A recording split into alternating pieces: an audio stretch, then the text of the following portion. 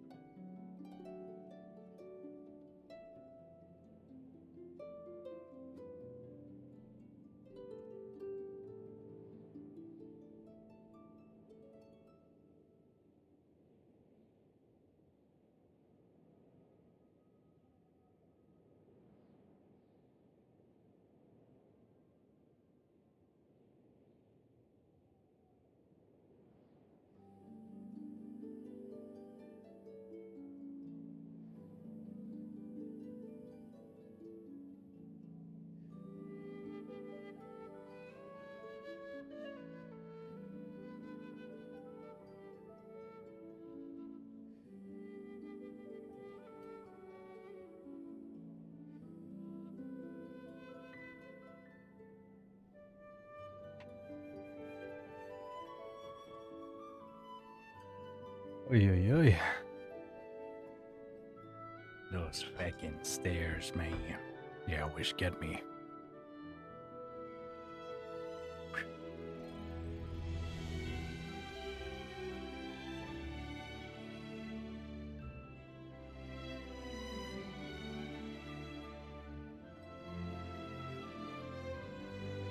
Here we go. Ooh, ooh, ooh, ooh, ooh. Man, I'm ready. I'm ready. Also, because I just sent you a picture, Mar, but here is the live.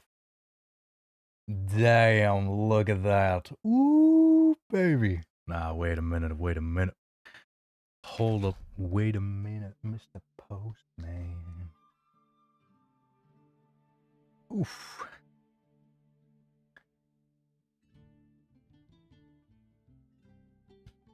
It's not big. It's baked inside of this here, which is like, it's the smallest baking form that I found in the store.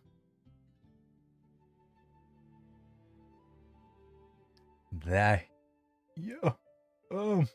Please focus. Just gonna make sure that it doesn't fall. Ooh, damn. Oh, that side. Oh, the focus. There it is. Oh my god, dude. Oh, yeah. Oh, that looks so good. Damn. Alright. Yeah, that does look nice, doesn't it? I'm gonna cut you all a piece. I have no idea why I didn't just eat this before. Oh my god. And it's juicy. Check out what's left on the knife after cutting it. Oh, that's fucking hot. Jesus.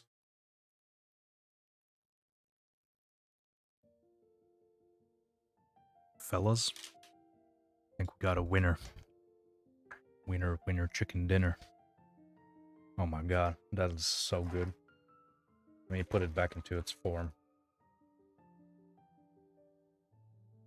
So it can cool off a bit longer. Man, shame I don't have milk. That would have been such a perfect combo. Brownies and milk. Starting the new quest. Ooh. Already sugar high. That is something that I keep on forgetting. You know, I finally passed a threshold where my body is immune to these types of things. It very much enjoys literally just crashing after I have, honestly, almost any amount of sugar at this point. But it is what it is. Anyways, so the past week, while doing daily commissions and stuff like that in Snezhnaya, I actually unlocked quite some stuff. So as you can see, I unlocked a lot of teleportation points. And I also unlocked a bunch of statues of 7. With a bunch, I mean 2 more. This one, I just assume, because that's also like where this like magical tree is coming from. And it's not part of the unlocking quest of the new event. You know, the event to basically discover Snezhnaya. So I assume it's probably going to be heavily gated behind a quest, maybe even the main quest. So yeah, level 90 sword, not possible yet, but I got it up to level 80. And now that I got it up to level 80, I have to say, my Traveler, my gamble paid off magically. Like, it was such a... Like, here, I mean, I can just show you guys. So, we got our Traveler, level 90, of course. 2,700 attack, without any attack buffs. And this is with a level 80. Exaphanes. I have no idea how to pronounce this. Exaphanes? Exaphanes? Whatever. Excalibur. Anyways. And one very satisfying thing, actually, is that every single time I increased its level threshold, my attack increased by 500, which was, like, it felt like a lot. I mean, I was sitting at, like, 1,700 attack, and then I unlocked the 2 statues of 7, and it just boosted me up to 2,700. So I'm probably going to land around, like, 3,200. Which is really cool. I mean, that's a lot of attack, dude. That is a lot of attack. And then you look at my crit. And then you start thinking, how the fuck? Because the thing is, to be fair, the Cryo Traveler has a lot of access to crit. The weapon gives a shitload of crit. Besides that, you of course have like the Cryo Resonance, which honestly I'm not even counting. And you have the Stellar Conduct set. So the Stellar Conduct set gives me 16 crit rate, which lands me on 97 crit rate. So I'm missing like 3 crit rate, but you can just say like the Cryo Resonance takes care of that. So basically my crit rate is completely taken care of. Oh, actually, one thing I completely forgot is I'm getting 3 more crit rate from this. So actually, I'm going to have 100% crit rate. Literally just straight. I'm going to land on 84 crit rate, and I'm going to get 16 crit rate from the set, literally landing me on 100 crit rate.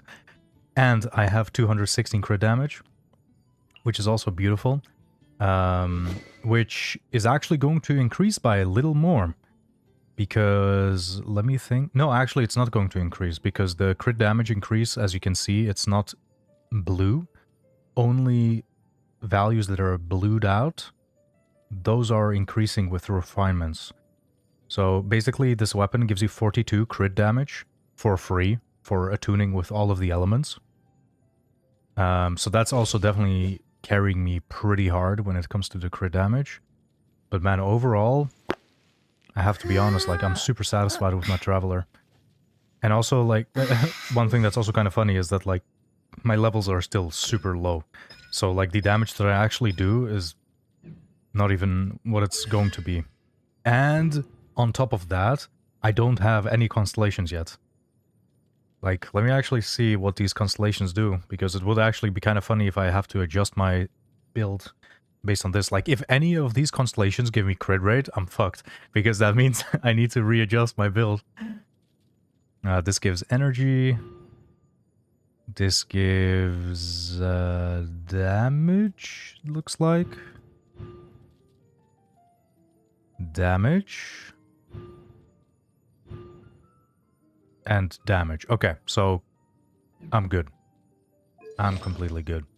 Thing is, I could still adjust my build a little bit. Like, I could lower my crit rate a bit more, just because Cryo Resonance. But Cryo Resonance is very inconsistent. For Cryo Resonance to actually hit, there needs to be Cryo Aura on the enemy right now. The awkward thing about that is that, like, just think about it. Lumine is a Cryo character, specifically Stellar Superconduct. What she wants to do is react with Electro. So in the most ideal situation, there is Electro on the enemy, so you can put Cryo on them, and create stellar superconduct. Fundamentally, this means that for the most ideal situation, there is no cryoresonance active, right? Like, because you want electro to be on the enemies. So yeah, cryoresonance is it's a funny one. It's a funny one. Of course, you won't have electro on the enemy all the time. That's the main reason why it's still somewhat useful. But yeah, let me actually check though, because what are we rocking here? Honestly though, I don't even need this attack here. I could honestly get a crit focused one. Like, do I have anything to upgrade? This one has potential. Potentialocious.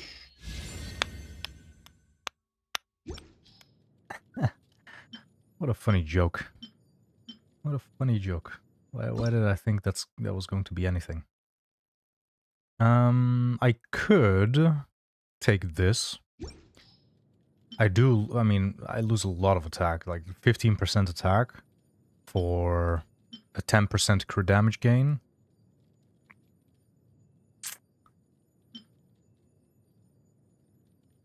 Oh man, this one would have been insane if only it rolled more into the other stats.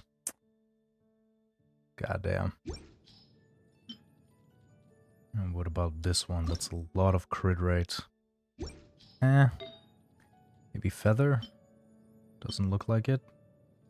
Oh, I mean, like, I got a 1020 artifact rolling here. And it's a 4-liner? Yo, what is this though? Whoa!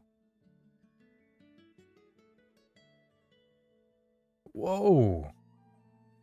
What the fuck?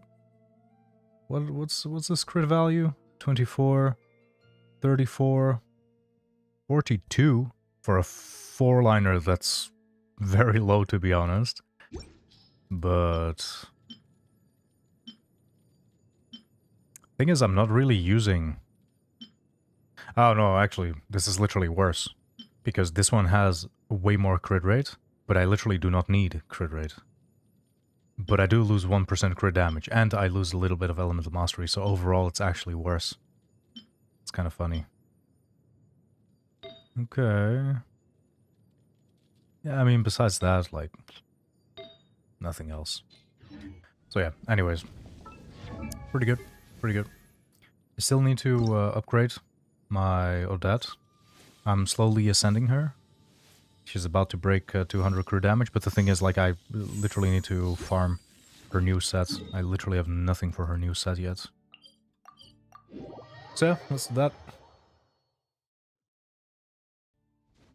Can you kill Yosha boss 2 times, please? Yeah, of course. Join me.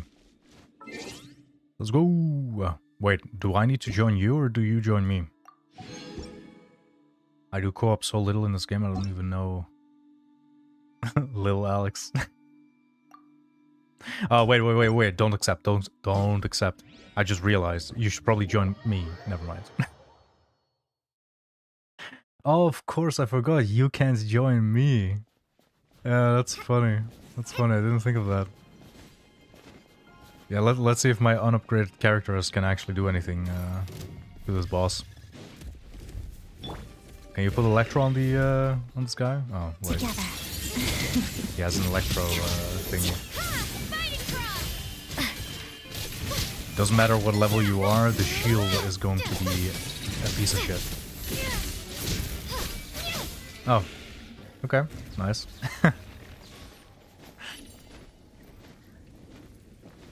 Good stuff, good stuff.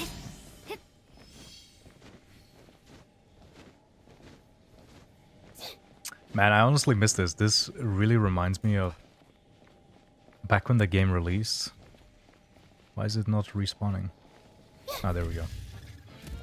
Back when the game released, and I just wanted to play the game more and more and more. Like, I literally was so addicted to it. Of course, also, like, during COVID, like, you literally have nothing else to do. But what I used to do is I would literally just go into the official Genshin Discord, and there I would simply just join random people. Like people like you needed help with a boss, I would literally just join them and just clobber the boss to death. I got one. Wait, are you not guaranteed a thingy? Like, I actually have no idea how it works for lower levels.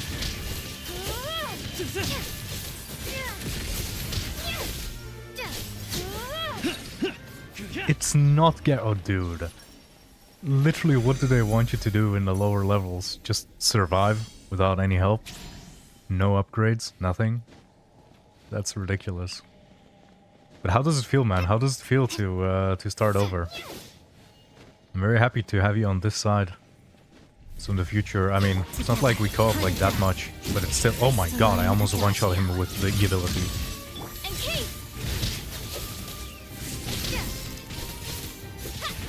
Oh, you're done? It's all good. I'm still fighting this guy. No, dead. But yeah, I mean, I saw some big hits. For sure. For sure. No worries, little Alex.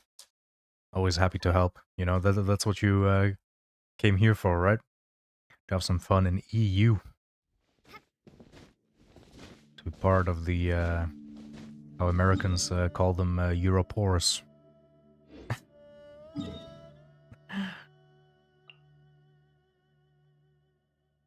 Alright. Alright. What the hell is this? Ah, Meeting Point Chronicle. Yeah, you're named Lil Alex.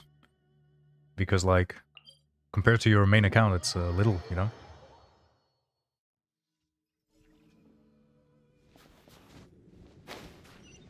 Oh, fuck.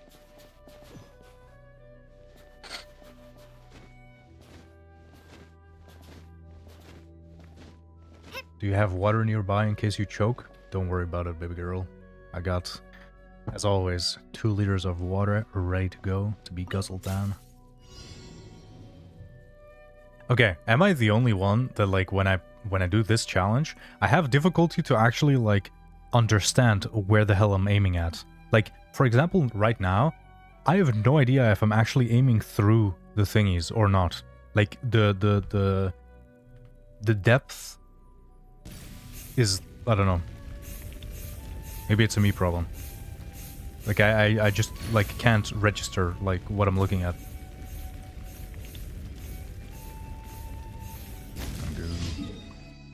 Here we go. Next up, this one. By the way, I saw a bunch of these clouds all over the place. Is that, like, a space where I can't go? Is it, like, permafrost or something? Look kind of intimidating. Like, looks like places where I can't actually go. I guess it's a more immersive way of bordering the world.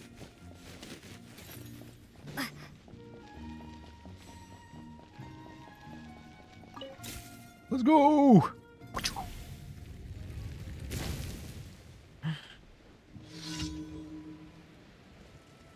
The thing is, I haven't done a lot of exploration yet, but from what I've done, it's super fun.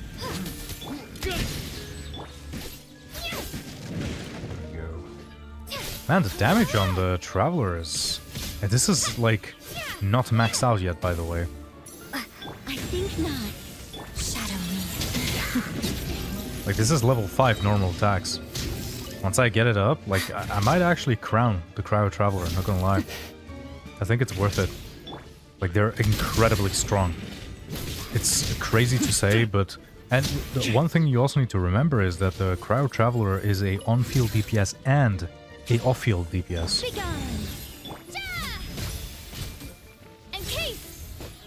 So even if you get a bunch of the Snezhnaya cast, and you don't end up, like, playing the Traveler much, they're just going to be a Hydro Applicator. Super nice. Like, honestly, like, the Traveler low-key feels close to Archon level now. I have to be honest.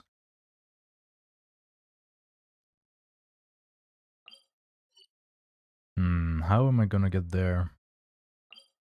Is this ice? Or is this water? I could, like, teleport here and then walk over there. I think that's probably the fastest way. Why the hell did they put it there, man? God damn it. But yeah, funnily enough, Mara, I was actually also thinking about making the lemon cookie in this little dish, but then I thought, like, at that point it's probably just gonna be like a cake, and it might not actually be delicious at all, because instead of like a crispy, nice, crispy outside, soft inside cookie, you're biting into just a bunch of, like, floopy dough.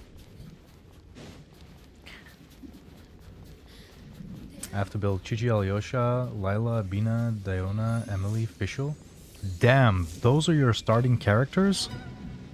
Wait, how old is this account actually? I have to say, by the way, like, that starting lineup is incredible. Also, I really see it coming that Emily is going to get a huge fucking buff in the future when Solar comes out. Because, like, at this point, it's not even like an if anymore. Like, Solar is 100% going to be a thing. And then, like, what I can definitely see is Solar Burn. That sounds so badass. I don't know what it is. Like, every single variation that I think of, just prefix with Solar sounds so cool. Solar Burn. Solar Vaporize. Solar Melt. Solar Overload. The problem is that, like, I wouldn't be able to choose which ones I want to become Solar. I'll be honest. Like, I would definitely want the less popular ones. Because, like, Melt and Vaporize are already very strong. But at the same time, I don't know. Maybe they wouldn't do Melt, because, like, anything they buff on Melt is just going to buff Mavrika even further. Like, that character does not need more buffs. Like, somehow she keeps on getting buffed. People have made her do 200k DPS somehow. Like, it's crazy. Like, Mavrika mains are so persistent, and I respect it. They literally do not want to let go of that #1 spot at all. It's so funny. Solar radiation. Damn! Did you just think of, like, a new reaction? What elements is that going to be? Radiation. Definitely electro, probably. What would it be? Like, electro and...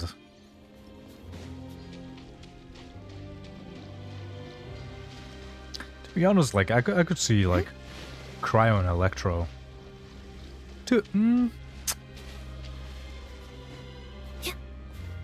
Damn, I'm actually not sure. I know too little about radiation to think of something cool. This is something that I'm kind of confused about. That's probably because Alyosha has shit electro application. That's honestly one thing that I kind of, like, dislike. Like, Alyosha really needs his ult to actually do any electro application. I think I need to swap out Nicole for someone else. To be honest, I think what I'm just going to do to put it on easy mode, I'm literally just gonna put Cookie in. That's it. Cookie also has a shitload of elemental mastery because that's what she scales on. So I guess she could also help out with the reactions. Man, I'm kind of looking at that brownie right now. Let's take a piece.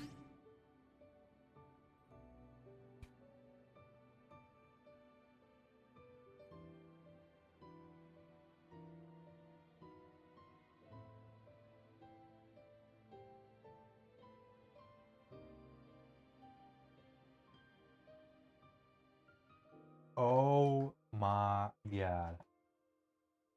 Oh my god. Oh, okay. Ooh. This warrants a zoom in again. With the lights on.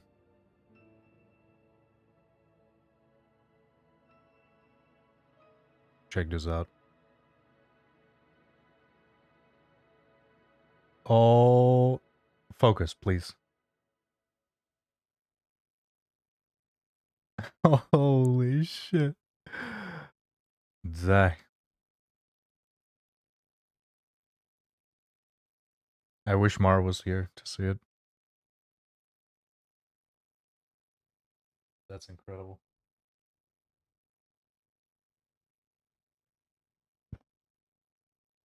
Oh my god. Holy shit, that's so fudgy. Holy shit. That is so fudgy.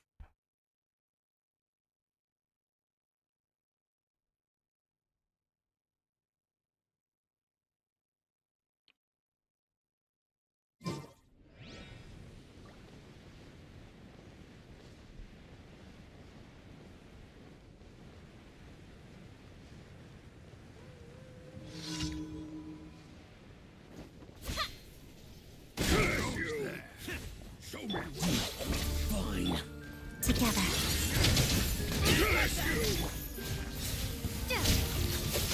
That's crazy. That's great. I had to process that for like an entire minute. Holy. Thing is, like, while I was making it, I was kind of suspicious of it. Like, I was kind of unfamiliar with what went into a good brownie. And in this brownie, there goes quite a lot of oil in. You know, in the end, fat is a flavor carrier. So yeah, that was... Ooh. Damn.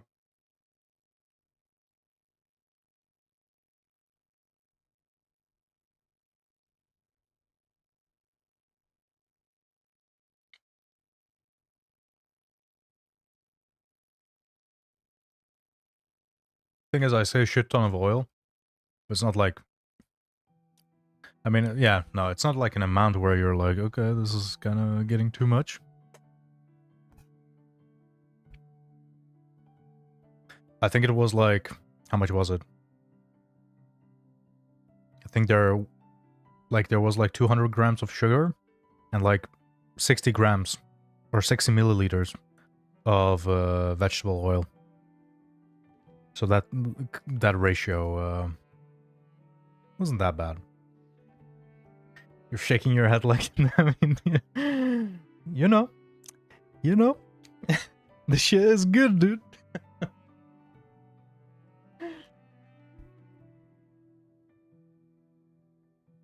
Okay, like I'm gonna take just one more bite and then like I'll hurry. I gotta play the game.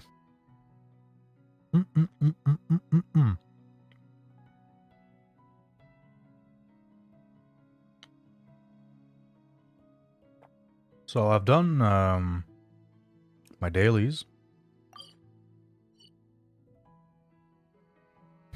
Where's my train? Why is my train always in random places, man? What the hell? Add as. Like, does it just like move around randomly or? Add as. Kind of sus. What? Only one is done? Oh yeah, of course. I played very late yesterday. Forgot about that. Let's see. I unlocked these.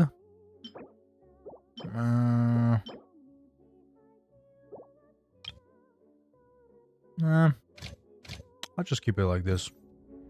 It's all good. I'll avoid. Yeah, I'm not gonna be able to, I don't have 150 resin. Okay, let's go to Leeway. To spend our resin in the one and only... shit-ass... Snezhnaya. Snezhnaya. Hard difficulty, of course, for the farming.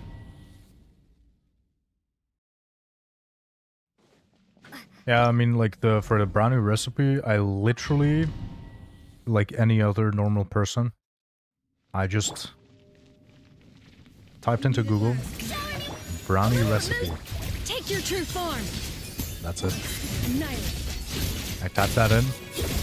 I took the very first.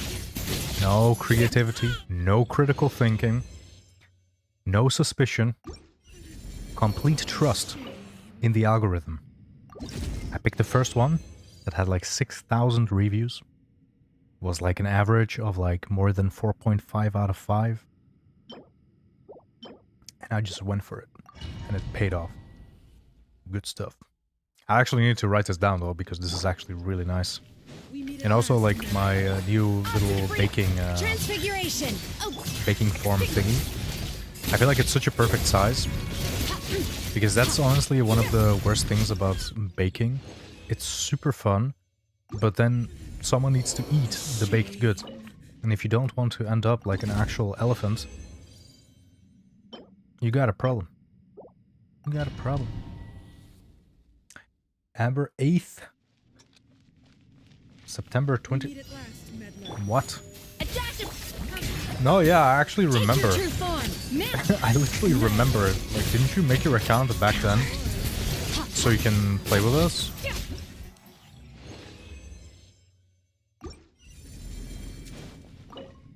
Like, I feel like we had this conversation where you were like, oh yeah, I'm gonna make an account. Ooh. Problem is that, honestly, I'm so disinterested in Stellar Swirl for some reason. Like, I mean, when I say disinterest, more like, I don't feel like actually summoning any characters for the reaction, right? Like, I got my Varka, like, everyone gets Mizuki for free. And the funny thing is that, like, Varka, of course, like, you don't want him to be on this Stellar Swirl set. Just because, I mean, you know, if you use him in his strongest team, his Pyro team, then you have to swap your artifacts again. So might as well just leave him on his own set. Besides that, I'm pretty sure his own set might actually be even better. Not sure. But anyways, besides that, Mizuki doesn't even want that set because she just wants Elemental Mastery, so it's better to just put her on a 2-2 EM set with just EM main stats. Maybe a crit circlet, not sure. So basically, this Stellar Swirl set is literally just for Vesna. And I'll be honest, man, like, I'm not interested. I am not interested. I feel like it's also like I'm just content with just playing the Traveler. Like, I don't know. And this is exactly why they did what they did in Not Cry with Lunar.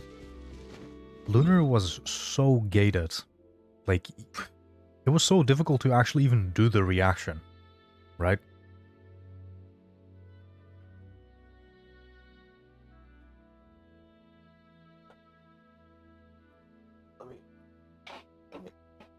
There we go. There we go. Some extra light. But yeah, now you see in Snezhnaya where they're really trying to open up these new reactions so people have more access to it. You really just like notice like, oh man, like I suddenly don't feel like actually summoning for characters because I'm very content with the free characters that I already have that are doing more than fine. So yeah. Honestly, very risky on MiHoYo's part when it comes to financials. Because they would have made way more money if they made the reactions gated like in Not Cry. But I'm very happy that they didn't do that. Damn, I gotta flex this one more time. Yeah, you can't see, whatever. Might be a bit too fudgy. But the thing is, I have such low standards. I'll literally take anything. As long as it tastes nice. And the texture isn't abysmal. It's all good. Yeah, I'm gonna be enjoying that brownie today. Anyways. Let's see. Let's see. Okay. So, daily stuff is done. I would say let's start with the questo. With the questo. Focus experience, absolutely.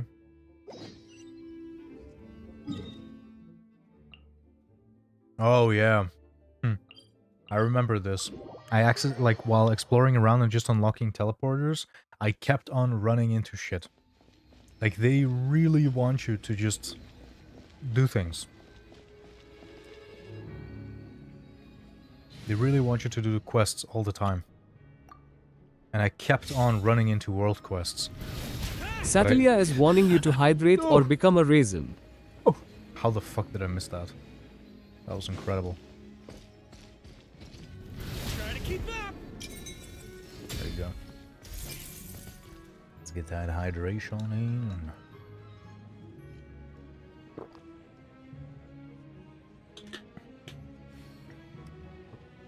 Mara, where are you looking when I was flexing the brownie? Yeah.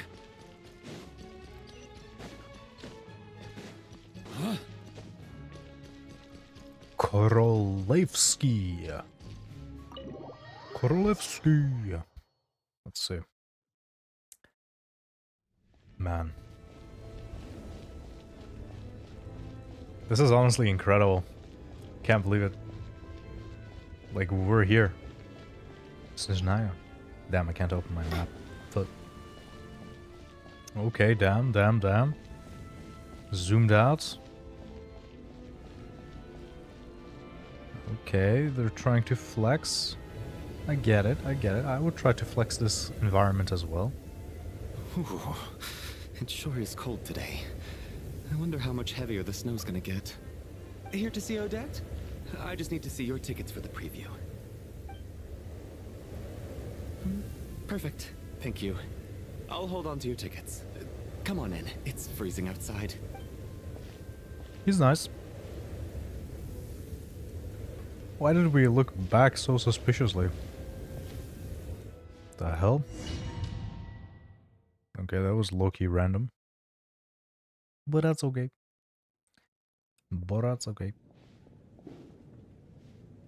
I think I'll leave the Lelek question until after the show's over. Then I'll go find Odette. Oh, yeah. Together with our Fatui buddies, we determined that Odette might actually be a Lilac. Child said he was originally going to come with Tonya. So I'm guessing Tonya's already here somewhere. Oh, we're going to meet his Is there sister. anyone here who looks Is it like that a her? Tonya? Let's see. Yo, Valerie! Small audience. Wait, what? Makes sense for a preview. Wait, Valerie and Mitya. What? I do Isn't see Valerie some after familiar Mitya? faces. Mr. Chuganov's back again by the looks of it. Oh, and is that Mitya? Thank you, Mar. And that Fatui officer, Valeri. Guess he must be playing cat and mouse with Mitya again. I don't understand her. Why the hell are they sitting next to each other? Oh no. It looks like the show's starting, and I still haven't found Tonya. Never mind. I'll just have to take a seat for now and see if I can catch her afterwards.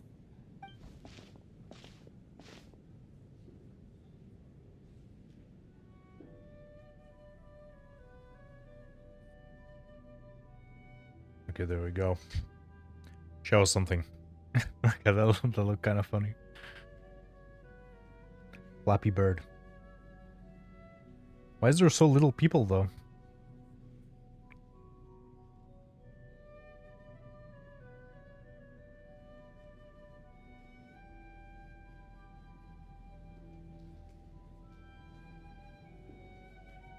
What is he gonna do?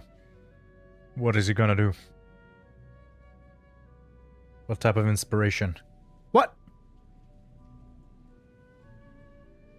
The lights!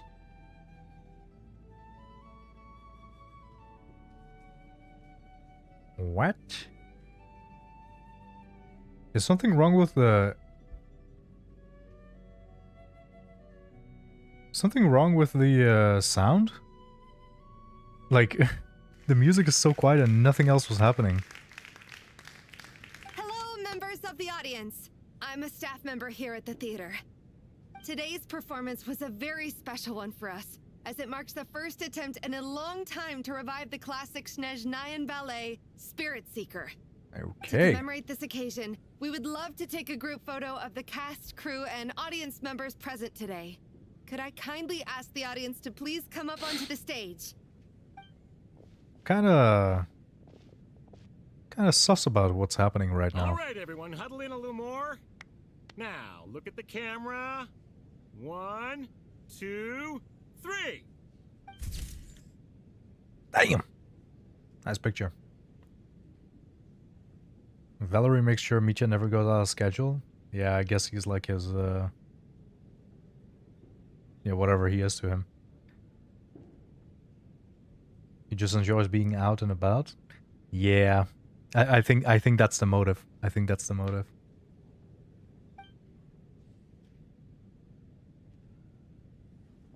Are you quite satisfied, Mr. Energy Scientist? I rather hope you don't have any other escape plans to add Oh, to I my like his workload voice. today. What are you talking about, Sarge? This Sarge. was simply my way of inviting you to watch Miss Odette's new show with me. And wasn't the performance spectacular? In the future, I heartily encourage you to take a leaf out of my book. Find some soul-nourishing pastimes to enrich your time outside of work. It was indeed a fine performance, but I must correct you on one point. This is not time outside of work. These are working hours. Working hours and non-working hours are just a social construct. Human technology can never advance if we're too rigid in our thinking, Sarge. May we leave now? Already? I mean, I was kinda hoping to soak up the atmosphere for a little longer, but... No? Okay, guess I'm pushing my luck. Didn't seem like too much to ask, but fair enough. Off we go then, Sarge. Back to the land of working hours. Lead the way. Mitya has a really good voice actor. Really nice. That has to be her. Wait, that's She's the Tonya? only person in the audience around Tonya's age. Excuse me? Are you Tonya? Huh? Your brother's busy today, so I took his ticket. Don't worry about him. He's fine. Wait, that's actually Tonya? Okay. Oh, that's a nice Sorry design. for the trouble. She actually does have like special, like I thought she was just going to be like a... like an NPC, you know? I mean, she is, but... Fine. like a bad design It's NPC. nothing. Maybe she caught a cold on the way here because of the weather? Yo, why don't we attune to Pyro and, I haven't seen snow like this in a long, long time. It's most unusual. does I this have know, to do with it's the completely Tsaritsa white fight? out there. You can barely see a thing. I've never seen such heavy snow in my life. Let's wait it out for now. You'd be lucky not to freeze to death in this weather, let alone find your way. Well, look at that. Maybe we shouldn't be in such a rush to get back after all. What do you think? Nice. He got his Let's way. wait and see. Why do you need to take it so seriously? Fate has given us this wonderful chance to take a break. We owe it to ourselves to make the most of it. Come to think of it, there's a small inn not far from here that always keeps plenty of extra blankets on hand for guests. Oh, nice. I know the route well. Shall I head over and borrow a few blankets? What, do you want to That go way, outside? Anyone in a hurry can wrap up warm for the journey back. Just remember to return them next time you're over this way. Sir, there's really no need to go to all that trouble. Hey, it's no trouble at all. Wait here, I'll be right back. He's never going to return. Ah, He's gone. What a kind gentleman. Very good. My wife and daughter are waiting for me at home, so I shall be heading back as soon as I get my blanket. So... are you expecting us to go back to the Armory Palace wrapped in blankets too? Don't worry about that. I made arrangements in advance. Should I not return to the Armory Palace within 3.5 hours after Operation Showtime begins, Operation our squad Showtime. will be sent to collect us. Damn. Escort us back. You are one of our key military personnel, so any weather-related risks must be eliminated. What do you mean? Operation Are we gonna fight the Showtime? clouds? So, wait. Every single time you drag me back to work when I sneak out, it's a whole official operation? I gotta say, you've really turned this into quite a moral dilemma for me. It's snowing pretty hard out there. I think you should stay here for now. I love the You seem a dynamic little between under the them. weather. Sure. My brother might come pick me up in a bit anyway. Time to get to work. Why does it feel like we're I should head isolated? backstage and find Odette. I need to look her in the eye and ask her about Lelek. Excuse me, are you looking for someone? A fan, I'm guessing? Today is just a dress rehearsal, so Miss Odette won't be meeting with fans. She's taking a well-earned rest right now. Sorry, but that area is currently off limits to everyone except the cast and crew. Huh. Bad timing, I guess. Well, I might as well stick around. I doubt Odette will be leaving before the snow lets up in any case. Good one. Good one, Alex. Damn, already an hour? Holy shit. What happened to the gentleman who went to fetch the blankets? How has he still not He's returned? dead. I was thinking the same thing. It's still snowing very hard. Do you think something might have happened to him? Whatever the reason for his delay, I must say I hate nothing more than people who make empty promises and fail to deliver. Shut Well, up, I Chugonoff. have to treat my employees like that on occasion, but that's different. Of course. You seem anxious, Mr. Valeri. It's been nearly 4 hours since I left the armory. The army should have arrived to extract us by now. They know how much I despise tardiness and disrupted plans. There's simply no Did we fall reason into they the shouldn't have Shadow Realm shown or up by something? now, barring exceptional circumstances. Surely a snowstorm like this one counts as such. Few things in this world can stop the Snezhnayan army, Mr. Mitya. And a snowstorm is certainly not one of them. Why don't you go out and take a look? They might be right outside, waiting for your orders before The they hell? dare come in. An absurd hypothesis. I have no intention of leaving your side for even a moment until I have escorted you back to the Armory Palace. He is 100% going to be the Illua for Mitya. The same way Illua is like the best support of Zebai. He's 100% going to be the best support of Mitya. Has to be. This doesn't look If they like don't an do ordinary this, snowstorm to huge me. letdown. That guy who left earlier. It looked like he just vanished into thin air. Either that, or my eyes were playing tricks on me. Damn, you were the only one that saw it? Come on. Night hasn't even fallen yet. Spare us the ghost stories. Okay. It's getting suspicious. Traveler, Ooh, didn't know you were Alyosha. coming today. How come you didn't say anything?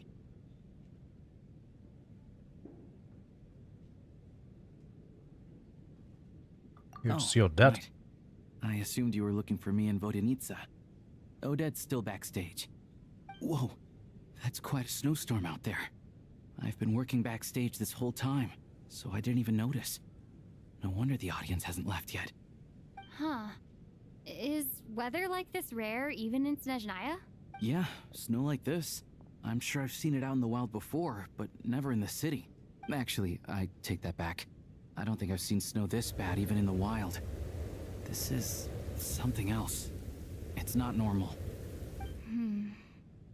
If even Alyosha thinks snow like this isn't normal, could it have anything to do with that monster people have been talking about? We can't stay cooped up here forever. Someone needs to go out and take a look. Should I go with you? No need. I have plenty of experience with snowstorms. Goodbye, Alyosha. Besides, It was I work nice here knowing you. while you're an audience member. That's it. I should be the one to do it. He's gone. He's dead. What? Everyone by the door. We're still following him. Careful not to let the snow soak into your shoes. In a snowstorm, you gotta look after your toes above all else. Heading out, my man? Be careful. I've been My told man. the snowstorm eats people alive. Thanks for the advice. I am planning to be careful. I just want to take a quick look at the situation out there.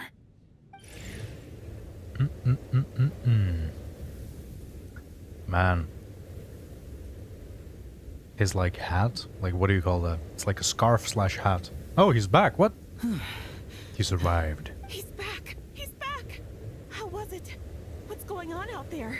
Did you see any soldiers patrolling the area? Something about this storm isn't right. There's no one out there.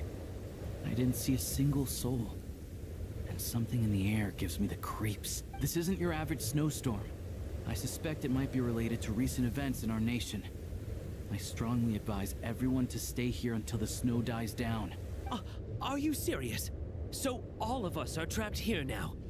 That sounds a little far-fetched to me. You want to go outside and see? I, for one, am not risking my neck in that weather.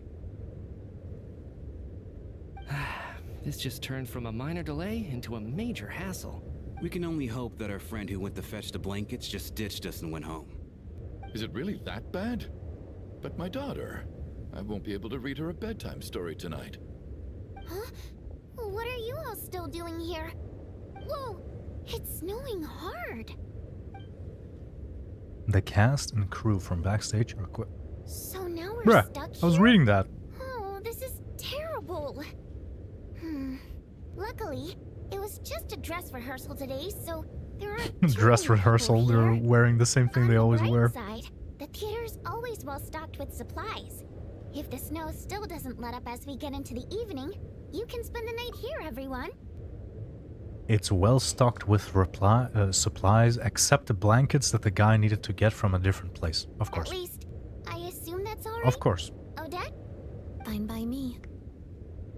This seems like a sensible backup plan under the circumstances. My thanks to the theater for being so accommodating. What are you staring outside and praying for, my man? You anxious to man? get home too? Oh, Your Majesty the Tsaritsa, I beg you, please do not let tonight's snowstorm stop. This is a golden opportunity to spend the night under the same roof as the 2 top stars in all of Snezhnaya. It's a once-in-a-lifetime experience. Why is he a weirdo? I changed my mind.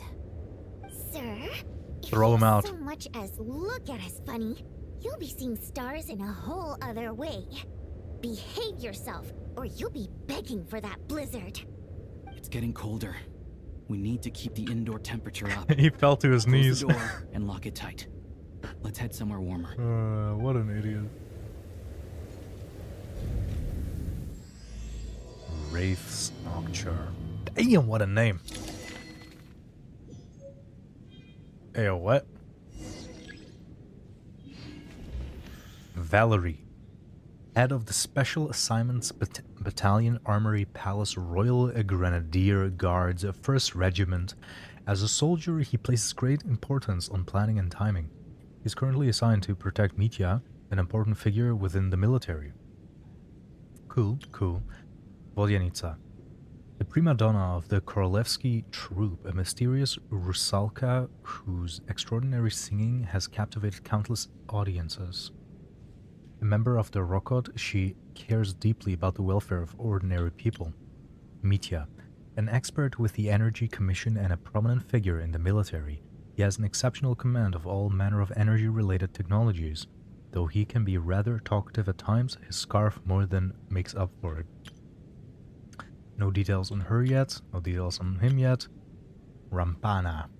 Staff member of the theater, drawn there by the dreams of a celebrity lifestyle, she now handles duties such as announcing performances and hosting events. She can occasionally get a little too fixated on things. Oh, I can't go left anymore. Odette, the principal ballerina of the troupe, also a member of the Fatuian candidate to become the next harbinger, the Fair Lady. She's additionally suspected of having another identity, Lelek, who operates from the shadows. Fen, me, the 4th Descender, a traveler from beyond the stars. Dang. Tonia, the younger sister of Tartaglia. He talks about about her so often that this is the first time you've He talks about her so often that this is the first time you've actually met her in person. I feel like that sentence does not make sense in English, but okay. Though in poor health and prone to coughing, she is excited about spending the night away from home. Shugonov, owner of the plant, and a member of the Veche. He carefully maintains the image of a devoted family man and deeply loves his wife and daughter. The factory he operates is known for excessive energy waste. And we don't know about Mamay. Alyosha, a hunter from Alatir and a member of the Rokot. He often takes part-time jobs at the Korolevsky theater to make ends meet. He may well have been the first friend he made after arriving in Snezhnaya. Kulish! A staff member of the theater, exceptionally diligent and reliable.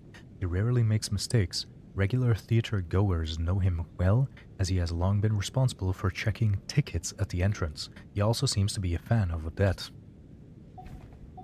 Please don't make him a weirdo as well. Like this, it's so anime coded. Like, when someone is a fan, it's always so excessive. Like, it just reminds me of that one Barbara thingy. Oh, is everyone backstage? Chilling in the room? Is there actually something on that side as well? Oh, it looks like it, yeah.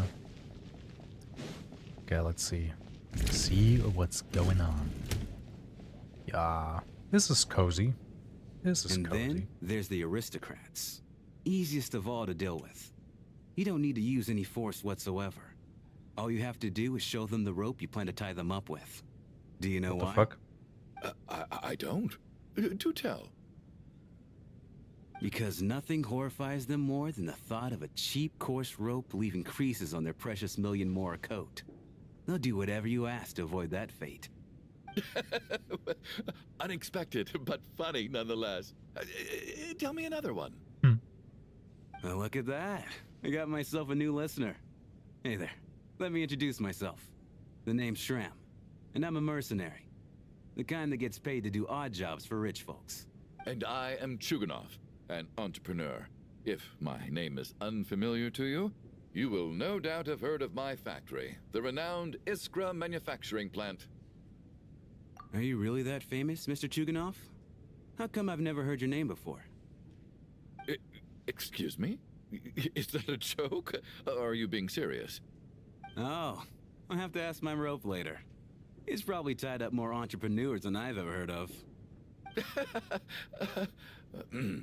Okay, this guy's starting to be a little sus. Just a little bit, though. Let's see, who do we have here? Tonya. How are you feeling, Tonya? I like her design. I'm fine. It's nice. Sorry to worry you. I'm used to it by this point. Kind of reminds me of Genshin's alloy, like the color scheme. Child must take great care of his sister. He's never mentioned Tonya's illness, though. You know, I actually find this whole thing kind of exciting. The fuck? Stuck in a strange People are place dying thanks left to and a right. snowstorm, having to spend the night with a bunch of interesting characters. It's What? pretty cool, don't Does you she think she's reading a book? Exactly. It's like one of those stories where an ordinary school trip turns into a magical adventure. I've always wanted something like that to happen in real life. That's a bad cough. I'm fine, really. Just got a little overexcited. Look after yourself. Otherwise, your brother will come after me.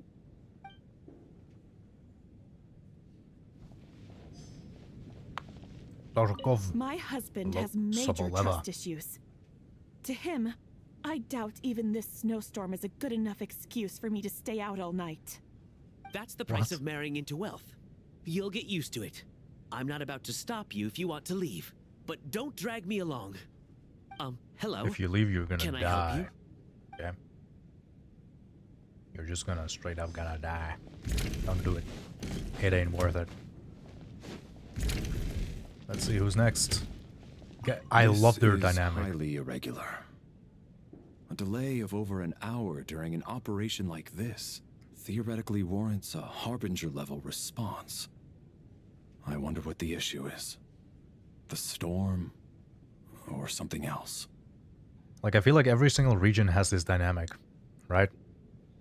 Sometimes multiple. I feel like there's like kind of like bickering back and forth, but also like friends or like friendly. Like, I would say like Kaveh and Al-Haytham, Sino and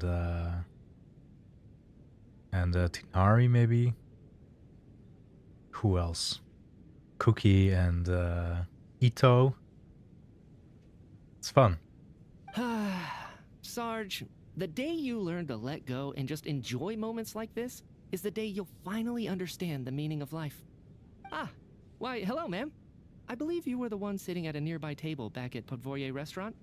Any friend of the theater's star performers is a friend of mine. Does he not remember it's us? A pleasure to meet you. I'm Mitya from the Energy Commission. Greetings. Major Valeri, head of the Special Valeri. Assignments Battalion. Such a cool name. Armory Palace Royal Grenadier Guards, 1st Regiment. I am here to ensure Mr. Mitya's personal safety. Please let me know if I can be of any assistance. Miss Traveler, I cannot help but notice that Miss Odette is stealing glances at me. Any idea what that could be about? I've racked my brains, but I can't think of anything I might have done to offend her. Perhaps she noticed me spacing out during her performance? So, Mr. Mitya, is your work related to He's Project just completely ignoring his question. Yes, that's right. The higher-ups in the Fatui transferred me from the Energy Commission to the Armory Palace because they wanted me to... Really? I can't even talk about that? Pretty sure it counts as part of my private life. I mean, we can guess it. We can guess it. So he was part of the energy department, trying to figure out how to use energy for something. Then he's put in the armory department. Almost sounds like he figured out how to harness this energy and he's now making a weapon out of it. Kind of makes sense. All right, I won't say anything. Sorry, Traveler. As you can see, I'm afraid this pleasant chat will have to end here. How does he know I'm the Traveler? The hell? The hell? I didn't even say Traveler. How does he know that I travel? I've lived here all of my life. Literally in the corner of this room, right there. Yeah, he's a... I mean, that's like the Russian stereotype of like the USSR, right? Like the nuclear scientist stereotype.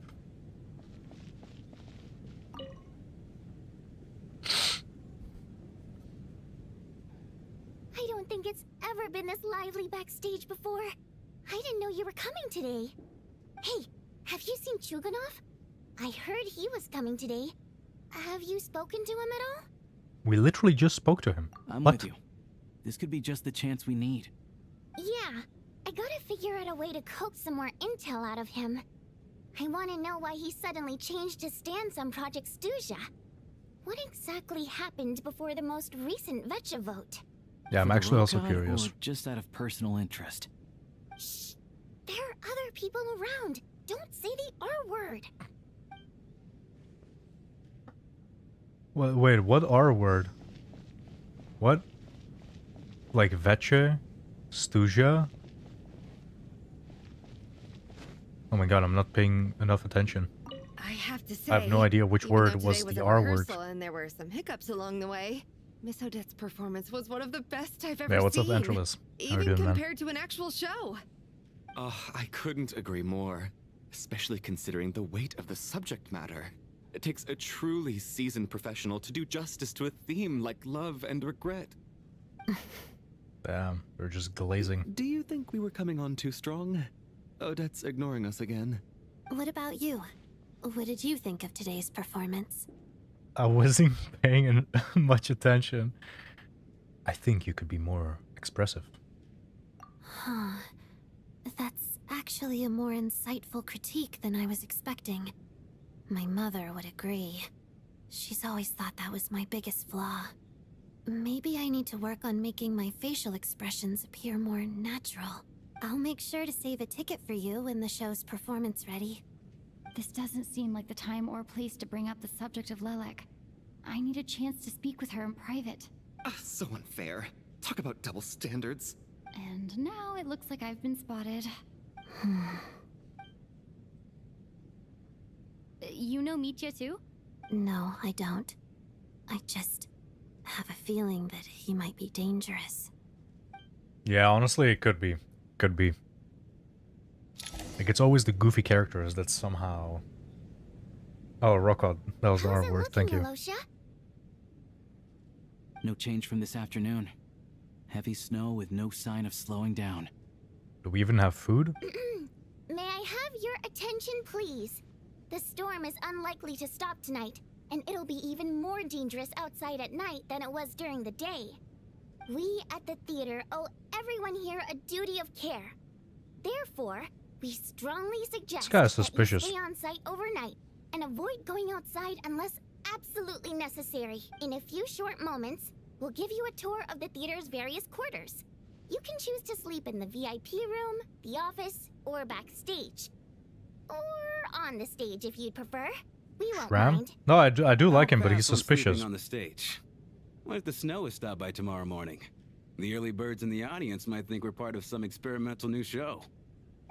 A drama about sleeping? That could be fun. Maybe we could come up with a title for the production. Sleeping Beauty. Not bad. Clear selling point at least. Could be a big hit. Anyone who doesn't wish to sleep on the stage, please follow me. I'll show you to the rooms. Man, why would you want to sleep on that? Hard floor, probably cold. I guess I'll call it a Ooh, night. nice. Though I feel like I won't sleep very well without Paimon here. I'm sure she'll be Oh yeah, I worried that forgot haven't Paimon made it isn't back here. yet. But as long as she looks out the window, she'll probably realize what's holding me up. I wonder if she's feeling any better yet?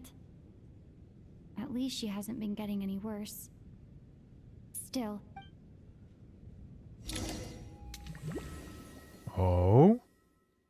You know it's about to go down when there are special loading animations. What is this? It's a tower? What? We got teleported in here? Yeah, it has to be the Shadow Realm. It has to be. It's gotta be. It's gotta be. Finally. Welcome back to the world of the living, lazy bones. I was about to wake you. The black mist is almost on us. What? Still waking up, huh? You know, the black mist. It's been chasing us from below ever since we were born. You're just dozy. There's no way you've forgotten. What? Come on. Let's keep heading up. Onwards and upwards is the only way to survive. Don't listen to a word those black mist cultists say. Here we go again. That endless march towards survival. What's going on? What? That black mist down there is creeping me out. And it's rising. Guess I should head upwards and get away from it. The black mist cultists believe that being swallowed by the black mist leads to everlasting peace. But if you ask me, they're just Oh lying shit, to it's going up. themselves. We're the only heretics left. The only ones who refuse to give in. We have to keep going. Okay. But how do you actually know that they're wrong? Dangerous question there, Torgov. The moment your faith wavers, you start a chain reaction that ends in the collapse of your will. Put the question out of your mind. Stay strong and believe that the black mist means certain death. Okay, but it's not my mind that's the problem. Oh, he's gonna die, isn't My he? body's about to give up on me. It's already starting to falter. Now we have time, boys. Stuff is slow. We got time, fellas. We got time. I can't do this anymore. I've had enough of being forever on the run. What's the point of it all? All this will pass eventually, I promise. Keep fighting. It will be worth it. You accuse the Black Mist cultists of being liars. But you're lying too. What? There is no end to this path. It keeps going up forever. There was never any hope to begin with. The cult of the Black Mist has poisoned your mind, Sobolova. Are you thinking of giving up as well? I am. I think I'll take my chances with the Black Mist over this perpetual torture. I'm sure this tower As isn't much that as I big. detest Come the on. Black Mist cultists, I'm just too weary. Too wary. Then I bid you both farewell. Let me put my Where's personal Valerie, opinions man? aside for a moment and say, I hope that you both find peace within the Black Mist.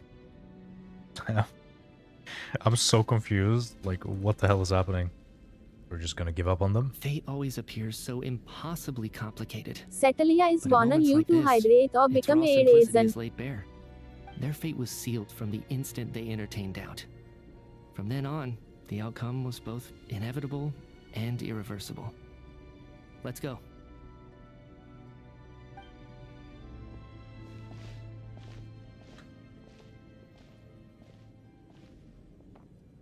Torgov and Sobolova are gone. I never thought the day would come when even they would be swallowed by the Black Mist. It's just you and me now. As the black mist stopped moving. Yes, it looks like it's satisfied. For now. What? This happens from time to time. But it won't be long before the black mist starts chasing survivors once again. No one knows how to stop its advance for good. Well, we should make the most of the precious moments of rest that those two bought for us. Oh, there we go. Huh? Are you really that sleepy, traveler? No way. What? What the hell was that? Help! Somebody, come quick! What is it, Chuganov? What's wrong? Huh? No, don't tell me those two died. Morning already? What's all the commotion? Sounds like it's coming from next door. I should check and see what's going on. Oh shit. Oh no. They died, didn't they? Did they die? Or they died?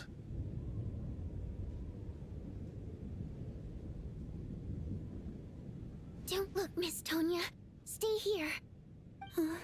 Okay. What happened to them? They died. Two people are lying down in the room, completely still, as if they're still asleep. Asleep or dead? But your guts tell you that they are not sleeping. Somehow you can sense it in your bones. This is what death looks like. These two people have passed away. And the strange thing is that somehow I knew this was going to happen. I knew that they would be the ones to die. Yo, this is kind of becoming creepy, not gonna lie. Before? Or did I have some kind of premonition? I can't remember what it was. Let me take a look. There's my boy Valerie. Here to save the day. Fearless.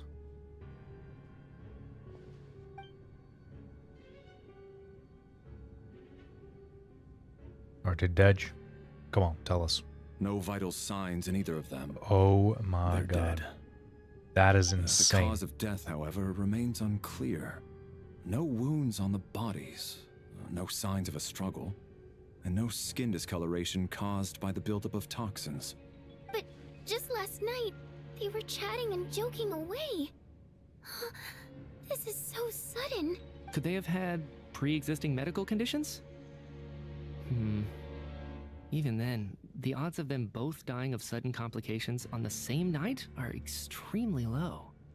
It's hard to believe that they died of Micha is natural becoming causes. more and more Nor suspicious. does this appear to be a suicide? He's doing nothing but everything at the same time. Who was the first to discover the bodies? It was me. But these deaths have nothing to do with me, officer. I got up early because I wanted to see if the snow had stopped.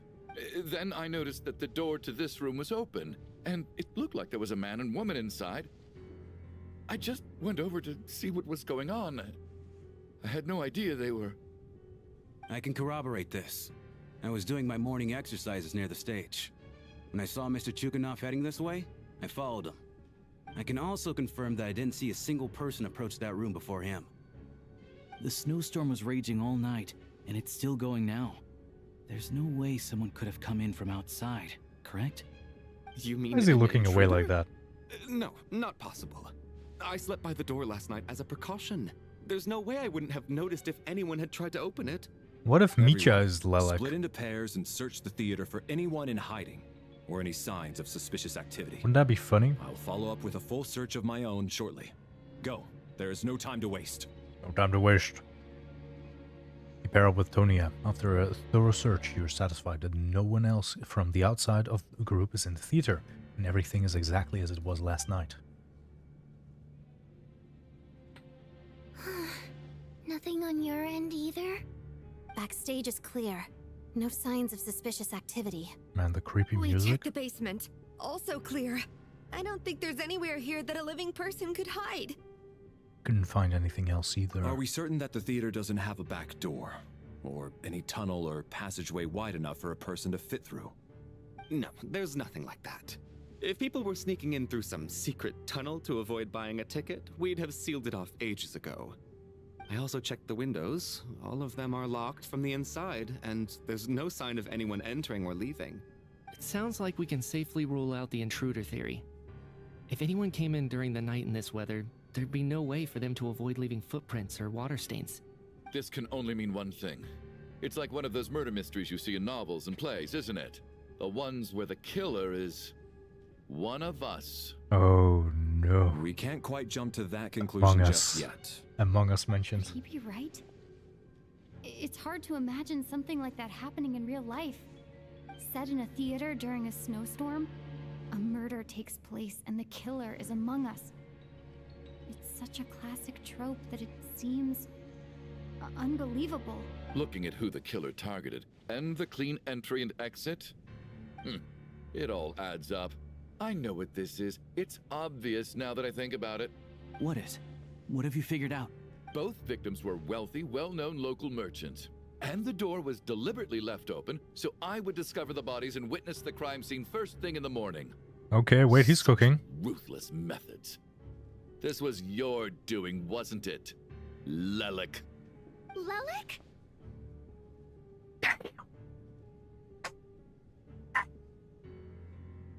Hold up. He's actually cooking right now. I actually think. Among us? And he's the killer? Lelik. I know this code name. Member of the Rokot, anti-Project Snezhnaya. Always works alone. I've read the case files at the Armory Palace. Walk me through your reasoning, Mr. Chuganov. What do you know about Lelik?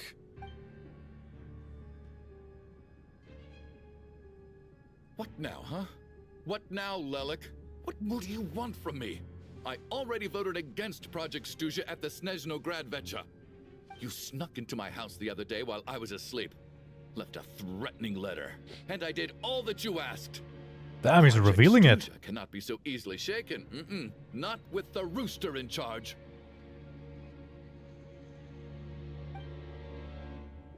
So he really was threatened by Lelik. That makes sense. And now you're resorting to murder to threaten me. Isn't that right? I knew it. The Rokot despises the rich. The lives of the wealthy are but refuse in your eyes. What if Shram is Lelik? Man, everyone could be Lelik. Show yourself! Which one of you is Lelik, Tell me! I'll do whatever you want! Just stop playing these mind games! This voice actor? Crazy. Damn, you really like Shram, huh? Now my expectations are high for him. Something like this. If Odette really is Lelik, this seems out of character. But then again, I'm probably the only one here with a compelling theory about Lelik's true identity. But if I reveal it now, I'll be putting Odette in the line of fire. What should I do? I don't think it's likely that Lelik killed anyone. At least from the stories I've heard, he's never killed anyone before. And his name has never come up in connection with any murder cases. Besides, even if Lelik did want to threaten you, why resort to such an extreme and roundabout method? It's not his style at all. Vodianitsa doesn't know that Lelik might be Odette, but her assessment is pretty much identical to mine. Miss Vodianitsa, why do you suddenly feel the need to speak in Lelik's defense? Defense? Oh, no, it's just...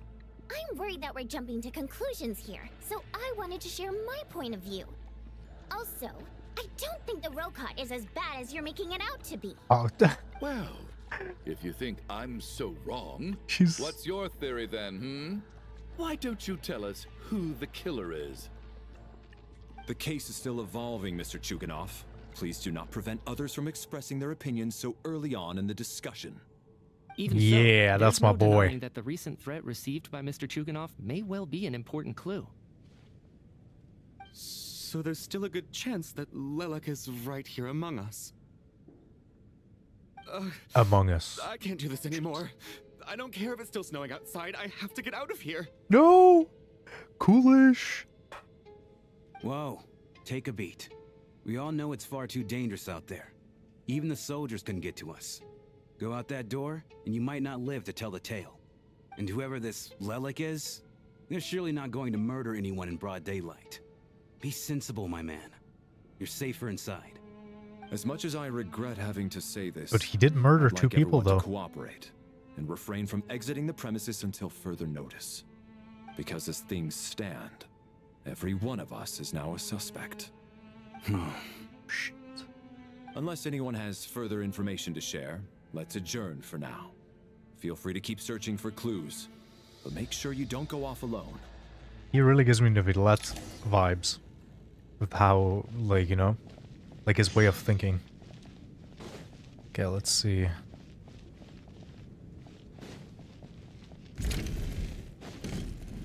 Discuss a debt situation with the Rokot members. There we go. You're right. That was my bad. It was a knee-jerk reaction. I didn't think it through.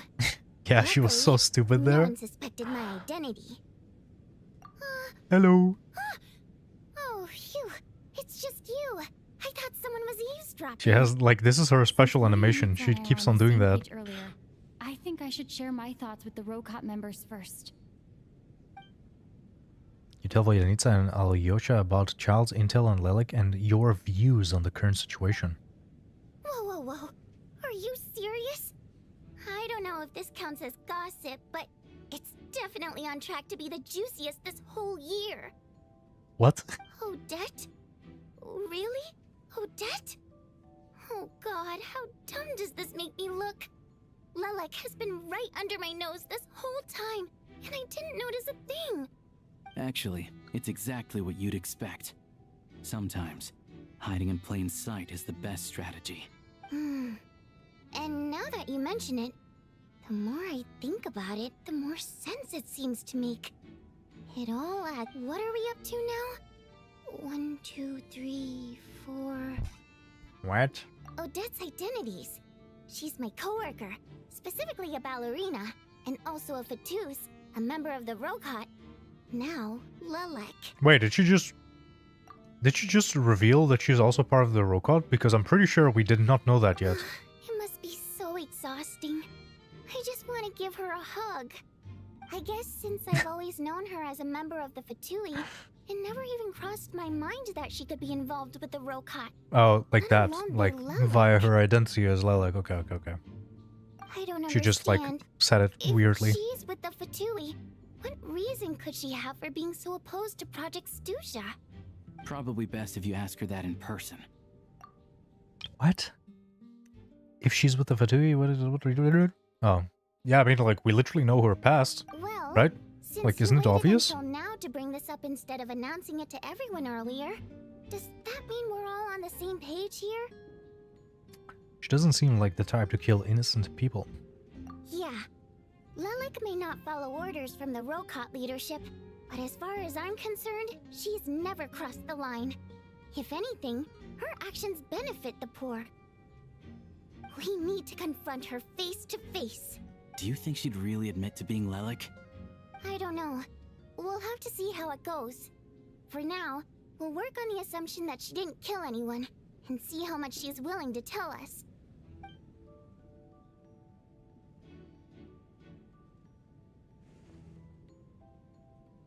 Now's our chance.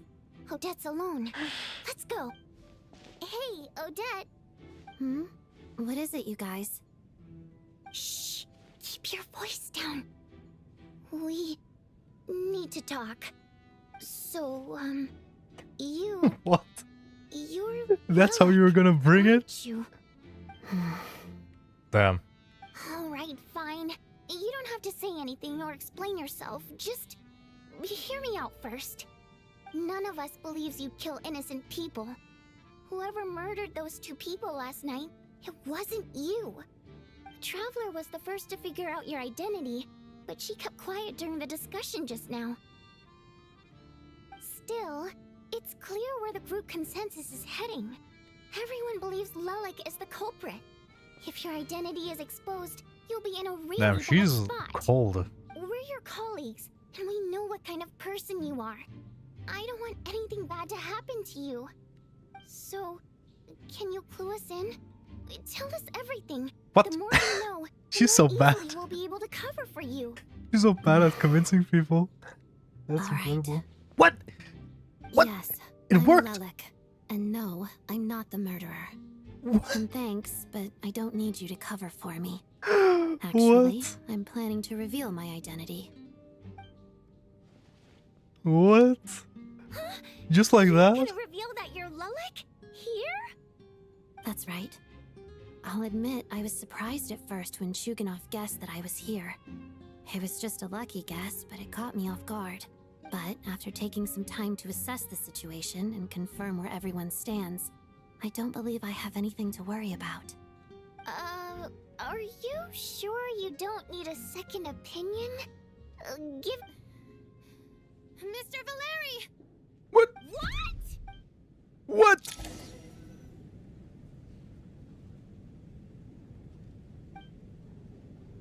Just like that? So... Odette is Lelek? Okay, this reveal is being done so randomly. But you've got a lot of nerve. It's just one identity. So what if it's exposed? I can disappear and adopt a new identity anytime I please. I don't think that's how it works. I made my peace I with really this don't. when I chose to become Lelek. But more importantly, I promise I am not the murderer. Which means that someone else is. So, if anyone still insists that I did this, you'd best produce the evidence now. Otherwise, I suggest that you bite your tongue. Because if you really believe I killed 2 people without making a sound or leaving a trace, pointing fingers at me would surely only make you my next target. Isn't Lelek literally known to not make a sound and leave traces, leaving stuff in people's houses? Is this really the truth, Miss Odette? Like, this feels so badly thought out. Confidence, all right. I believe you. A real no-nonsense attitude. I can see why Marionette said that she's on track to inherit the title of the Fair Lady. Are you seriously buying this? Hey, officer! She just admitted to being Lelek.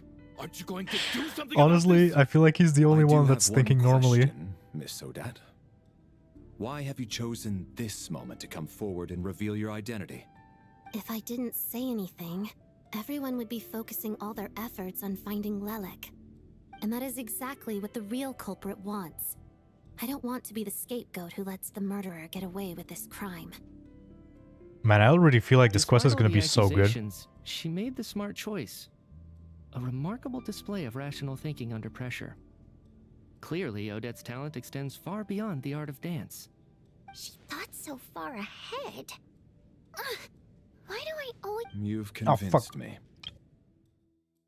She thought so far ahead. Why do I always feel like I'm one step behind her in everything? Because you're kind of stupid. I'm sorry. Okay, it's the truth. You've convinced me. Dealing with the murder case remains the top priority right now. Let's put the name Lelek and all related incidents aside until further notice. Okay. I have to say, like, one thing. For now, my favorite characters in Snezhnaya have to be Mitya number 1.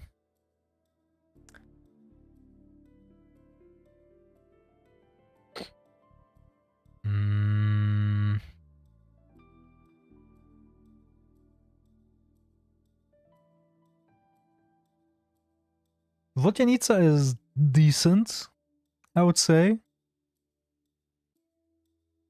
Yeah, I think Vodyanica is nice. Yeah, honestly, like, past, like Mitya is 100% my number 1. Like, and the thing is also, like, when I like characters, I immediately think, like, oh, I want to, like, summon them. Like, I would definitely say, like, Mitya number 1. Then, number 2 shared is Vodyanica Alyosha.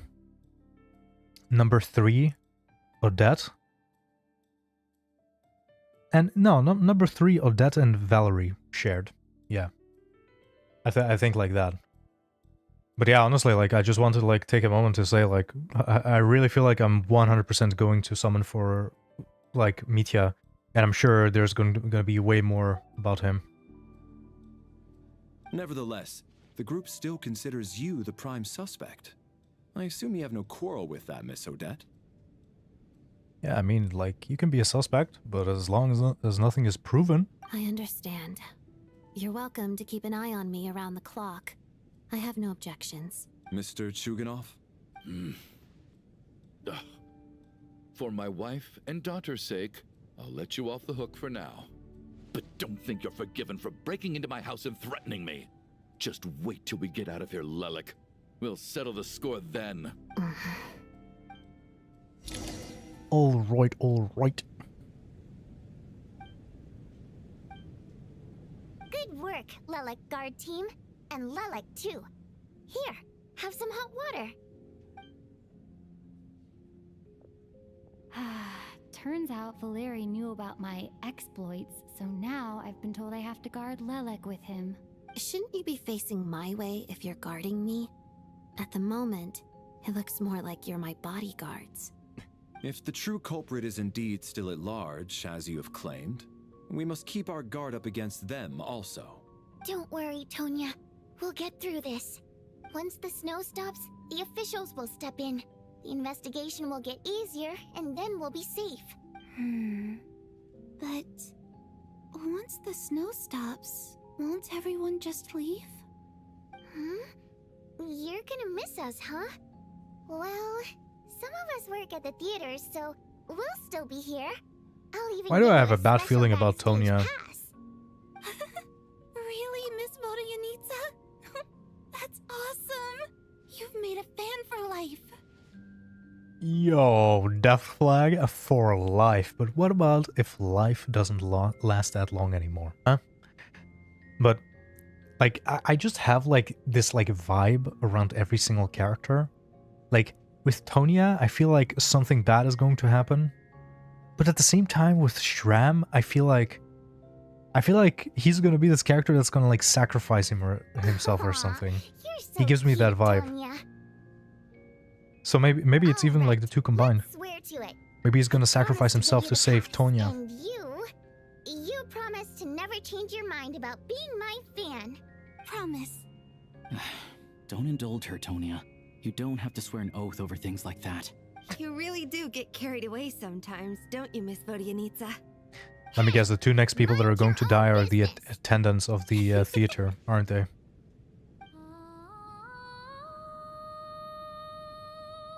Oh, by the way, I was the voice actor of this.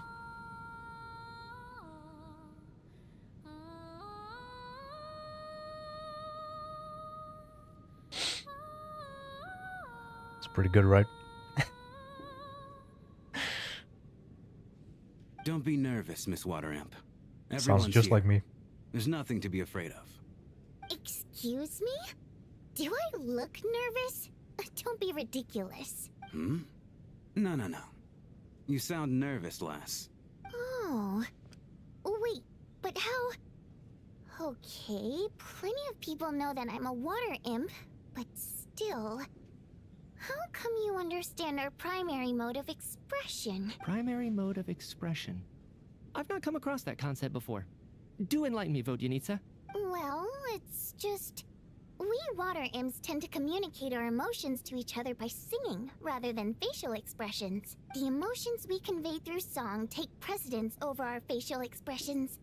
So, we think of it as our primary mode of expression. I'm impressed, Shram. I didn't take you for a man of culture, but you're clearly rather learned. It's not about being cultured or not. The thing is, this mode of expression can usually only be understood by other water imps. It's not a simple case of a song sounding happy or sad. Shram? More like shrimp, as Mar said. Mr. Shram. It's really not the big deal you're making it out to be. I think I just have a knack for it. Plus, I have a... very close friend who's a water imp. A delightful lady. But keep that a secret. Anyway, who is this guy? We spent so much time together that before I knew it, I noticed I could understand her expressions. Oh, I guess that makes sense.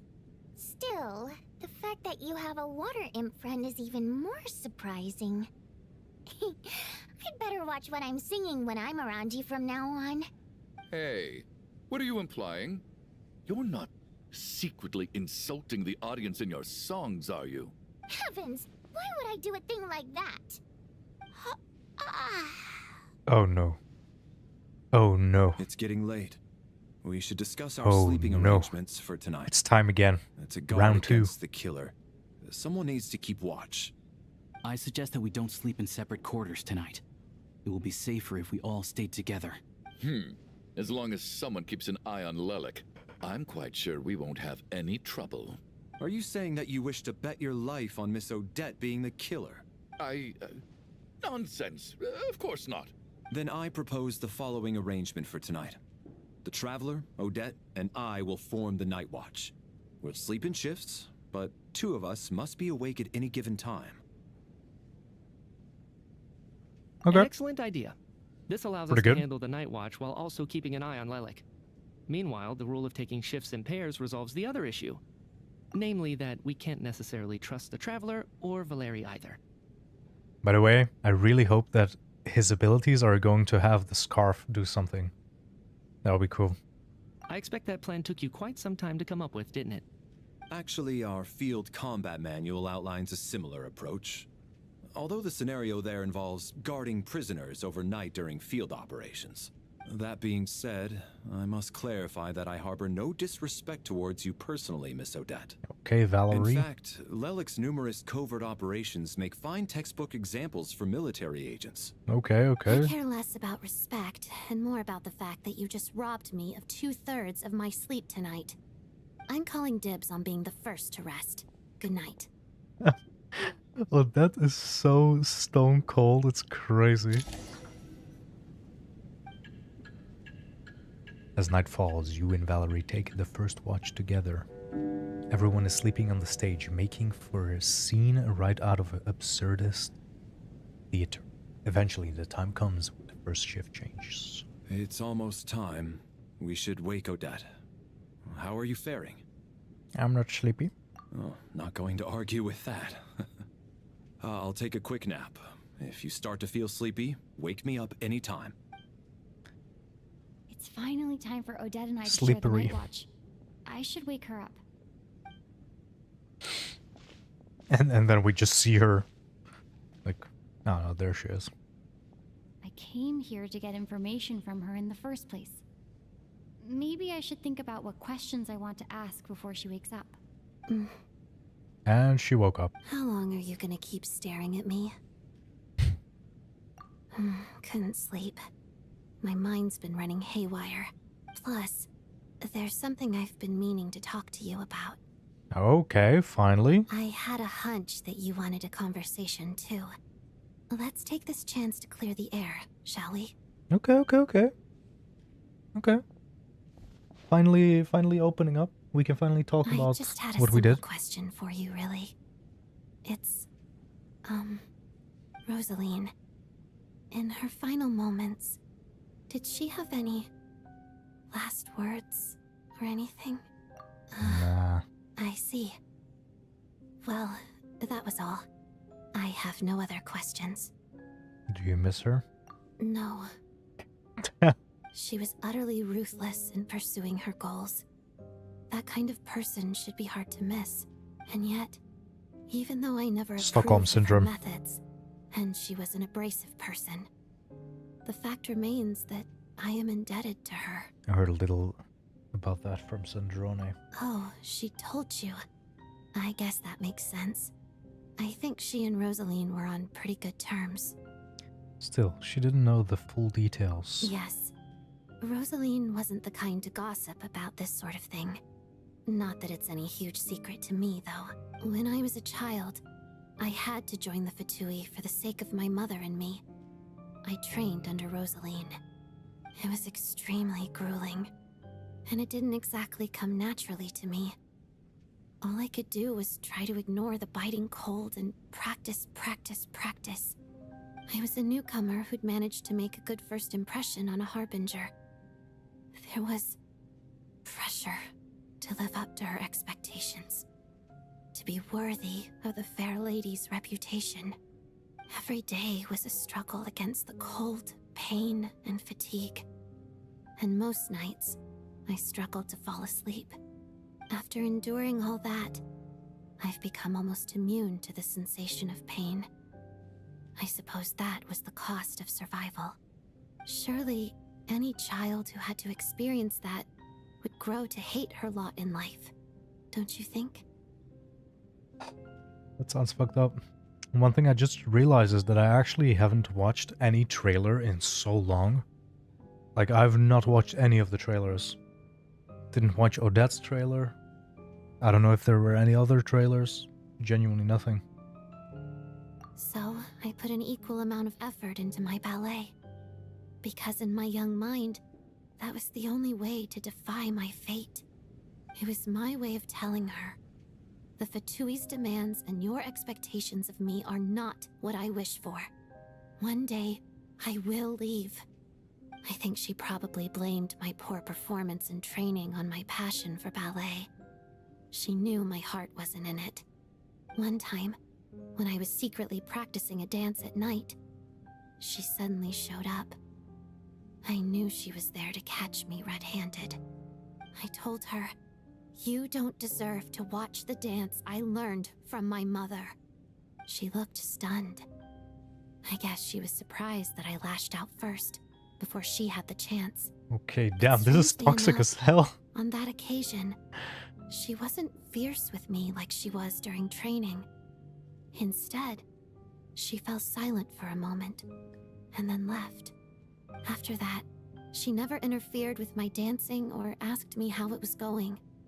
She never came to watch me dance again either. Not even once. Damn. Okay. Honestly, like, I feel like they're describing her personality so perfectly because in my mind it just, like, it fits with what I know about Rosalind. She was. But even now, whenever I take out this core Ignis, I can't help but think of that night. Of the look on her face. Wait, she took it again? Wasn't that with Paimon? Sort of. Although gift might be too kind a term. This is her flame sealed within ice. A symbol of her favor, yes, but also her way of keeping an eye on people. Okay. She knew the location of every piece of core Ignis. If any recipient started acting suspiciously, she'd be on to them immediately. Trust her to make even a mark of approval feel suffocating. So, when news of Rosaline's death reached Snezhnaya, many people immediately crushed their core Ignis. It gave them a profound sense of relief, like they'd broken free from her shackles. But That's crazy. I kept mine.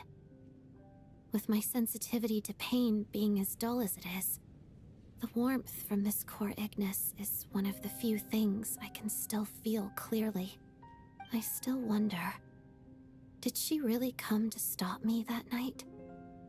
I wasn't sure, but I was scared, so I said some really awful things. And the thing is also, like, I wouldn't crush that thing when it actually has good use. I mean, it literally is alleviating the pain of Paimon. So, yeah, it's kind of a shame. It's like an artifact. I guess she didn't leave anything behind. Not that I expected her to. It's fine. It's just a bit of a shame that we couldn't settle our differences before the end. Wait, but Sandrona told me you two had settled things. Mm-hmm. She did. Are you sure she was talking about this event?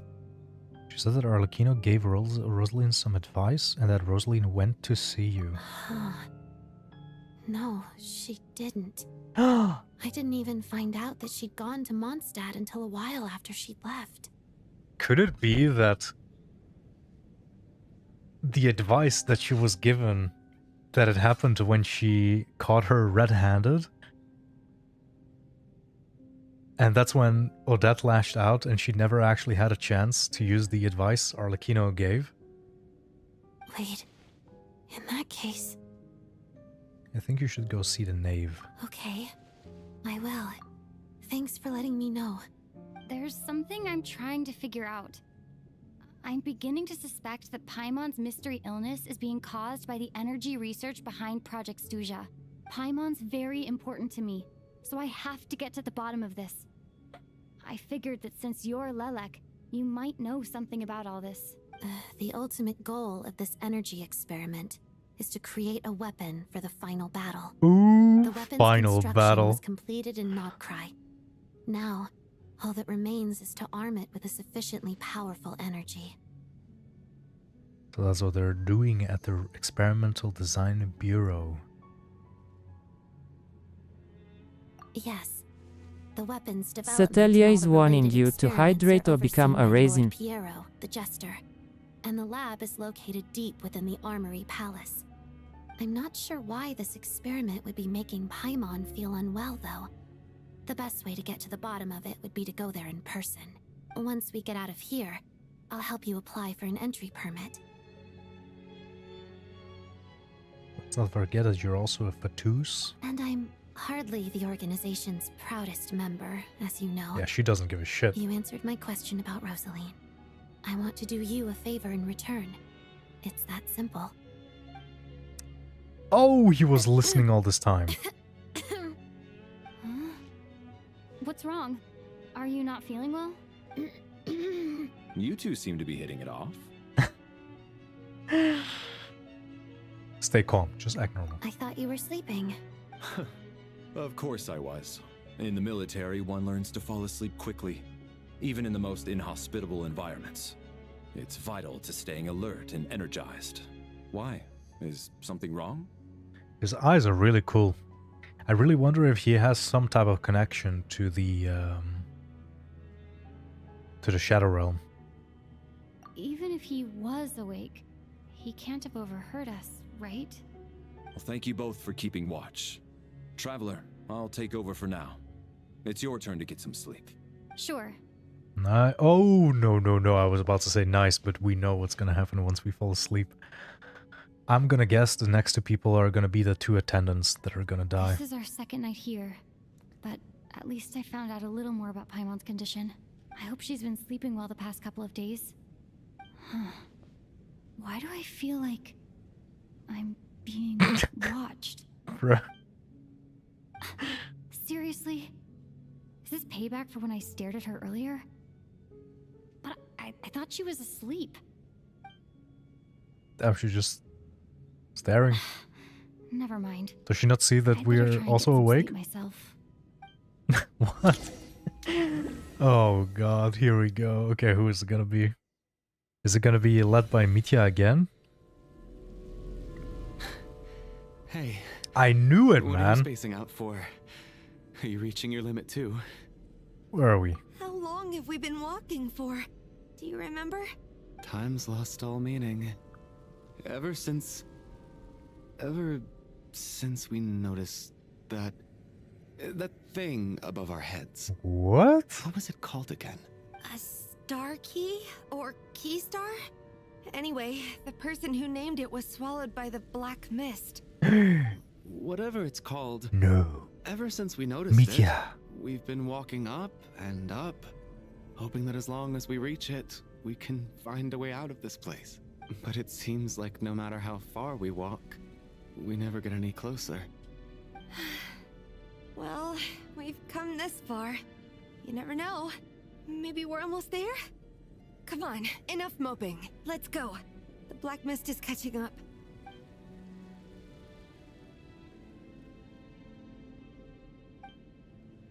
Oi, oi, oi, oi, oi.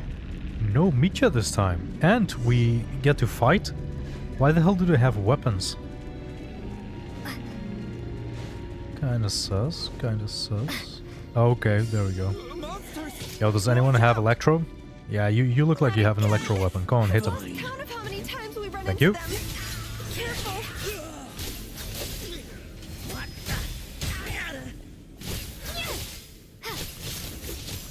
I'm telling you, a traveler in Snezhnaya? There we go. Oh, he's still alive. Shit.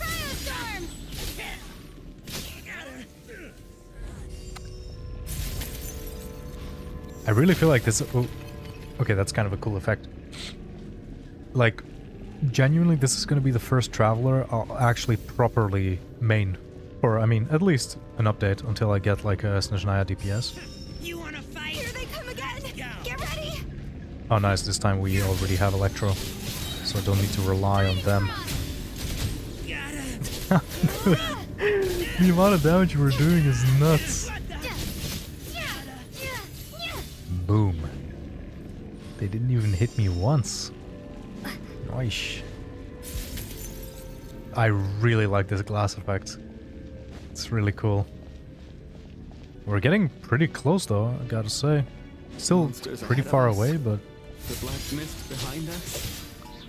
Feels like there's no escape. No! Don't talk like that, Coolish. No! It's not worth it.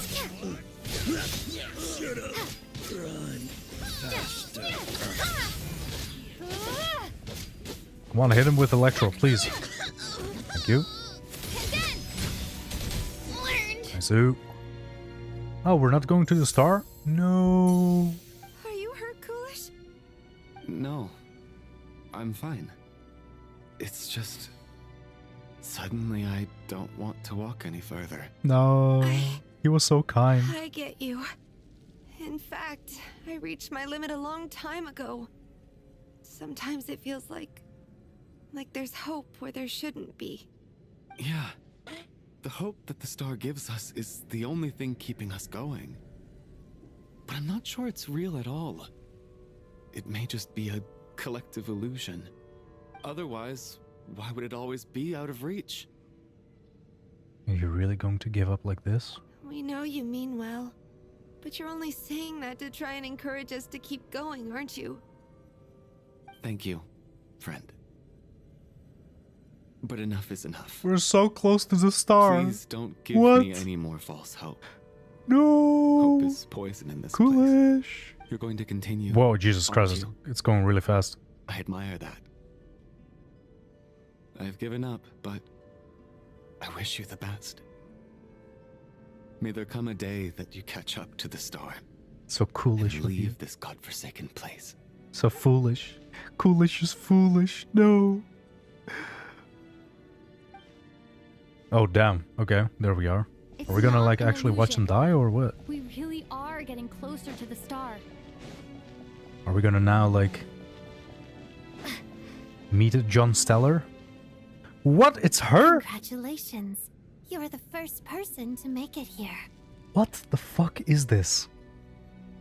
I swear to God, this reminds me of these, like anime-style, like, psychology games. Like, I've played some of these in the past, where it's, like, such random shit happens.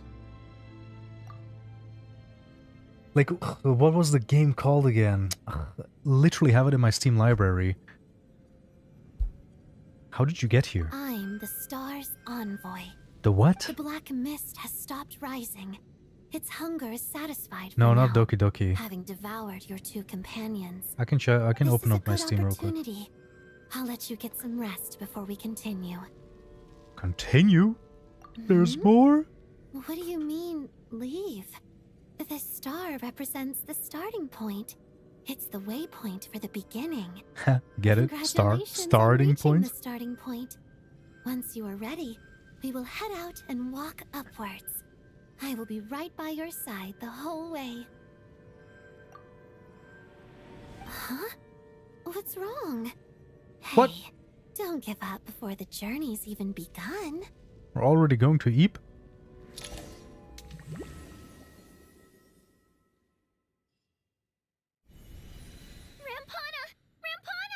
No! Rampana! What do you need, Sus voice? What happened? Okay, it's kind of creepy how it's literally like the first game here. AI's the summoning files. This game, like anime style, it was kind of like psychological, but it also had such like random moments where you were just like asking yourself like literally what the fuck is happening. Coolish, wake up! Please wake up! A drama about sleeping. Wait, we literally talked about the Sleeping Beauty. Oh no.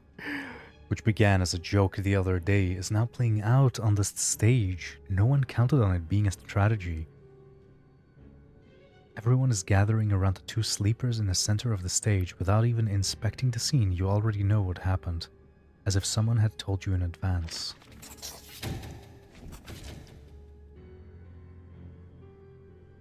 Okay. The situation is identical to that of the two casualties yesterday. This We is cannot ascertain the cause of death. turning serious. What the hell? At least there are some elements that we can rule out this time. They slept on the stage with everyone else. So I suppose the surrounding environment can't be a relevant variable. Rampana. Coolish. Weren't some of us keeping watch last night? 3 of us, in fact. How could you not notice something was wrong? I'm as confused as you are. Certainly nothing unusual happened on my watch. But you're... So, okay, can someone explain, why did we put the prime suspect in the watch? Because now they're just gonna say like, oh, you were the one watching, it must have been you. Likewise, and from what I've observed so far, both Miss Odette and the Traveler can be trusted. No incidents during my watch either. To be honest, I didn't get a wink of sleep last night. I couldn't help but think I was the target, so I just laid there with my eyes closed. I heard the Traveler and Lelik chatting, but otherwise I don't recall hearing any commotion during the night. Me too. I didn't want to wake everyone up, so I was concentrating hard, trying not to cough. I hardly slept at all. If anything had happened, I'm sure I would have noticed. So, considering that NPCs are dying slowly, next has to be Chuganov and Tonia, right? Those are the last 2 NPCs left. What could possibly be causing this? Once was bad enough. I can't believe it happened again. I worked closely with Rampana and Coolish for so long. I never imagined that one day they'd... And on the stage of all places... No. Florianitsa. Yeah, it's really sad 4 actually. victims in They were just nice 2 people. days, and we still don't have a single lead. I need to get to the bottom of this as soon as possible. And above all, keep Tonya safe. I'd never be able to look Child in the eye again otherwise. Is this like Renova tomfoolery or something? Still snowing? Yes, I just checked. Still no sign of anyone outside either. So we only have ourselves to rely on. If you ask me... Oh this no, wait, killer I can forgot kill or Shram. strike whenever they please. No, is it gonna The be Night Watchers Chuganov are and useless Shram? endeavor from the start. Lelik must be an expert in poisoning. Clearly she used some poison that can't be detected on the corpse. Here we go again. Listen, I was already thinking to myself last night, was Lelik's reason for revealing her identity the real story? Well, now I have my answer. It most certainly was not. She's been playing us for fools. You get off on this, don't you? Revealing your identity, only to carry on with your killing spree?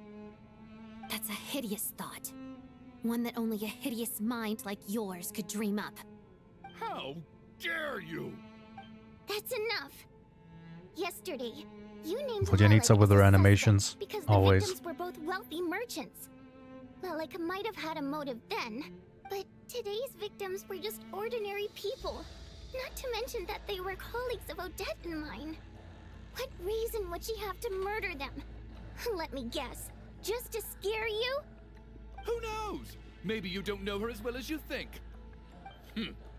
I implore you all to ask yourselves, how many people are there really in this world that have what it takes to kill another person? Not many, I'd wager. Lelik is well known to be a ruthless operator, and now she has revealed her identity. How could it be any more obvious? Everything you've said so far is still just conjecture, which doesn't constitute a concrete lead. You need to back up your claims with some evidence. How can you defend her, officer? What did she say to you while you were on night watch? God, this guy. Maybe I shouldn't be so surprised. You military types are always colluding with criminals to target the rich.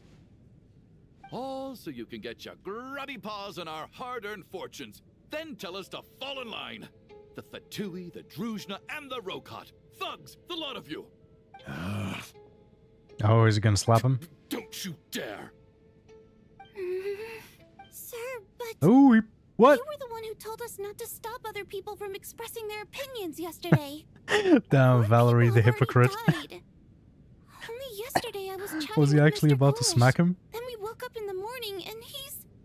Turning against one another is the last thing we should be doing right now.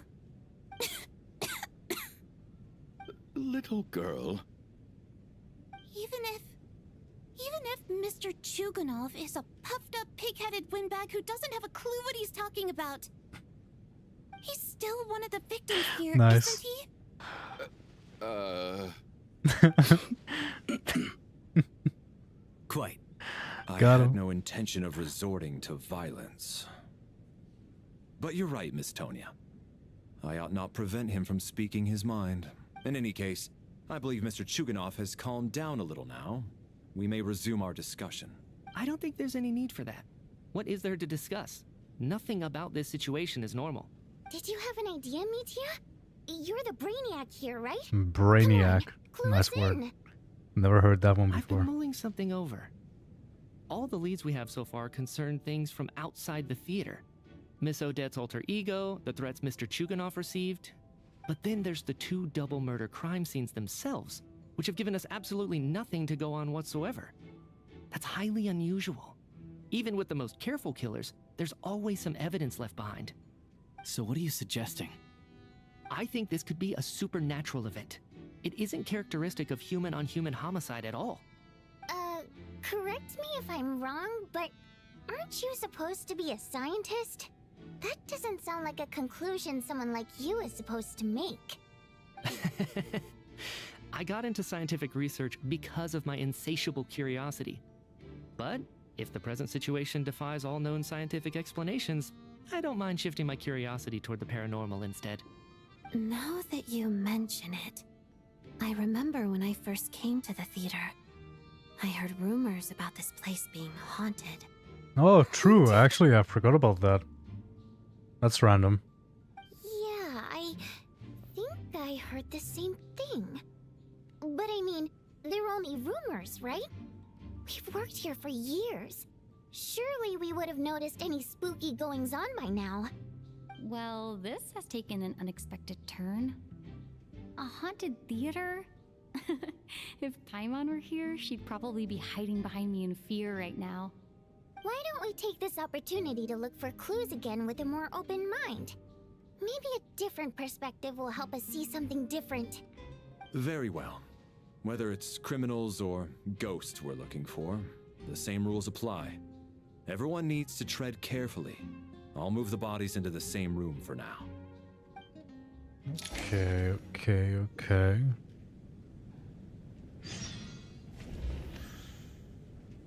An independent mercenary, unaffiliated with any mercenary organization, flexible in the job he takes.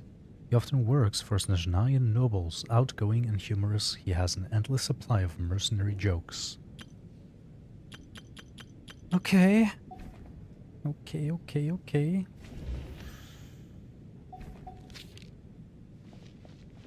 Let's see. What else do we have?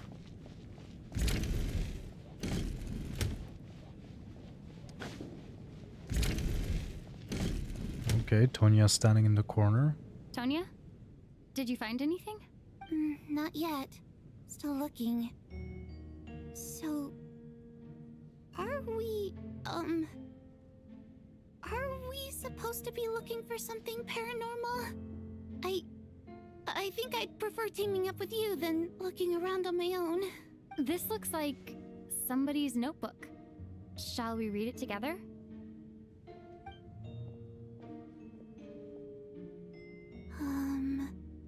Well, it doesn't look scary or anything. So I guess it should be fine. Alright, let's read it together. Once told me I would understand someday, but even now I still don't. I don't believe anyone should be forced to abandon their homeland because of a change in power. She never considered the feelings of us water imp nobles. Every inch of this land reflects memories of my childhood. If I close my eyes, I can still hear everyone's songs echoing everywhere. I will not forgive those who drove us away, and I miss you very much, Mother. I often find myself missing that dress with the tassels, the heavy bed curtains, and the first rays of sunlight that would stream into the manor each morning. But it's all right now. If I narrow my eyes just a little, the light seeping through a crack backstage... Through a crack?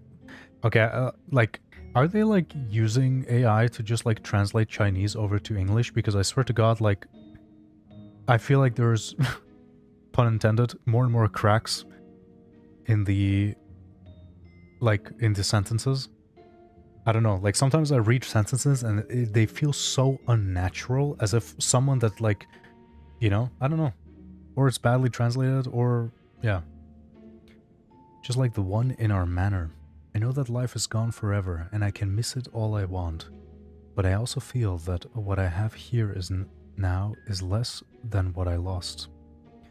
The fantastical sets designed by the prop master, the many fans who come all this way just to see me, and the quiet dancing girl who doesn't talk much. These are all mine. I won't lose any of it again. Never. Absolutely never. I've joined a rather remarkable organization, though I can't tell you its name. Hehe. Whatever that great figure intends to do this time, there should always be someone looking out for the misfortunes of ordinary people. That's what our organization exists for. Even now, I still don't understand her. Why is it that those in power always seem this way? They clearly have the ability to bring greater happiness. Some say she has her own difficulties, but what could possibly trouble someone so seemingly omnipotent? Never mind. I should just focus on what I can do. I suppose you'll all hear about our organization sooner or later. Its name is, never mind. I'll leave it a mystery for now. Huh. This has to be Vodyanitsa's writing, surely. No shit. Maybe it's a little rude for us to peek at this. I feel like I just read someone's secret diary by accident. Since it's an accident, it should be fine. We should probably tell her about it, though. Sounds like she's writing this for her parents, right? I don't understand. Why put this stuff in a notebook instead of mailing it in a letter? Because her water imp parents belong to the aristocracy, who were driven out of Snezhnaya by the Tsaritsa long ago. Well. And now they live somewhere new, where the postman can't get to. Well, and we're caught. Hey, Vodya. We're sorry. It's fine. My fault for not storing it properly. I can't leave things lying around and expect them to get ignored when everyone's scouring the place for clues. All right, give me my She's notebook understanding. back. I'll take over the investigation in this room.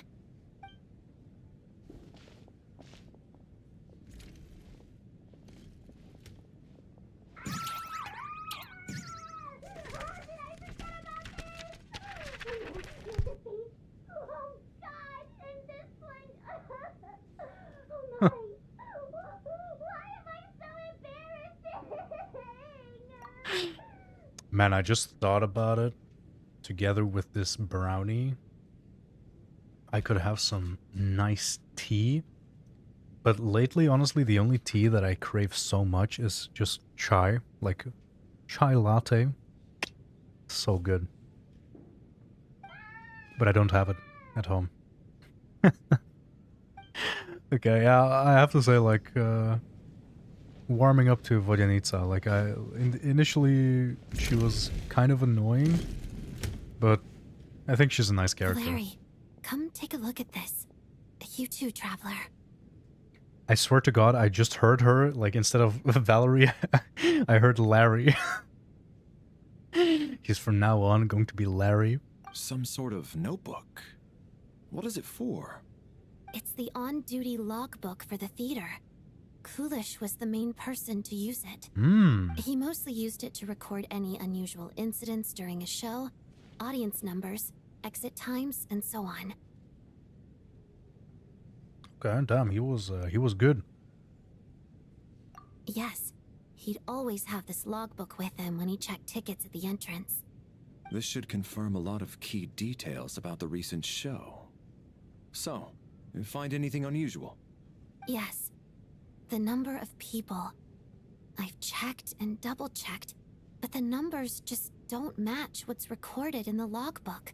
There's like 7 people. Apparently, we have an extra person among us. Are we certain that logbook What? is accurate? Could someone have sneaked in without buying a ticket or something? Unlikely. Coolish took his duties This is very low-key creepy seriously. now. I've rarely seen any errors in his work. Not to mention that this was a dress rehearsal, meaning smaller audience numbers and tighter ticket restrictions than usual. Everything would have been well within his control. We no longer have our tickets with us, do we? They got collected on entry. I assume there's no way we can check them again. Unfortunately not. The theater recycles tickets. Once people are in the door, they don't tend to leave until the show ends. So we collect the tickets at the point of entry. Too bad Coolish is dead. I'm inclined to believe that this discrepancy in the head count is significant somehow. Did an extra person just materialize out of thin air?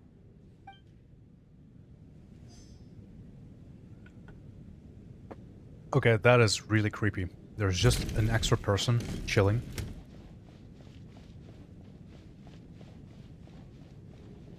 Where the hell am I supposed to go?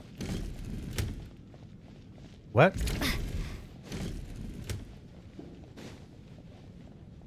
What? Am I supposed to go outside?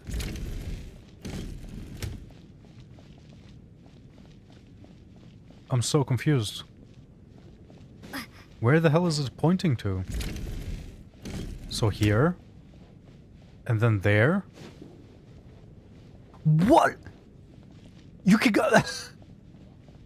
How blind am I?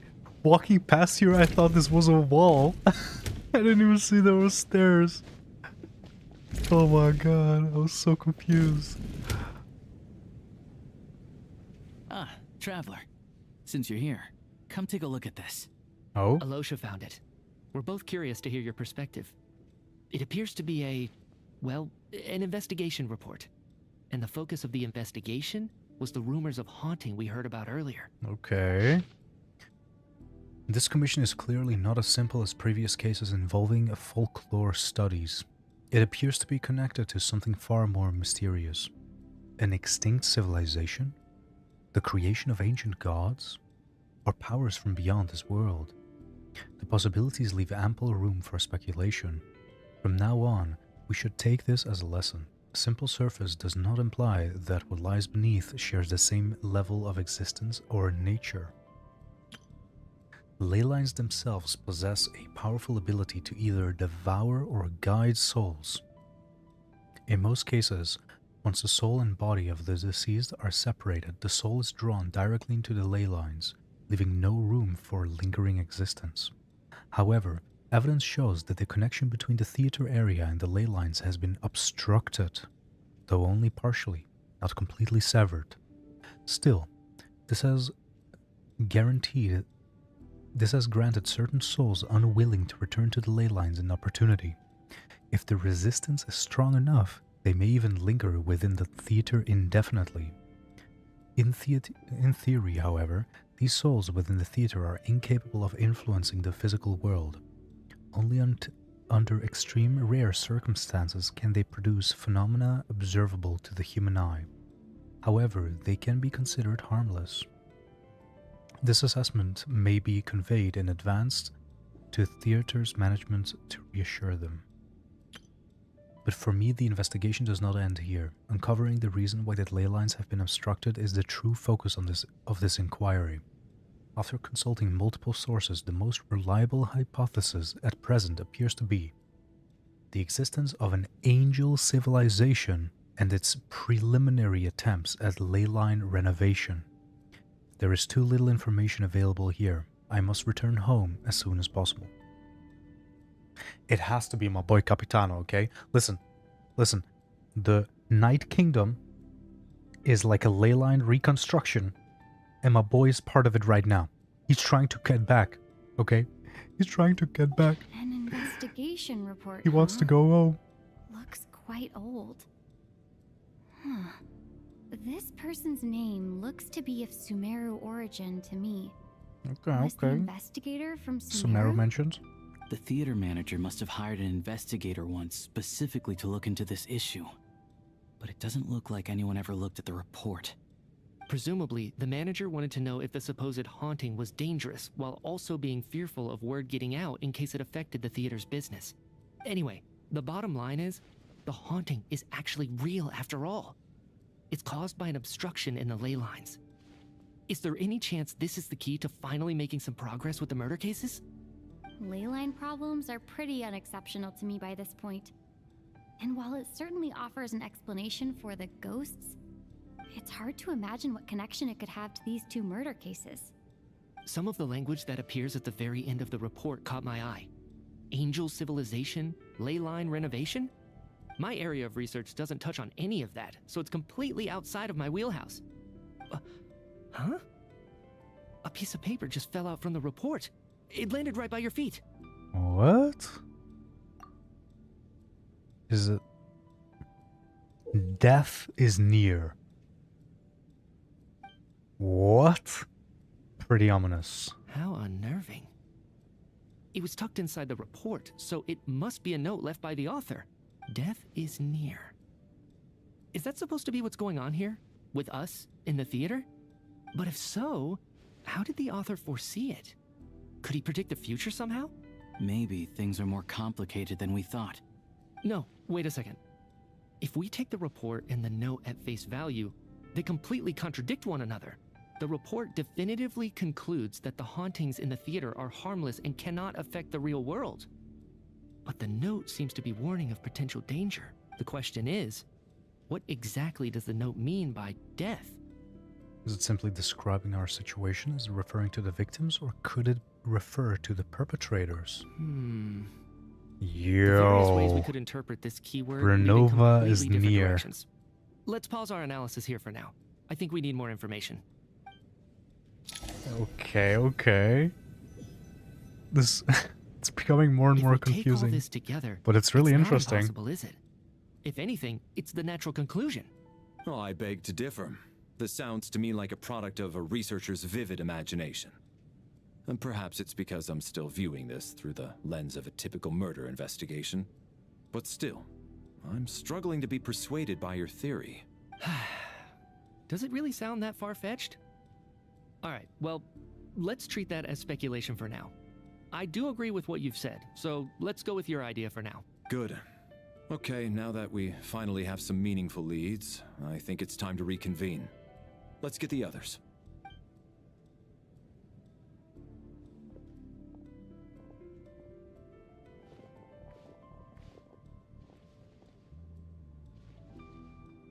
So, that's about everything we've discovered so far. I'll share my theory first. Based on what we've learned from the logbook, I believe the extra person among us is most likely the killer. No shit, If dude. the killer had simply bought a ticket, it would have greatly increased the risk of their identity being exposed. So I they expect yoinked it? he or she either hid in the theater ahead of time, or found a way to slip past the ticket inspection. They then blended in with the group and waited for an opportunity to strike.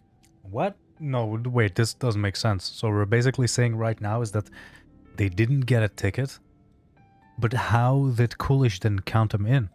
That makes no sense, because he only let people in with a ticket, and then he signed it off in his notebook. It's not like if they hid in advance, then Coolish wouldn't ever know that there was an extra person, and we wouldn't read it in his book. What? This literally feels like a plot hole. What about the note found in the investigation report? Any thoughts on how that fits in? The killer may have simply planted it there as some sort of sick joke. I've seen my fair share of psychopathic killers. They love playing cryptic mind games. So, it has nothing to do with the haunting of the theater after all. This theory makes sense to me. If we have an audience member unaccounted for, chances are they didn't come here to watch the show.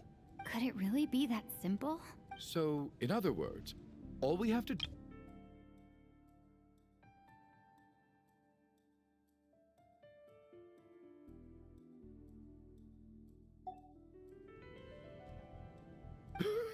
Then let me make one thing clear. all the theater staff should be well aware that I came here for the rehearsal legitimately, yes? There's no way I'm the one who didn't have a ticket. It's true. I hear you used every trick in the book to get a hold of that ticket, too. Everything short of throwing a temper tantrum and rolling around on the floor at the entrance. Oh, that looks so angry. I most certainly did not degrade myself in such a way. Probably a stupid question, but I might as well ask. Did anyone here get in without having their ticket checked? Guess it was naive of me to expect them to just admit to it. Especially after the unprompted Lelic reveal. Once was already a miracle. Twice would be unfathomable. The most likely extra person who entered without a ticket. So he got a ticket. I'm gonna suspect my boy Shram. I don't believe any of us here knew Shram before all this. If no one can verify Shram's identity... Shram, my boy. Shrammy. Mr. Shram, did you really go through the ticket inspection to get in here? Huh? Me? Why am I being singled out, my friend? Do I seem that suspicious? Yeah. It's not that you stand out as suspicious. More that everyone else has been ruled out as trustworthy. Okay. Well, we spent the best part of 2 days together now, so I'm sure you can all tell what kind of person I am. I'm a true gentleman. I never dream of doing something like sneaking to the theater without a ticket. Yeah, I have no doubt that you're a good person. But the problem is, none of us here actually know you, so no one can say for sure that you are who you claim to be. Although, actually, what was it you said last night? Yeah, you're friends with that water imp, which is why you understand our primary mode of expression. Last time I checked, there were barely any of us remaining in Snezhnaya, since most of the water imps left. Could you tell me a little bit more about your friend? There's a good chance I actually know her. And I suppose it's also kind of a way for everyone else to get to know you a little better. Oh no, Shram, no. Good grief. Are you blushing? Pull yourself together, man. Stop giggling like a teenage boy. It's revolting. Hey, revolting is a little strong. Satelia is warning you to hydrate or become a racing. That water imp friend of mine, the truth is, we're dating. Okay, that's wholesome. I was just the bodyguard hired by our family. But the stars must have aligned, because sparks began to fly between me and their daughter. Never in my wildest dreams did I think I'd get so lucky. We don't need details. Just get to the point. Okay. Man, I'm just a little that's... hesitant to reveal her name, that's all. You know how it is. These are delicate times, even with me to protect her.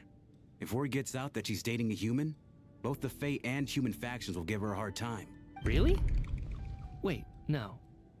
That can't be. Huh? Shram, what the devil are you talking about? Why is everyone looking at me like that? Surely you can understand. Oh, is he from the past? Delicate times? Factions? Yes. You know, the Civil War. Last time I checked, the Fae and the humans were still at each other's throats. If I'm not mistaken, the last significant civil war in Snezhnayan history was over 400 years ago. 400? When Her Majesty the Tsaritsa had just taken the throne and was consolidating her reign. What do you mean, 400 years ago? What's going on here? Is Shram from the past? All right, Mr. Mitya, you win this round. As far-fetched as it is, it appears that your theory may be correct. Wait, what did he guess? I'm just as amazed as you are. I didn't even believe it myself, to be honest. Is someone going to explain what's going on here? From the look on your face, you figured it out too, haven't you, Traveler? Oh, damn UI. Option 1. According to the theater's duty log, there seems to have been an extra person at scene. A letter Vojanitsa wrote to her family but never sent. A clue that has yet to surface. Investigation reports into the alleged theater hunting. No. Okay. What? That seems to be the case. The theater's ley lines have been modified to block souls within its grounds from returning to them. Some souls can even wander this place forever. Mr. Shram's statement proves he's from hundreds of years ago, and according to the investigation report on the theater hauntings, Mr. Shram is very likely a lost soul wandering the theater.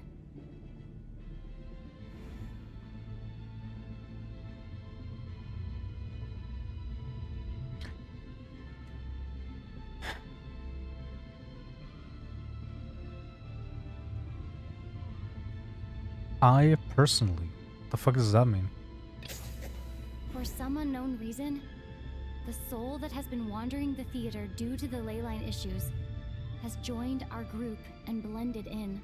Yeah, that must be the immediate reason why the ticket count doesn't match the number of people present. Death is near. In that case, death most likely refers to...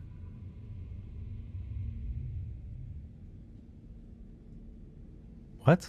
Someone who died long ago? The contents of the investigation report have been verified. There are indeed leyline issues and wandering souls in the theater. Death likely symbolizes the deceased. Mr. Shram, for instance. Death is near. Huh. That must mean that there's a dead person in our midst. That's the truth, isn't it? Valerie looks kind of dead, not gonna lie.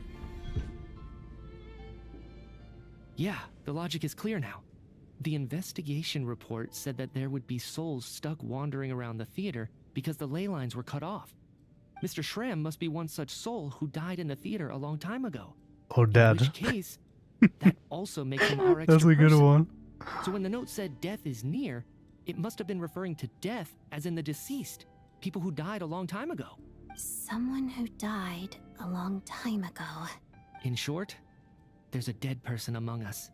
What? The extra person we've been searching for is a ghost from the past. Tonya? You mean I'm a ghost?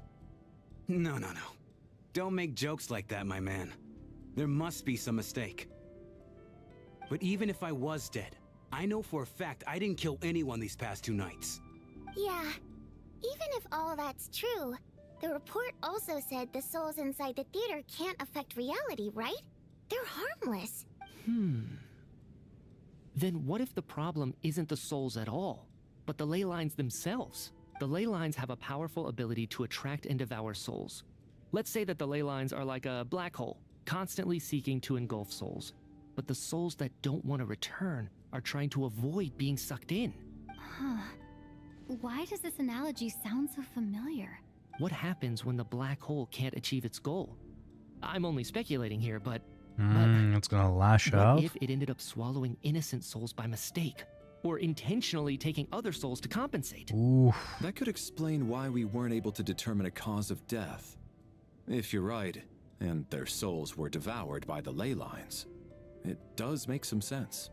It does seem to explain a lot of the things we couldn't make sense of. Does that mean it's true? Except there's no concrete evidence. Mitya is relying on a lot of logical leaps. Still, it seems like the best explanation we have. What's up under with the our dream as well? All right, so So how random. could Shram not know that he's dead? Seems a little unlikely that he hasn't noticed anything unusual even after several days interacting with us. On the contrary, it's perfectly normal for a soul to wander the theater for centuries without questioning their existence or reason for being there. It's simply what's natural for them.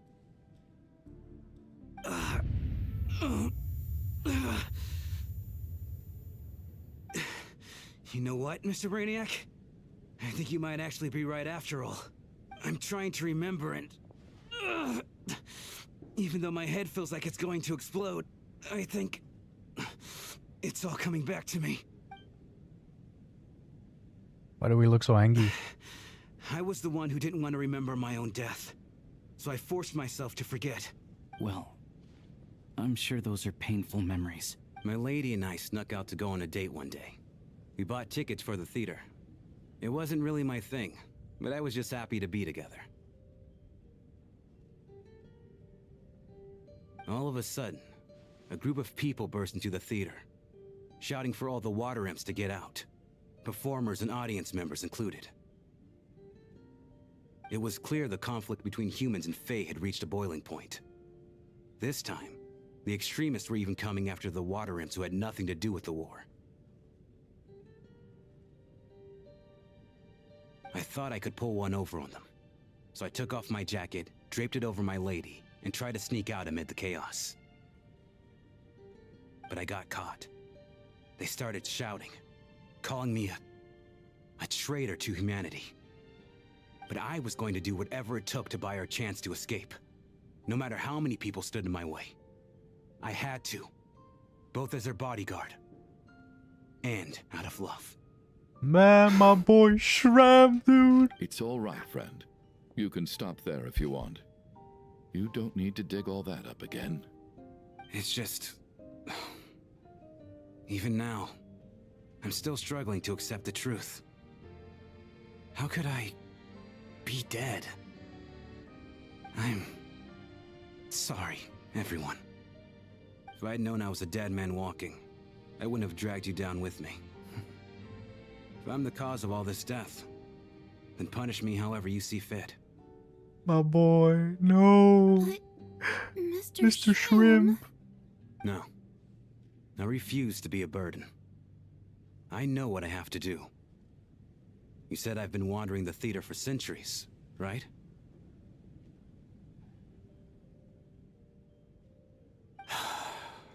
I guess it's high time I got a breath of fresh air. Out there, I mean. I'll leave this place and take all this death with me. My Go boy. out on my own terms. Now I Mr. understand Shrem, more. I'm sure we can figure out a different course of action. Nah, just My let him good go, sir. man. We both know I'm not supposed to be here. I should have accepted my death long ago. One way or another, this has to end. Unless you're saying this goes against another one of your military principles somehow. No, I'm speaking on a personal level this time. Let it go, man. Oh, wait. One last thing. Miss Waterimp. My lover. Her name was Litia. Litia Ozarova. Do you know what happened to her? Ozarova. What? Oh, Auntie Ozarova. That's what we all called her. I remember her as a very kind elder. She had a bunch of kids, too. I'm so glad she survived. And she had lots of kids? Good. That's... good. I could hardly expect her to stay single just because of what happened to me, right? As long as she went on to be happy, that's all that matters. Man. Besides, I'm dead. My soul's been wandering around here for so long because I was worried about her. But now, I can go without regret. There's no need to see me off, my friends. I've enjoyed our time together over these past few days. Perhaps we'll meet again in the next life. What a character. Honestly, like, it really surprised me how well written this quest is. It's actually so good. Take care, my man. Yo, my was man. already dead, but I still feel so sad. Death is cruel, no matter how we might try to make sense of it. So, was the conflict between Fae and humans really that bad back then? I was only little, so I don't remember much. What? How old is she? It's terrible to think that so many innocent people had their lives turned upside down. Even the historical records about that time period don't say much about it. All people know is that the Tsaritsa founded the Fatui, drove out most of the Fae aristocracy without explanation, then used her terrifying power to suppress the humans.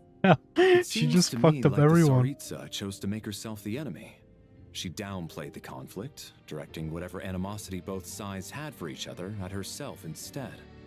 That's also why, despite how brutal the conflict was at the time, there hasn't been much lingering tension between humans and Fae since. Things have been fairly harmonious for the past few centuries. So, the Tsaritsa banished the Fae to protect the Fae living in the city? She offered herself up to be hated in exchange for peace. Maybe it's not quite as bad as it sounds. I don't think Her Majesty is too concerned if mortals hate her or not. And besides, there are very few who truly do.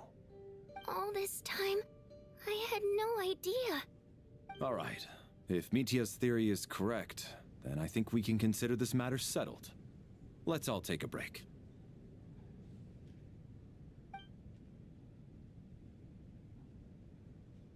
Ugh, if only this blasted storm wasn't still raging on. Man. I didn't expect Chuganov to actually say that. My man. Is he actually going to turn into one of the good guys?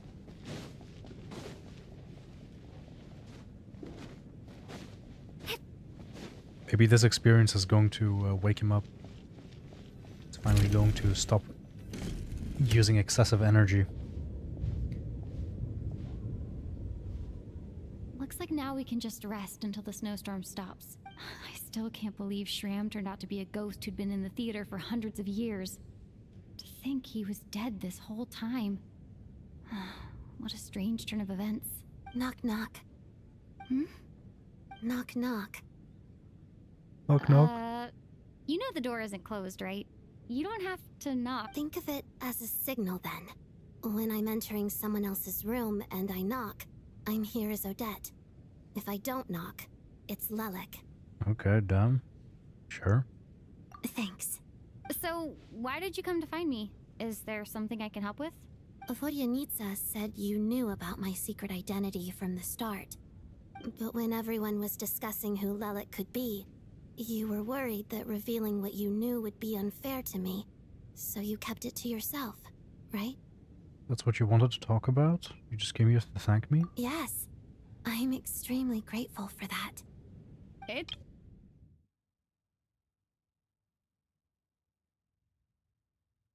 Well. Actually, there's something else as well. I found myself in a situation similar to the one you were in when you helped conceal my identity. So I thought I'd come and ask you for advice. Damn, okay. It's about Mitya. Oh, here we go. Finally. That guy, man.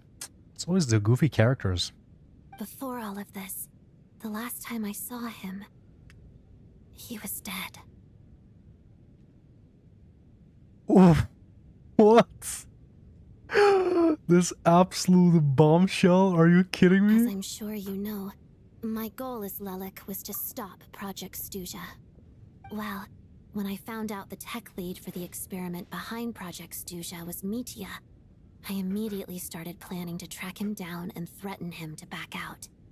I often saw him around the theater, but I soon concluded that making my move there would risk exposing my identity. So I decided to infiltrate the Armory Palace and go directly to his lab. That way, the threat would be much more effective. Wait, could it be that's why he's like hanging around the theater? Because he is also like refusing to go into the ley lines? So then Valerie, what he's actually doing is he just keeps on fishing him back out of like his little like domain where he keeps on like popping up.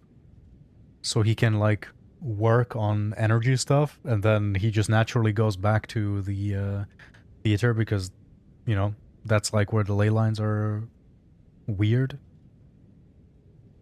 Well, I suppose there was a bit of luck involved.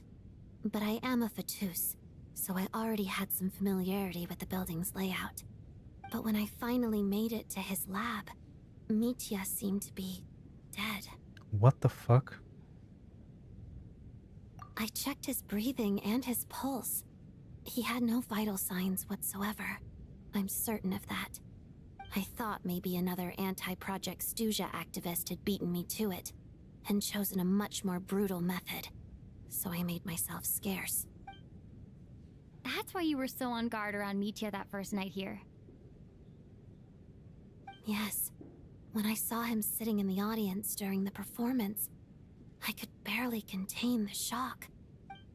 But wasn't he here more often? It was a miracle. Somehow, he'd come back from the dead. But then, the murders started happening and things got so complicated that it wasn't really at the front of my mind. What? That is, wasn't he supposed to be a playable Mitya character? himself said there must be a dead person among us. Then I couldn't ignore it any longer. And yet, you thought that bringing it up right away would single Mitya out. Just like when everyone was suspecting Lelek. Exactly. I thought there could be something I was missing. Besides, we soon figured out that Mr. Shram was a ghost. And we knew there was only one extra person. So we thought he had to be the one. But now it seems like there's another candidate. I understand why you kept it to yourself. There was so much information being thrown around during that discussion. Bringing up Mitya would have just introduced more confusion. So, what do you think we should do? Let me confirm one thing first. When was it that you found Mitya dead? Around a week ago. What? Sometime in the afternoon. A week ago? That's earlier than I thought. Yeah, same. I saw him just a few days ago at a restaurant. That definitely would have been after you found him dead. Oh my god, what? He seemed completely normal to me. Chatting with Vodjanitsa, trying to avoid Valeri. So he was definitely alive on that day. Huh. Well, all I can say is I know what I saw. Here's a thought. The reason we even suspected a dead person could be among us was because of the problem with the theater's ley lines. But Mitya's death happened inside the Armory Palace. The ley line issue affecting the theater shouldn't reach that far. You're right. I guess he doesn't fit the profile of the person we were searching for. I think the chances of it being him are very low. Surely he can't have died for real in the Armory Palace. Unless... Unless what? Unless he really did come back from the dead. You're right. Do you think we need to disclose this to the others? Yo. What's this? A private meet and greet? Of course, that's when he pops up. Is this why Valerie looks like Sung Jin Woo? Is he a necromancer? Like, I still feel like, because in the trailer where Valerie was shown for the first time, he had a bunch of stuff going on with, like, shadowy stuff. I really would not be surprised if Valerie has some type of, like, connection to something here. But at the same time, he's, like, 4-star. I feel like he doesn't have enough relevance for that. That's not what's going on here. Well, I was just making the rounds. Thought I'd try to lighten the mood a bit. Vodjanitsa's handing out food if you're hungry. Oh no, Mar, did you only find out now? Yeah, I talked about it before as well, but yeah, so basically he had, like, in the video when they showed him for the first time, he had like such a detailed outfit and stuff like that. And then when the leaks basically started, basically what revealed it is that he does not own a linchpin. That's it. Like, in Snezhnaya, if you're a Cryo, Electro, or a Nemo character, and you're a 5-star, you automatically have a linchpin so you can do stellar reactions. But he has a regular Electro vision, which automatically makes him basically the same as Alyosha, for example. So yeah. Yeah, no, exactly. I mean, that's also it. Like, as a 4-star, he is most definitely going to be the support of Mitya. Because Mitya is going to be a 5-star. He has a Electro linchpin, which means he's going to be guaranteed a 5-star. Yeah, very unfortunate, to be honest. But the thing is also, like, if you compare Valerie's original art to his in-game model, they, like... I really do believe he was supposed to be a 5-star. just looking at, like, the biggest giveaway is, like, on his shoulder, he has, like, a bear. Like a bear head as his shoulder guard. And in the original art, it was, like, ornamented. It had lots of detail. And now it's literally just, like, this polygon cube of iron with, like, barely any detail. It's crazy. It's really a shame. Because, like, you knew, I was the most excited for Valerie. And then he turned out to be a 4-star. But, I mean, it's not that bad, because at least, like, I'm still very excited for Mitya. And now also with this story, it's only becoming more and more interesting. Outside, the snowstorm continues to rage, and before you know it, night What is going on with this storm? Could it be connected to that monster that just arrived in Snezhnaya? I almost hope it is. Her Majesty the Tsaritsa left to vanquish that beast herself. We just need to wait for her triumphant return. Do you think people still feel the cold after they die? I'm wondering about Shram. Oh, maybe we should have given him a coat before he went out Damn, there. he was really attached to Death him. itself is cold, isn't it? I'm sure the storm will embrace him. Well, I hope he has a safe journey. I'm going to miss him, I think. It's not like we can blame him for Rampana and Kulish's deaths. Thinking back on it, we barely made it out alive ourselves. Who says we're in the clear, though? How are we going to explain what happened to their families?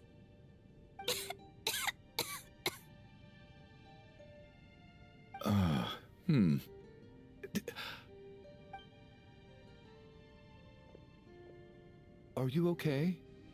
Here, take this. I've never used it.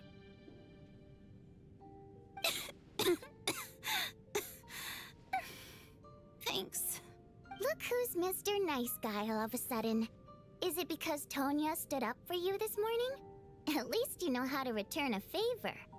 Yeah, without Tonya, who knows how badly he would have been hurt. I told you already, I never intended to resort to violence. Valerie, my boy. Rascals. Shuganov. Little He's girl, turning good. I was rather surprised when you spoke up for me this morning. I didn't think I had many admirers here, so, thank you. Damn, child is gonna get a new supporter. No need to thank me. I said some bad stuff about you too. I've been too embarrassed to admit it, but you remind me a lot of my daughter. So kind to everyone, but never lets her old man off the hook. Unless my wife and I are having a fight, then she's always on my side. Especially when she was little. Every time I took her out. No, Tonya, don't do it. All right, easy now. How long have you had that cough, Tonya? I don't know. It's probably been a while. Does she have, like, the same symptoms as Paimon, maybe? I'm fine. Yo, anything Alex! for it? Welcome back! With the Nuggies! Yeah. I'll be fine once I see my brother. He's gonna pick some frost fairy flower probably leaves back and at the brew a perfect time. tonic for me. This should I'll be feel the much second half of the better once I quest. drink that. Whoa, whoa, whoa, whoa, whoa, whoa, whoa, whoa, whoa. I was too focused on the Nuggies. I gotta... If I want to see my brother, he's gonna pick up some Frost Fairy flowers leaves and brew a tonic for me. Feel much better once I drink that. We should probably discuss arrangements for tonight. Now that the deceased has left our midst, there shouldn't be any more incidents. Yeah. Look at this dead guy over here. However, out of an abundance of caution, I'll keep watch. Dude, I knew it. I literally knew when Mar made that pun. Like, I mean, I just thought to myself, like, man, what a shame that Alex isn't here. He would be proud. Shouldn't we take shifts? I can take one if needed. No need. I managed to get a nap in earlier, so I have plenty of energy right now. Okay, After all no, the fuck, I tension can't of the Google. past few days, I wanted to everyone else compare, should just like, focus how on his getting a good shoulder night's used to sleep. look.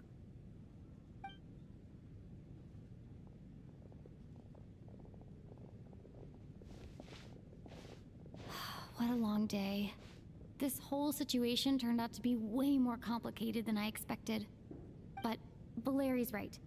I should just try to calm down and get some rest. The last thing I want is to give myself nightmares.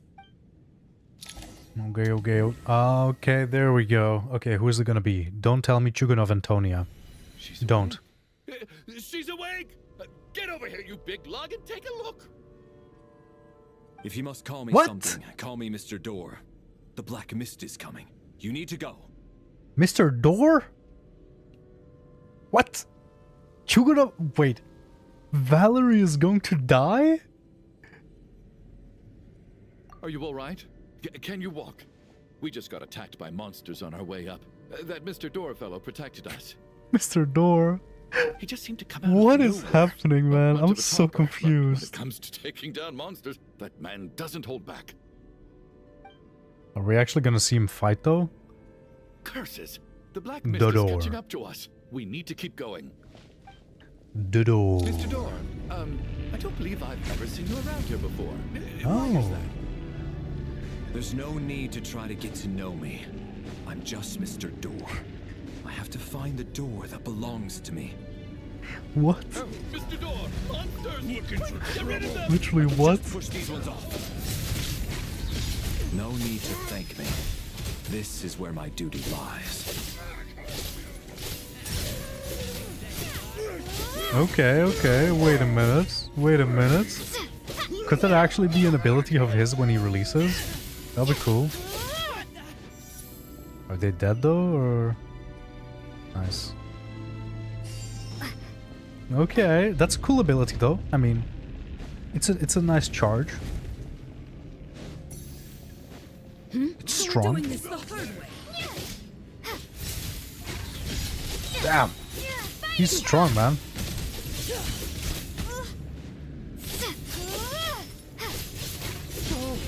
100K. Remarkable work, Mr. Door. Oh, if I had your muscles, I'd do the same. I can't take this seriously, man. Mr. Door. Fuck.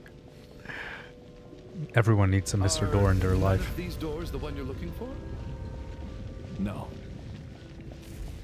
By the way, what's up with the pillar suddenly in the middle?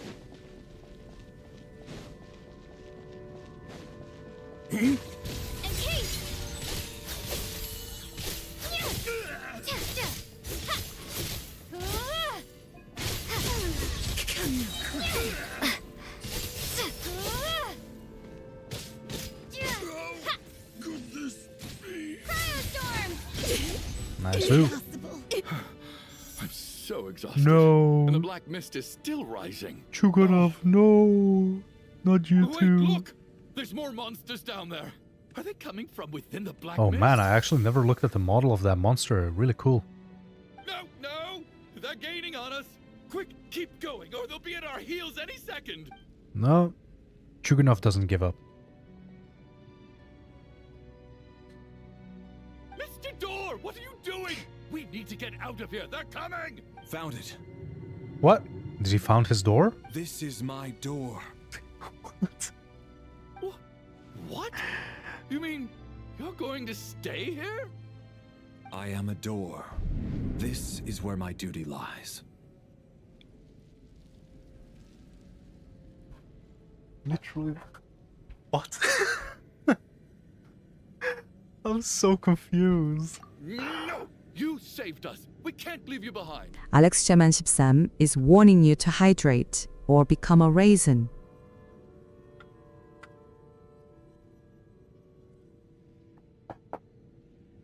You must keep going. A door can only keep things out for so long. You must make haste. Is that like a reference to him being a shielding tank? Because in the first trailer where he was revealed, he had a shield. But Is he gonna have a shield shaped like a door? We can't let Mr. Door's sacrifice be in vain. I can definitely see that from now on this is going to be Valerie's nickname from the community, Mr. Door. Mr. Door. The black mist isn't moving anymore. Looks like both the monsters and Mr. Door are gone. I didn't just imagine all that, did I?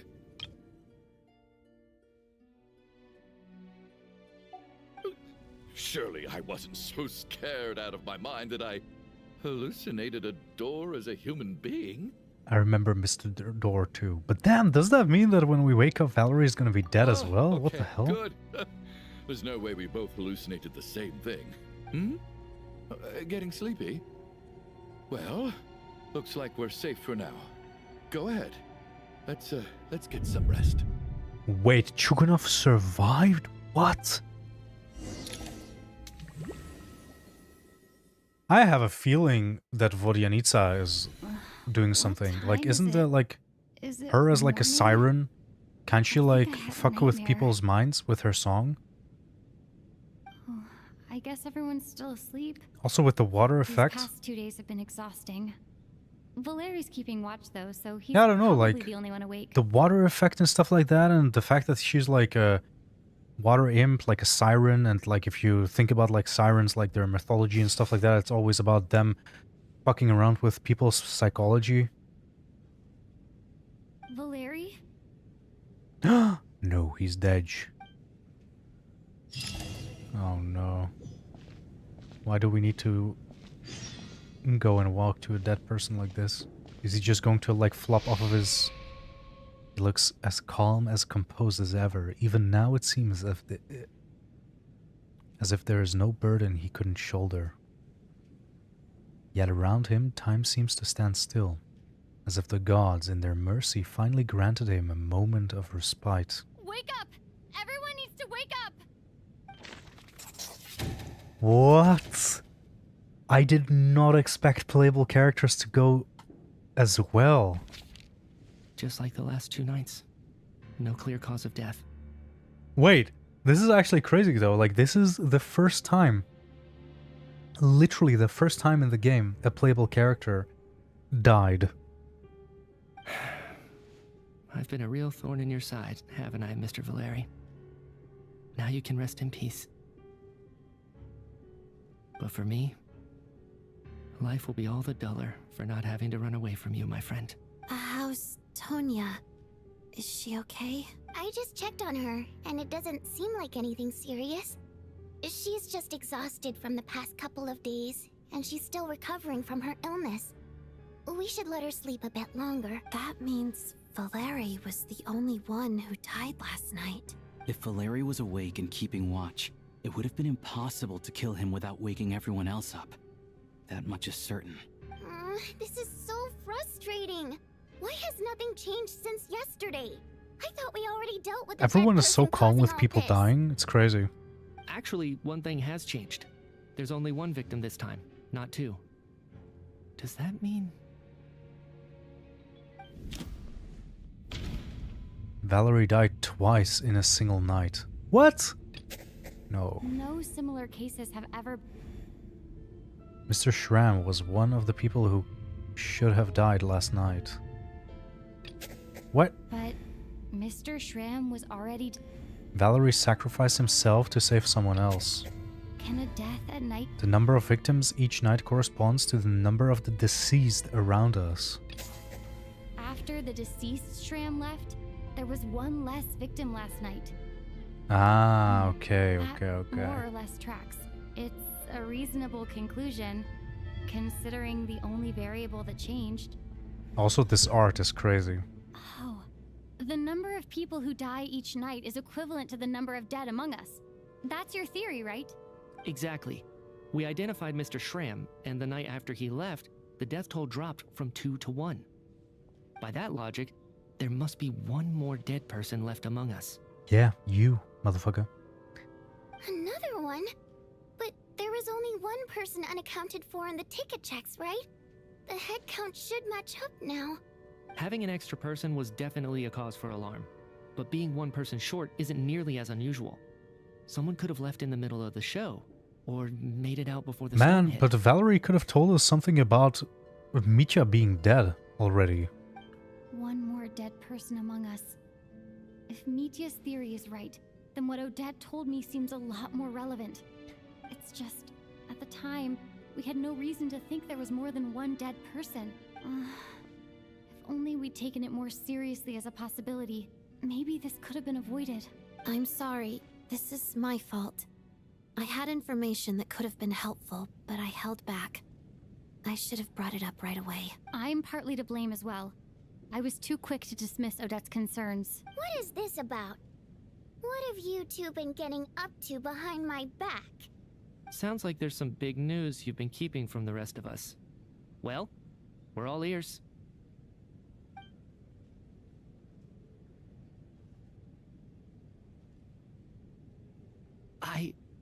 I'm the dead person? Wow. That's certainly news to me. Odette and I talked about it yesterday, but we thought it just wasn't possible, so we left it at that. Yeah, I don't blame you. If I'd been there, I probably would have reached the same conclusion. It just sounds too unbelievable. Let me just try and verify this. I just scoured my memories trying to think back to the afternoon Miss Odette mentioned, but I honestly have no recollection of dying. That's where I'm different than Mr. Shram. Having seen Mr. Mitya a few days ago Wait, Valerie, myself, is he still sitting there? Oh my god. He's still just sitting there. Guys! Well, if it isn't Mitya, then who? Do we vote on it? If you don't mind me asking, Traveler, I believe you mentioned that you know Tonya's brother. Had you ever met her before all this? No, never. Could it be that child is delusional? Are you saying... Now just 1 minute. I know where this is going. You can't just randomly point a finger at anyone you want. You're in the hot seat, and all of a sudden you want to divert our suspicions onto somebody else? Trying to pick a fight, Mr. Chuganov? Whenever you open your mouth, all you do is attack people, and I've had enough of it. If you don't want to engage in a civil discussion, you can shut up. Damn! Little brat! Did Mitya ask about Tonya because he suspects her? I suppose I only identified her by age and nothing else. Could that mean... I'm just saying, you're going around casting suspicion on people for no reason. How could Tonya be dead? I can vouch for her if nothing else. I've seen her before. She's the sister of that Harbinger, isn't she? The one called Child. Oh, really? You're telling the truth? Since being here, I don't think I ever mentioned she was Child's sister specifically. Does Chuganov actually know her? No shit. Dude, he's part of the Vetcha. He has seen Child so many times. Like, there's no way that he doesn't know. If Chuganov can vouch for her, then it can't be Tonya either. In which case, it seems unlikely that there's another dead person among us at all. Yo, Mitya, you're the dead person. Are you delusional? Miss Odette, could you go over that afternoon with me one more time, when you found me dead? No problem.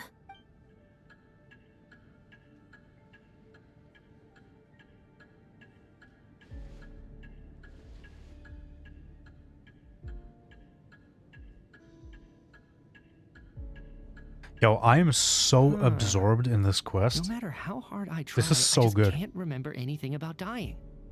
But I do remember something else. Miss Vojanitsa, during our last meal together, I told you how some of the researchers were suffering from temporary memory loss. Do you remember that? Oh, yeah. You said it was hindering the progress of your experiments. You thought they were just under too much stress or something. Right. And even though I don't remember dying that day, I'm pretty sure I experienced something like amnesia. Some of my memories from that afternoon are missing. Ooh. Are you suggesting you're missing the memory of your... Of course. How am I only just realizing this? Humans aren't necessarily aware of their own death. You mean being silently assassinated, or dying in your sleep? Situations like that? The researcher's amnesia. Suddenly it all makes sense. I must thank you, Odette. I think your perspective just helped me reach a breakthrough on a series of issues that have been troubling me for quite some time. All right. It's decided then. I'll be the one to leave today. Dude, what the fuck is this? The thing is, I have... During all this time, how the fuck does this tie into Snezhnaya? Like, this is so confusing. Leave! Hey, wait a minute. Aren't you rushing into this? What if you're wrong? You'll pay with your life. Come on, kid. Aren't you gonna fight for your life? This seems like a rash decision. I have other reasons beyond what's been discussed. In fact, thinking back, I remember during Miss Odette's performance, while I was sitting in the audience stalls, a brilliant new idea for my research popped into my mind. But then, my train of thought suddenly cut off. I can't remember it now at all, and I didn't take any notes. I guess that must be another instance of temporary amnesia. Yeah, like when the lights started flickering, right? That's when he stopped. No. Hold on. I see where you're going with this. You're suggesting that each instance of temporary amnesia is a death, right? What? There's a glaringly obvious flaw in that idea, no? How can one person die so many times? I believe Miss Odette's account. During the period where my memory is blank, I must have been either dead or in a similar state. All it would take is for the same thing to happen in the theater, and I would come under the effect of the ley lines in this vicinity. This increases the likelihood of me being the deceased, does it not? But... There's no evidence to suggest that anyone other than me is a candidate for the deceased. So allow me, as a scientist, to treat this as an experiment. Please relax, everyone. I don't think things are as bad as they may seem. If I really am the deceased, then to leave the theater will be a relief for me. What? If, on the other hand, I'm still alive right now, well, apparently you've all witnessed my resurrection recently anyway. Who's to say I won't return from the dead again this time? Yeah, I mean, Valerie's just chilling there at this point. No one gives a shit. Mitya's right. This is the only thing we can try right now. I think he's deliberately downplaying the gravity of the situation, though. He probably doesn't want to burden everyone. What is a scientist if not someone who gambles on experiment after experiment in an attempt to obtain the truth? With this snowstorm, the ley line phenomenon, ghosts of the dead, and my amnesia, we've been paralyzed by not knowing and powerless to do anything about it. It's a terrible feeling. But if I do get resurrected, you can be sure that I'll come back with the truth of all this. Just you wait.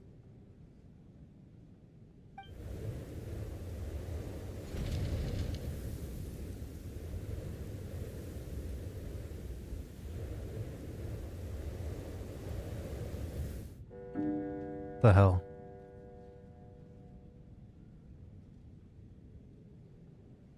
What the hell? I never expected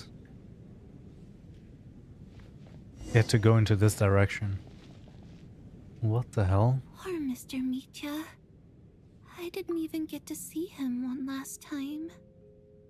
Maybe it's a good thing that you weren't there to see it. It was a hard thing to watch. I hate goodbyes. Why does it feel like everyone around me is slowly disappearing? Not just in here, I mean. In the outside world, too. Guys, I'm sorry to say this, but there's one last thing that we can tell him. It was nice to meet you. Maybe it's the realization that, at the end of life, everyone has to face it alone.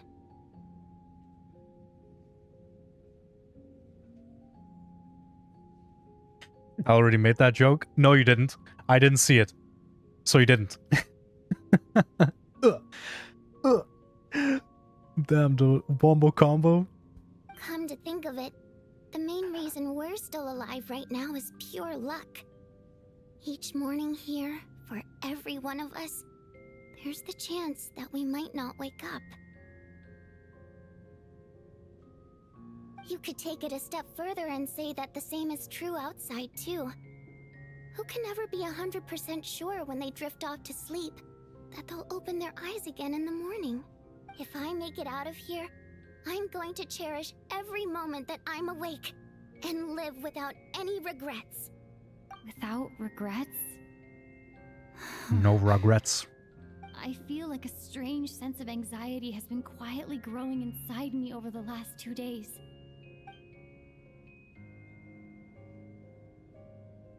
Are you okay? You look really glum.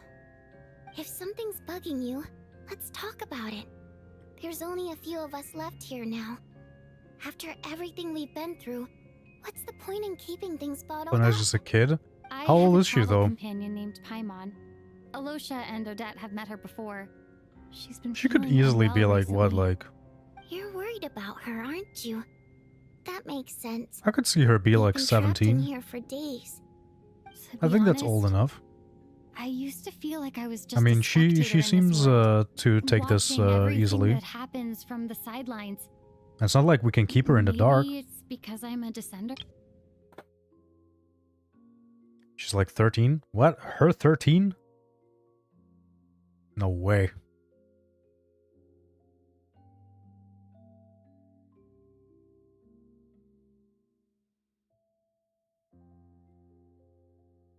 Damn, we finally said it.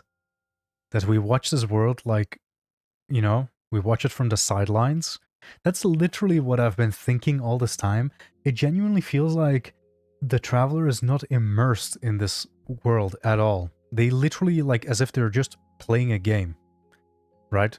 Like, sometimes it really feels like the traveler doesn't actually cherish the connections that they make. Like, it just feels superficial in a way. Like, they're just going through the world, making connections. Of course, like, they're, like, happy and stuff like that, but it's like, I don't know. Like, it always just feels like they're, like, disconnected. A descender. But with Paimon by my side, over time, I slowly felt my connection to this world growing stronger. She loves eating, sleeping, and having fun, but she's also a great guide. It's her authenticity that makes this whole world feel more real for me. Over the last few days that we've been apart, I've often caught myself wondering, what would Paimon say if she were here right now?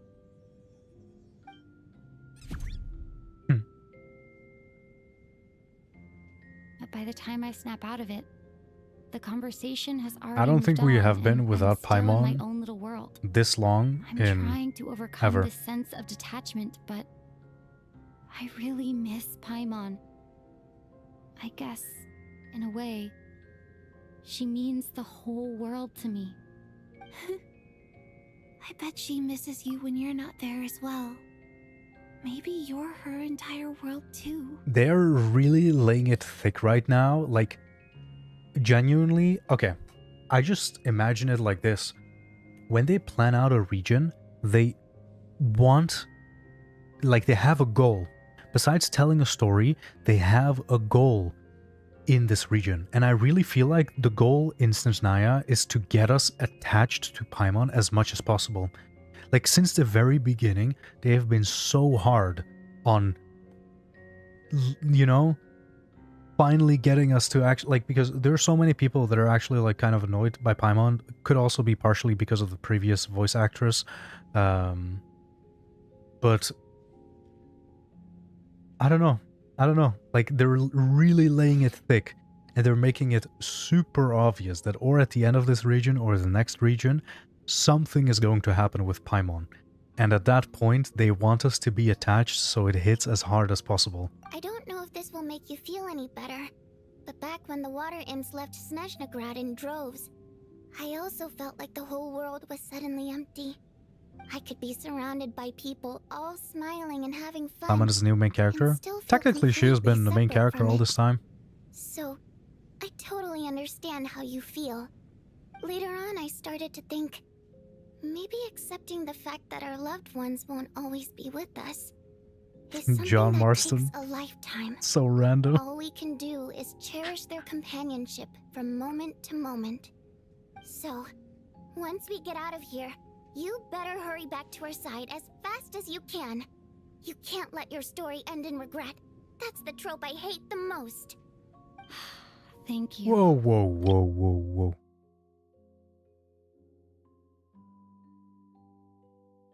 Dude, what is this foreshadowing? Holy shit. But Vodyanitsa, if you hate goodbyes too, why didn't you leave with your people? That's just the choice I made. I used to regret it, but I don't anymore. That is such a Like I nothing said answer. before, singing is a water imp's primary mode of expression. It's how we convey our emotions. Our songs have echoed through this theater for hundreds of years.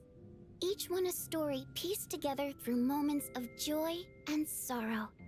But does a story Foreshadowing exist bigger than without someone Ayaka's to read forehead. it? To me, the answer is no.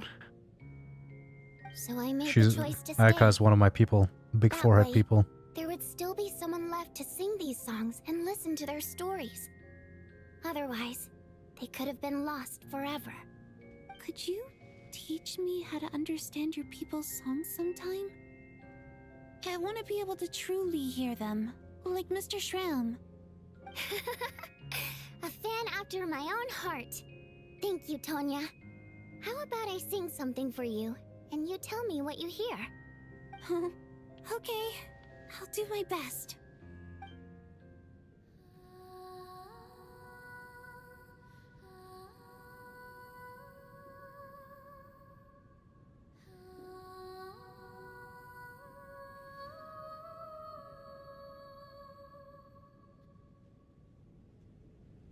Come on, Tonya. I've Now never you. heard that one before.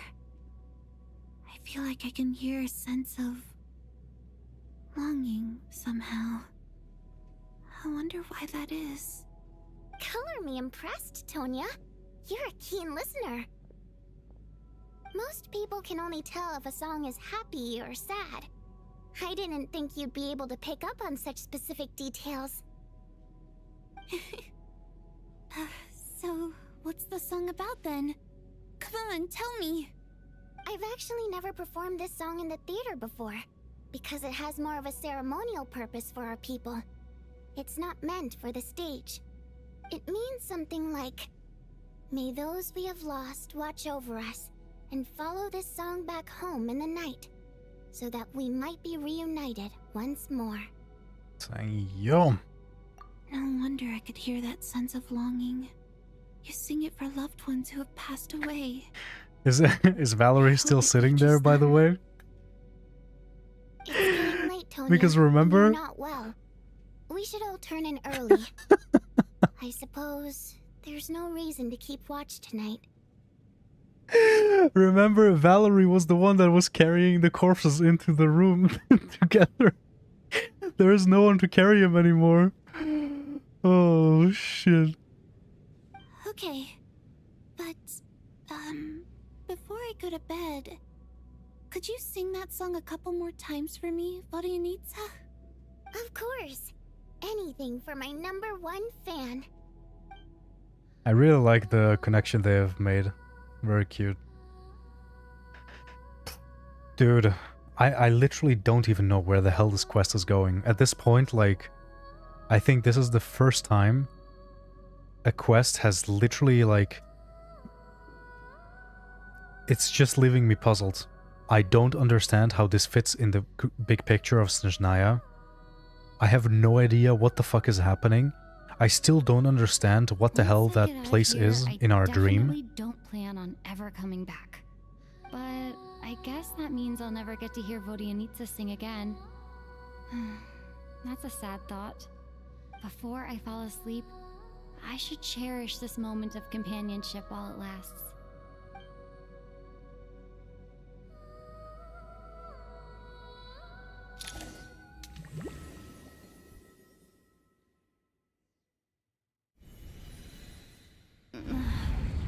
Where am I? Oh my god, what is it this time? Dark in here, and I feel kind of dizzy.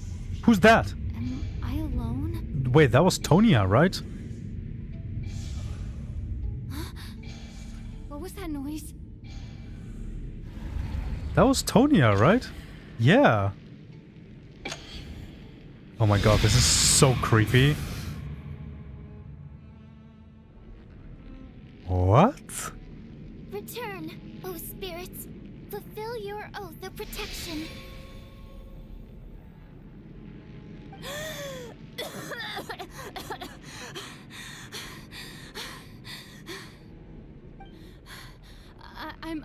I'm alive?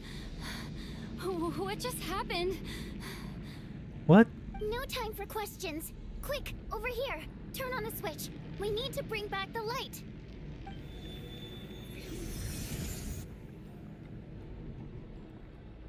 All right, We're safe. The spirit just now is called Night Prayer. The light subdues her, but she'll attack without a second thought in the dark. Sort of. I know it's hard, but you can't let this place go dark, or she'll kill you again. Enkanomiya looking ass place. What do you mean, light and dark? Did I just die? Yep. Luckily, I was here to resurrect you. Otherwise, that'd have been a real bummer. A bit more than a bummer, I'd say. Wait, so you have the ability to resurrect people? What the fuck is happening? I'm your guardian spirit, after all. I specialize in soul recall. Oh, it's nice to meet you, by the way.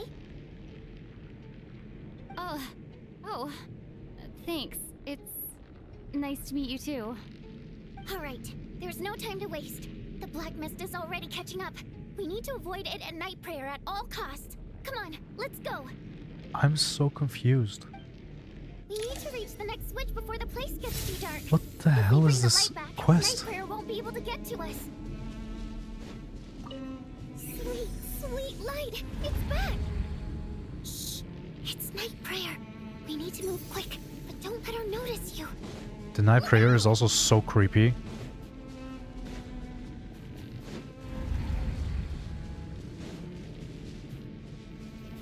She's just walking. She's just walking and chilling. Unbothered. Moisturized. Over there. Okay, there she— oh, brother! Oh shit, it's the train again. Nice. I like this train. I like trains. Where the fuck are we going?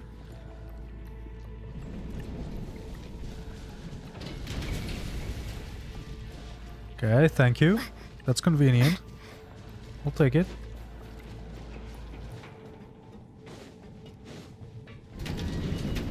No, no, no, no, no, no, no. No. Don't do that. Don't do that. No. Oh, Night Prayer is here too. This can't be the only path.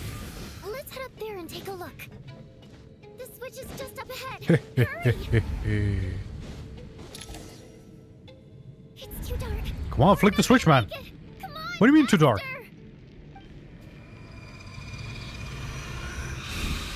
Why? Again? Turn on the light! Not on my watch. Quick little slap in the face. Wake up!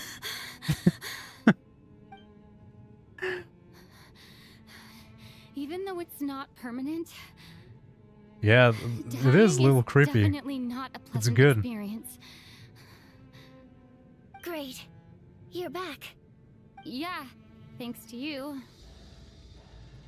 Time for you to get out of here. Quick, before the light runs out. What about you? I'm not sure if Volyanitsa knows that it's us. I can't. I've already been used up. What? What? A guardian spirit's skills are finite.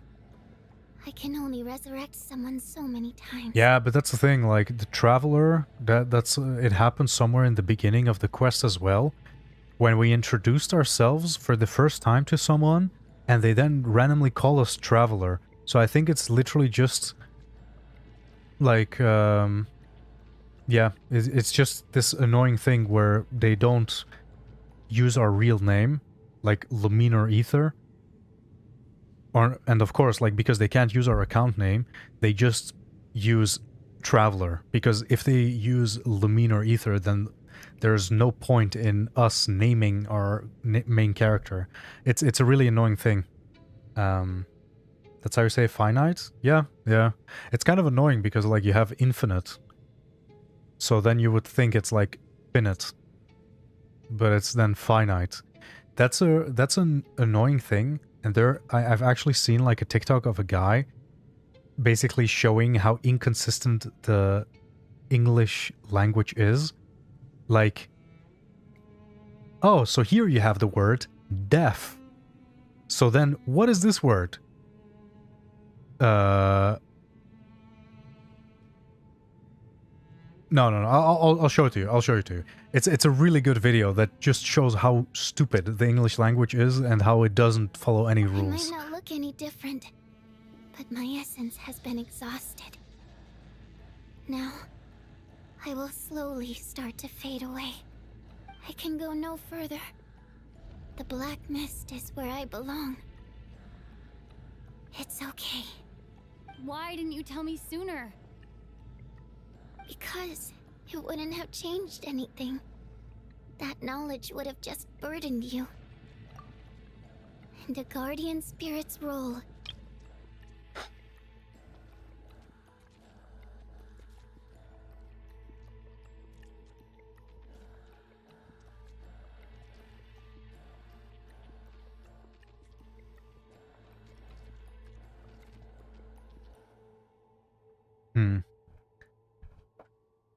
You pronounce it as Finite? What? Finite? That's a funny one. But I just immediately think like you would then just use like, you know, like the part of like infinite. Because it's not like infinite. Right?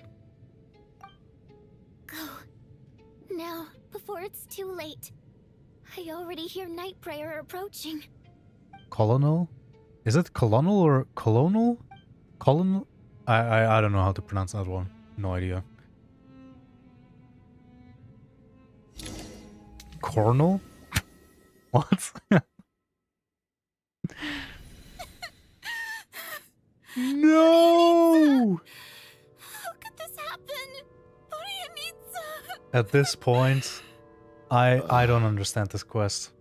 Well, I know there's this is no going need to be some inspect the body. fuckery with what do you call her? Renova or some shit like that. You're beginning to grow numb to the tragic deaths that await each morning. Before long, the lament of countless water imps seemed to resound around the theater, full of deep affection and sorrow for Vodyanica. Your emotions begin to respond in kind, leaving a heavy feeling in your chest. Dude, how has Chugunov been going so long? You lied to us, didn't you, Chuganov? You've been lying from the start. Take a long, hard look at yourself before you go around accusing other people. I suspected you on day Rip one, Vodafone? Relic, and now What? look where we are. By some strange coincidence, you've never been targeted. You just happen to have survived this long? No, you should be the prime suspect. And you, little hunter, ever so content with staying on the Yo, sidelines. Alyosha has been so You quiet. were the one who Has he stopped said us from leaving anything? from the start. Why are you trying to keep us here? Now you're just lashing out indiscriminately. That's either a sign of anxiety or a guilty conscience. Where was all this passion and bravado before? Decided to fight until the bitter end. Is that it? Is that a threat? Fine, bring it on. You think I'm afraid to die after all this? You want to kill me? Go ahead. I'd like to see you try. I wonder if this has to do with like Renova like losing control of her power, or like because we know that the heavenly principles are slowly becoming weaker and stuff like that, or they can't really do anything. And I think it's just because like so much shit is going wrong in Tevat that they basically like lost control. So I wonder if she like somehow lost control of Death, and that's why like Death is now just kind of like going rampant, like things that shouldn't be happening are happening, like Capitano reviving. After all the trauma of the past few days, everyone's been pushed to the breaking point. Valeri and Mitya aren't here anymore. Someone else needs to step up and take charge. But first, I need to think of this I had to through. sneak it in, okay? Considering everyone left, who's the most likely candidate for the deceased? Likely to be deceased. I'm sorry, Tonya. Alex Shemin 13 is warning you to hydrate or become a Never raisin. met before is Tonya. There is room to doubt her true identity. People are easily misled by first impressions. Now that I think about it, Child's sister was in fact a label I imposed on her due to my own assumptions. What do you mean? But Mr. Chuganov vouched for Tonya's identity yesterday, with basically no other possibilities left. Could it be...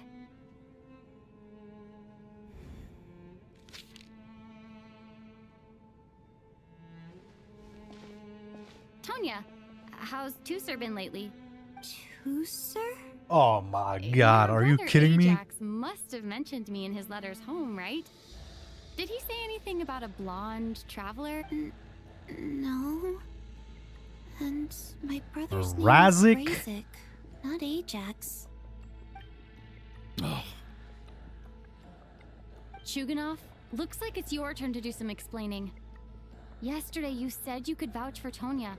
Why did you give us a false testimony?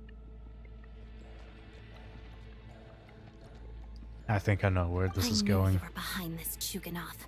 You've been lying through your teeth from the start. Everything about you is fake. Down to the wife and daughter you're always talking about. Your entire family man persona is a charade, isn't it? That night, when I infiltrated your place as Lelik, I noticed you were home alone. Didn't think much of it at the time. Just thought everyone else was out. But thinking back on it now, that doesn't seem very likely. My guess is, you live alone, don't you? Even that was a lie? But why would he lie about having a family? Oh, curses! Oh, why is there no end to this blasted snowstorm? If it would just stop! If it would just stop. I think I remember now. I know how I ended up here. It feels like a distant memory. But at the same time, it's This just quest is like it too was good. Yesterday. This quest is too The good. reason I'm always coughing is because I got sick with frostbite. The locals usually call it the snow cough. It's not a very common illness. It's partly genetic and partly caused by the cold climate, but it can be fatal. They sent me to the hospital as soon as they found out I had it, and I spent so long lying there in that hospital bed. After a while, I felt myself growing weaker and weaker. Nothing seemed to be working anymore. Neither the treatment that the doctors were giving me, nor the medicine my brother was brewing from frost fairy flower leaves. So one day, I told my brother that I wanted him to take me outside for once, so things could be like they used to, just for one day. I wanted to meet loads of friends, experience new things. He agreed. He snuck me out of the hospital, and we escaped. We got to the theater, bought tickets, and went inside. Oh, it was all so exciting. I remember the show very clearly. It was amazing. But I found myself getting sleepier and sleepier. Oh, Tonya. When I woke up, I couldn't find my brother anywhere, so I guessed he'd already left. But there's no way he'd leave me behind. So I decided to stay here and wait for him. At the time, I figured he'd probably gone to brew some more medicine for me. I was planning to chew him out for abandoning me when he got back. Tonya, it sounds like by then you'd already... Yeah, I know. I understand now. Dead, aren't I? This cough and the feeling weak. I mean, I would say she was the most obvious dead person. After all of that, it turns out I can't blame my brother after all. I was the one who abandoned him. I'm sorry, everyone. I realized this much too late. It seems like death skewed my perception. And now I've dragged you all into this mess. Your name probably isn't even Tonya, is it? Didn't that ever strike you as odd over the last few days? Well, when I was little, My brother and I read a storybook. Antonia is the name of one of the characters. When we escaped from the hospital, our family and the hospital security were looking everywhere for us. It's always funny when it turns out that the name of the character is not real, that they immediately put their name in between quotes. Like, for example, also, like, it's also been in the past where I don't know, like a creature is imitating a person, that it says, like, the name, but then between quotes to signify that it's not actually them. Like, the same way it's now in between quotes, Tonya. So when you first approached It's a me nice and touch. said my brother had sent you, and called me Tonya, I thought he must have chosen a fake...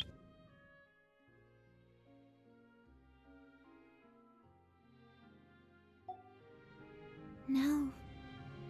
Yeah, I also like the question Seems mark. like that was just wishful thinking. That one is kind of like more mysterious, ominous.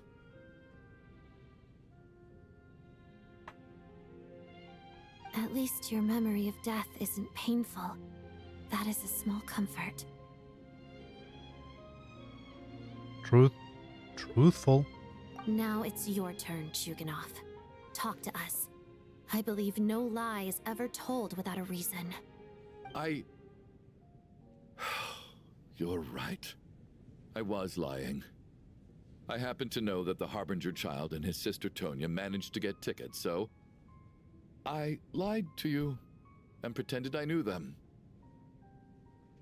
And yes, I was lying about my family too. Oh yeah, I still got the brownie. Still got a good amount of pieces. I mean, it was pretty big. I think I have about like a fourth of it left. But man, let me like, because I don't think you were there in the beginning when I showed it to you. Check this out.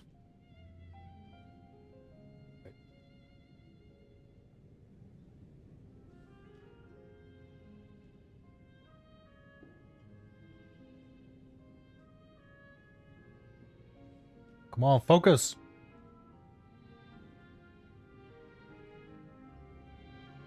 Focus, please.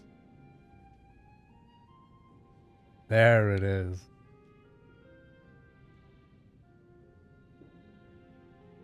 Oh yeah. Oh yeah. That's good stuff right there.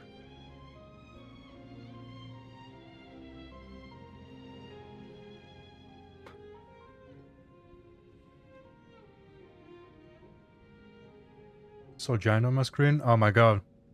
Now that I think about it, it's kind of embarrassing to actually like increase my face by so much. Probably shouldn't do that anymore. The truth of the matter is, I lost them a long time ago. I knew it! Refused to accept reality. And now I've spent the second half of my life living a lie. I knew it. Ever since he told Tonya that she reminds him of his daughter.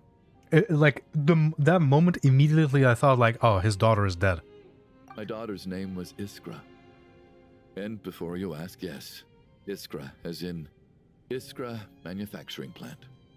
She also died from the snow cough. She was just 6 years old. If she were still alive today, she'd be around the same age as little Tonya here. After Iskra passed, my wife couldn't bear to face those memories either. So she chose to start a new life without me. I'm craving chocolate now. Mars, this is on you. What? How?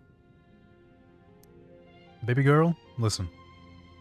We all know that I made the brownie because of you. And the brownie contains chocolate, and now Alex wants chocolate. So it all leads back to you. One day when I came home from work and saw the empty room, I felt like I couldn't breathe. Subconsciously, I started to imagine that they were still there. Oh god, this guy's delusional. This was the only thing that made me feel any better, so I just embraced the delusion. Nothing more than a Damn, he pathetic actually means of admitted. escapism. I know. But at least it's not a crime. Damn, this brownie So looks so explain your fucking good. false testimony then. The night before last, when I was chatting with Tonya, she mentioned that her brother would brew medicine for her from frost fairy flower leaves. Combined with her various symptoms, I suddenly understood everything, including the fact that she was deceased. The snow cough used to be an incurable illness. I would pick frost fairy flower leaves to brew medicine for Iskra too. It took hours and hours on the stove. But the year after my daughter passed away, the jester of the Fatui announced that a cure for frostbite, also known as the snow cough, had finally been developed. It turned out that all previous treatments were completely ineffective. No better than random concoctions. This would feel so the final straw for terrible. me. I just couldn't take it anymore. Just one more year. One more year, and everything would have been okay. So, more than anyone, I know full well that in this day and age, no one in their right mind would still be using frost flower leaves to brew medicine for the snow cough. Poor Miss Tonya, therefore, had to have been from an era when snow cough was still a terminal illness. Man. So, you projected your daughter onto her? Even though you knew she was one of the dead? Even though you knew that protecting her could get you killed? That doesn't make any sense. You knew she was already dead. What did you hope to achieve by protecting her? He's delusional, man. Let him go. I just don't believe in your crackpot theories. Nor do I approve of your actions. Crackpot theory? How can you just declare a living person dead and throw them out into that snowstorm? Nitia's gone. My good buddy Shram's gone. And now it's Tonya's turn, isn't it? Man, I love that he actually buddied up with Shram so much. I mean, I kind of forgot that in the beginning they actually talked to each other, so yeah, I'm sure they became good friends. The others I can make my peace with, but little Miss Tonya, here she is, standing right in front of us, alive and breathing, and fighting her own battles. Yet you're quite happy to say she's dead? My sister said Beta Avon. Oh, fuck. Shit, what does that mean again?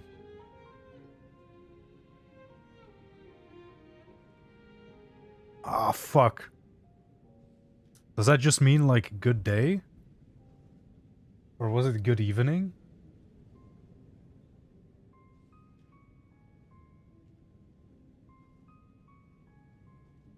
Or was it like, how are you? There was something in that gist. It was like some type of greeting, right?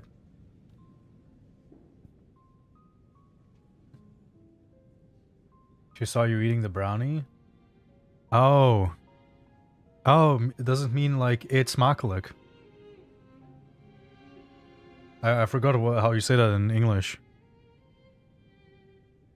Like, eat it deliciously. Was that the one?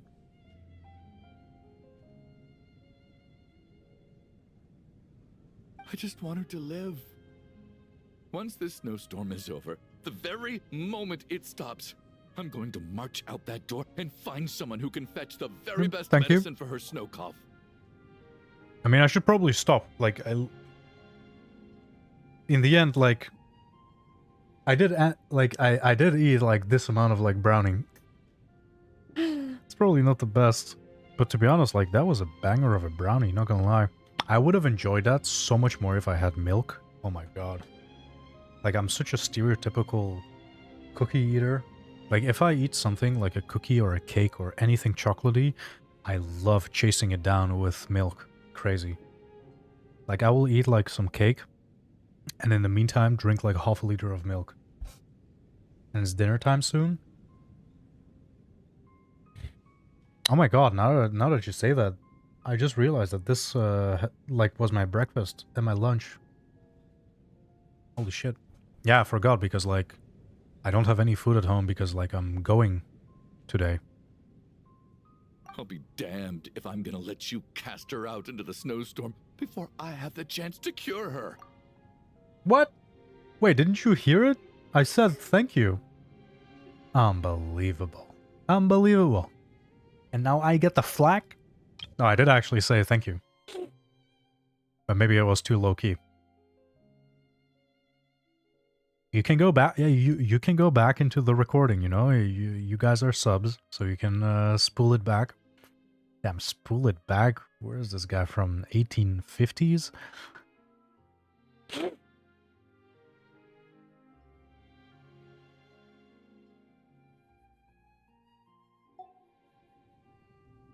And prove you're right? No, thank you. Not again. Of course. Not this time. No, And surely you're not gonna tell her, huh? grasp. Thank you. Thank you for telling me Beta Avon. I will Beta Avon it up so much.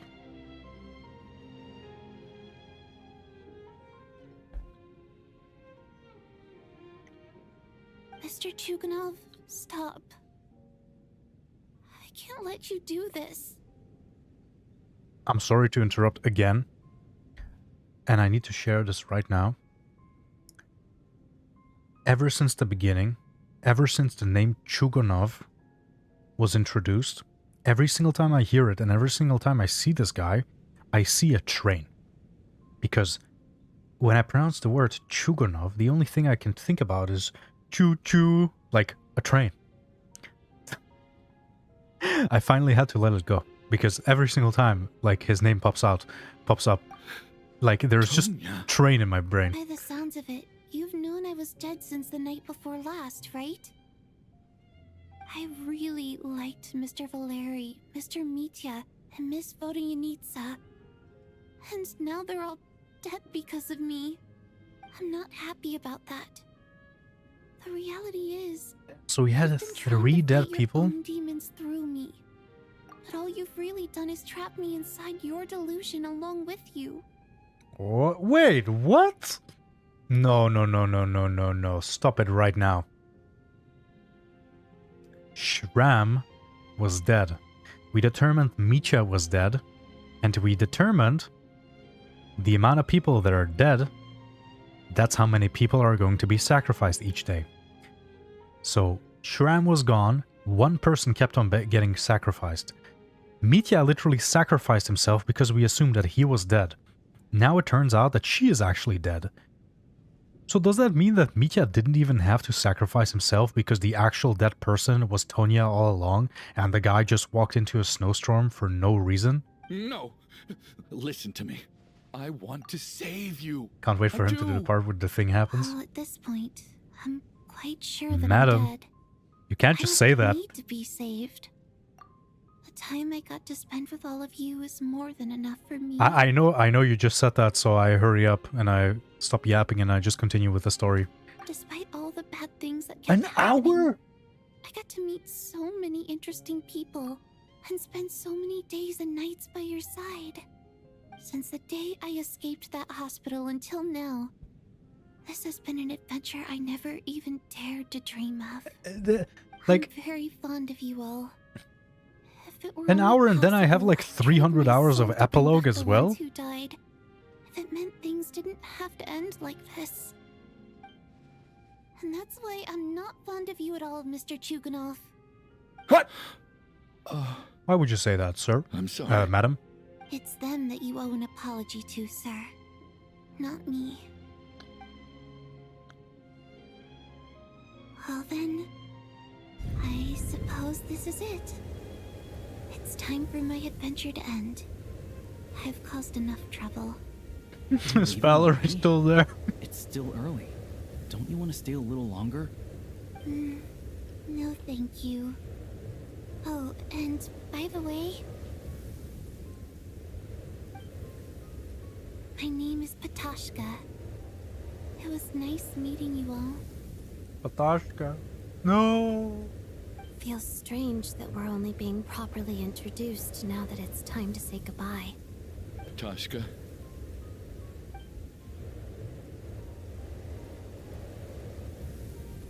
What are you doing, Chuganov? Are you crazy? Let me leave. I can't keep lying to myself. Oh my god, is he gonna anymore. commit suicide? In your dreams. Don't think you're getting off that easy when you had a hand in the deaths of so many people. The Fatui have honed quite an array of enhanced interrogation techniques since they were founded. Once we're out of here, Lelik will personally give you a taste of every last one.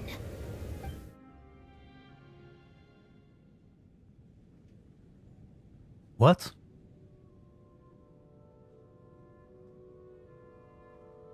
I think we should leave. I doubt this snowstorm is ever going to stop. For all we know, this storm might have destroyed all of Snezhnaya by now. Maybe even the whole world. Starting to feel the same way. Wait, we finally solved the mystery of the haunted theater today.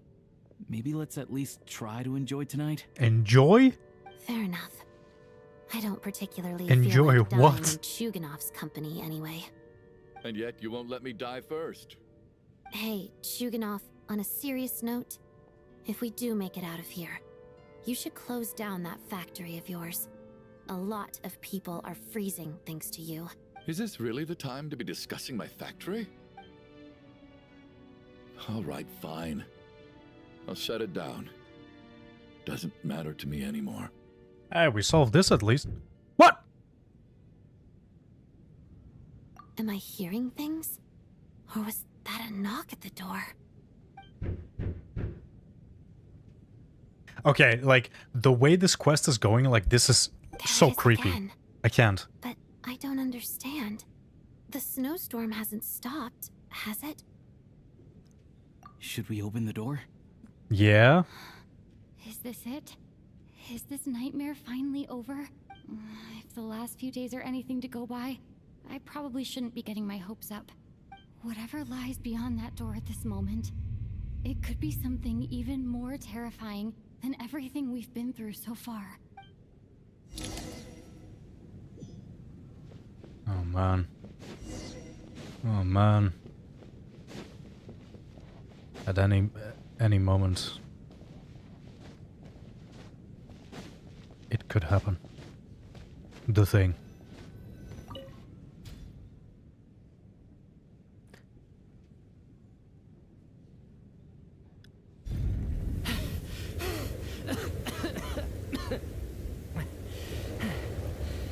Hey everyone, I'm back. How are you doing? Feeling... I didn't know I would meet you again. Much better, thanks. Whew, it is so good to have you guys here. I was a little worried that the theater would be empty by the time I got back. Let me see. Tonya and Vodyanitsa are missing, which means Vodyanitsa died last night. And then you discovered that Tonya was the other Okay, dead person. brother. Am I Stop. right? Like, Not Tonya. please. Petashka. First, tell us how you made it back here. Given the conditions outside, no one should be able to return alive.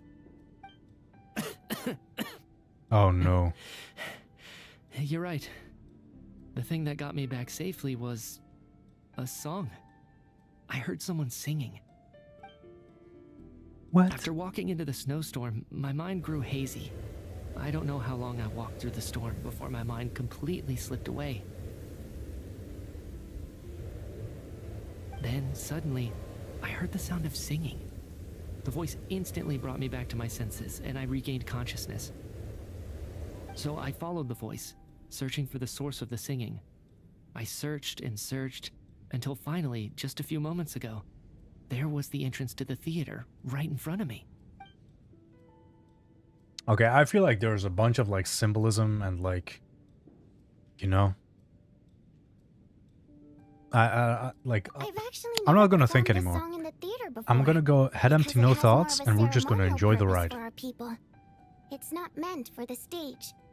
It means something like, may those we have lost watch over us and follow this song back home in the night, so that we might be reunited once more. That must have been Vodyanitsa's Requiem. Who knew it actually worked? That song is meant to guide the souls of the dead.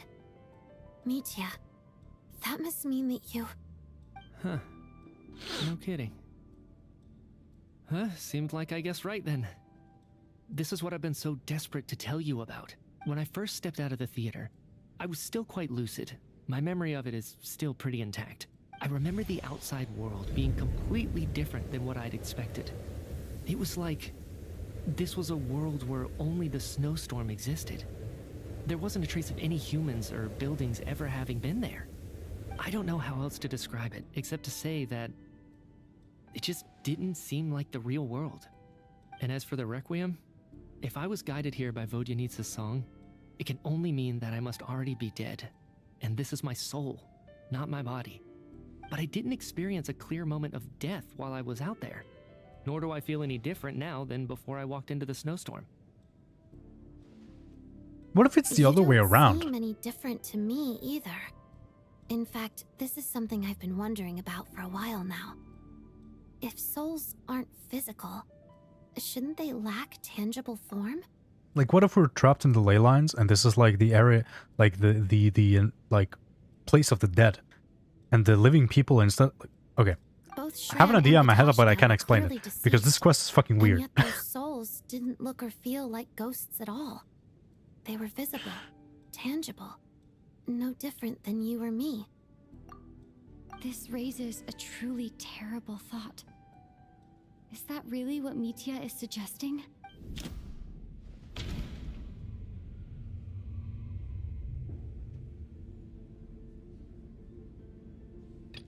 No. Mitya said, the outside is a world where only the snowstorm exists.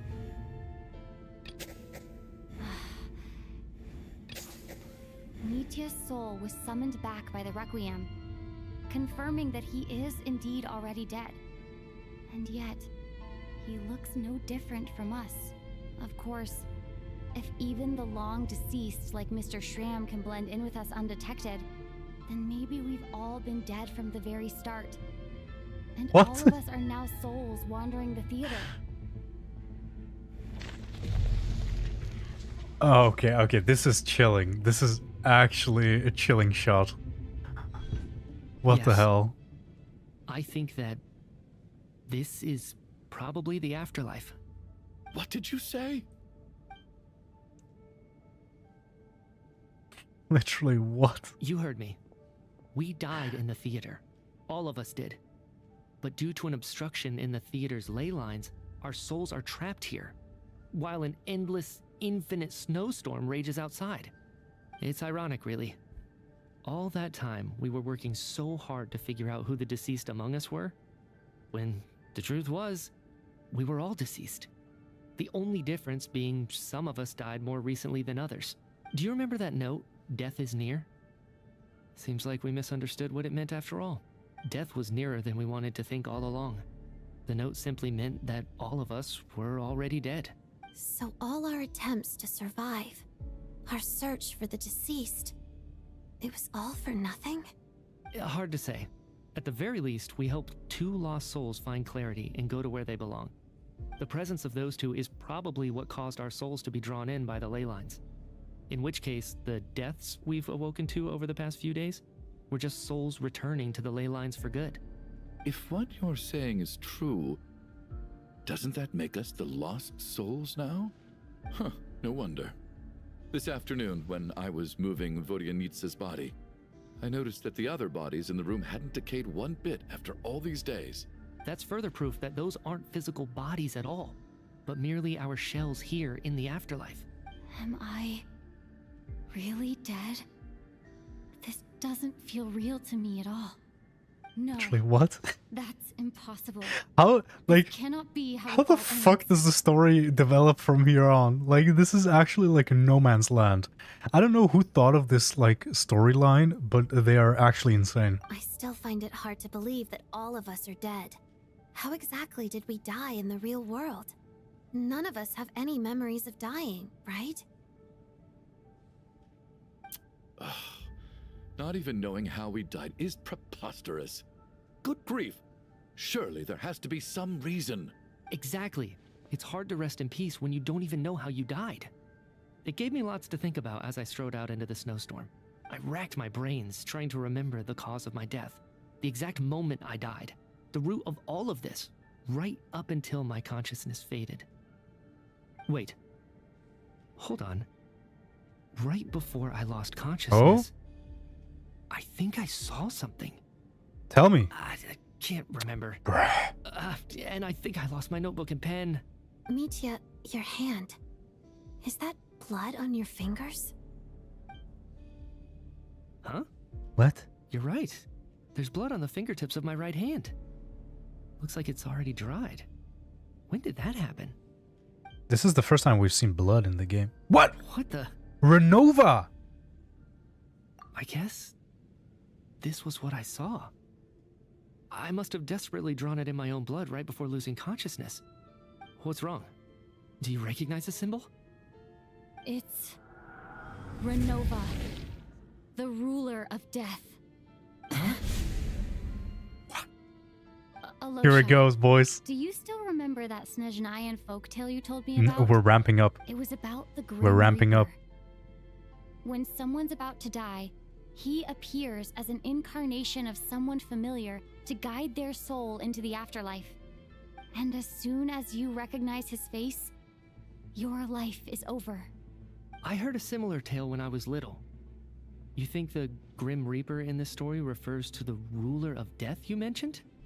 That's right. In which case, death is near could also mean that the Grim Reaper is here, disguised in a familiar form. Death, the deceased, and the Grim Reaper? So it's a triple entendre. When I first saw this note, I thought it contradicted the investigation report. But now it seems like that was the whole intention. So the Grim Reaper deliberately misled us. Then we started suspecting each other and searched for the deceased while they hid in plain sight. By that logic, the one person most likely to be the Grim Reaper incarnate is...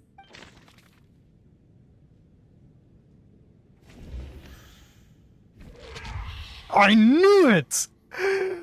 No doubt about it. It's Alosha. Looking back at how everyone has acted over the past few days, Alosha is most likely the Grim Reaper lurking among us. Mother free, like, I was suspicious of this guy for so long. Yo, what's up, Punk? How are you doing, man? Yeah, welcome back, welcome back. Must have been a long time. Man, this quest is insane. This quest is actually nuts. Also, the graphics. Is it you, Alosha? You were the first to discover the investigation report, and you had plenty of time to slip the note inside to mislead us. This is, by the way, exactly what I really hoped for when it came to Renova. As the ruler of death, you want to have, like, creepiness. Like something, like, horror-like, right? And then I remember, like, when Renova for the first time was announced, shown, people were kind of disappointed that she kind of just looked like a stereotypical, like, ooh girl, you know? Instead of being, like, a creepy, like, creepypasta monster. Ba-boom. Like, the first quest around Renova, and it's an absolute banger. I'm so happy. Like, this is exactly what I hoped for when it came to Renova. 5 hours ago, they uploaded a big cutscene of this quest, and it's such a spoiler. They knew, and they knew I was starting. So? Surely you can't suspect me based on that alone. What if someone else found the investigation report first, slipped the note inside, and then put it back without telling anyone? There's no denying it. The note could easily have been slipped in much earlier than it was discovered. That's not all. I've also noticed that, although on the surface, Valeri, Mitya, and sometimes I were the ones taking charge of the situation, looking back now, even though you didn't say much, you were always subtly guiding everyone from the sidelines. What do you mean? You were the one who emphasized how dangerous it was outside and insisted we all stay here. It was also you who suggested that we all sleep in the same place. And earlier today, you tried to convince Patashka to stay. I don't understand why, but it was out of character. So, you didn't understand my intentions, and now you're assuming the worst. Seems pretty unreasonable if you ask me. So, does this basically mean that this is like a harvesting place? Like, Renova literally wants us to stay here so she can literally harvest our souls or some shit. He still won't admit it? Fine. Let's see how he responds to the most damning evidence of all. The biggest question I have right now is, if the Grim Reaper is impersonating Alosha, then where's the real Alosha? When did they switch? These graphics in the middle, and we get these choices, are always so good. After the performance while investigating the snowstorm.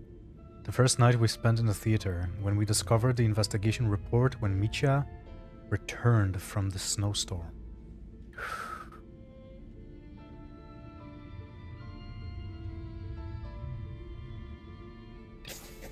That's right.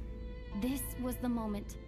Right at the start, before any victims had even emerged, Alosha was switched with the ruler of death while everyone's guard was still down. Oh, this is so creepy. When all this began, right after the performance ended and the snowstorm began to pick up, no one suspected anything unusual. We just assumed we were snowed in. It wasn't until we discovered the bodies the morning after that we realized something out of the ordinary was going on. But it's clear now that the oddities actually started earlier than that, when Dimov walked into the snowstorm and never came back. Right. So Mr. Dimov was the first victim, not Sobolova and Torgov. And if we pinpoint that moment as the beginning of this incident, then one thing becomes clear. Alosha, you are the only person who walked into the snowstorm and came back without the help of Vojanitsa's Requiem. More precisely, Alosha never came back at all. The one who came back was the Grim Reaper. Oh, Angie. He's angry. Not bad. Well, since you've backed me into a corner, I suppose there's no point in keeping up the act anymore. Yo, the voice! You're the Grim Reaper? I am no such tired cliché. Mortals should address me as the ruler of death. Yo, the recaller kinda goes hard. Oh my god. Before being wiped out for good, you identified the two deceased, and even sensed my presence. A commendable achievement. Far beyond what I expected. But what's the goal? I heard you can ferry souls. Those deaths each night. Were they your doing? Your initial conclusion was correct. Due to the existence of the two deceased, the ley lines yearned to reclaim those long-lost souls. Every night they devoured an equal number of souls to fill the void.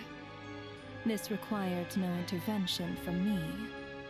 Though of course, ferrying souls is indeed my authority. Here, take a look. Oh!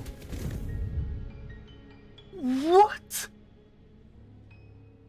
Choke it off! What are you doing? That takes care of today's two. Don't get so worked up.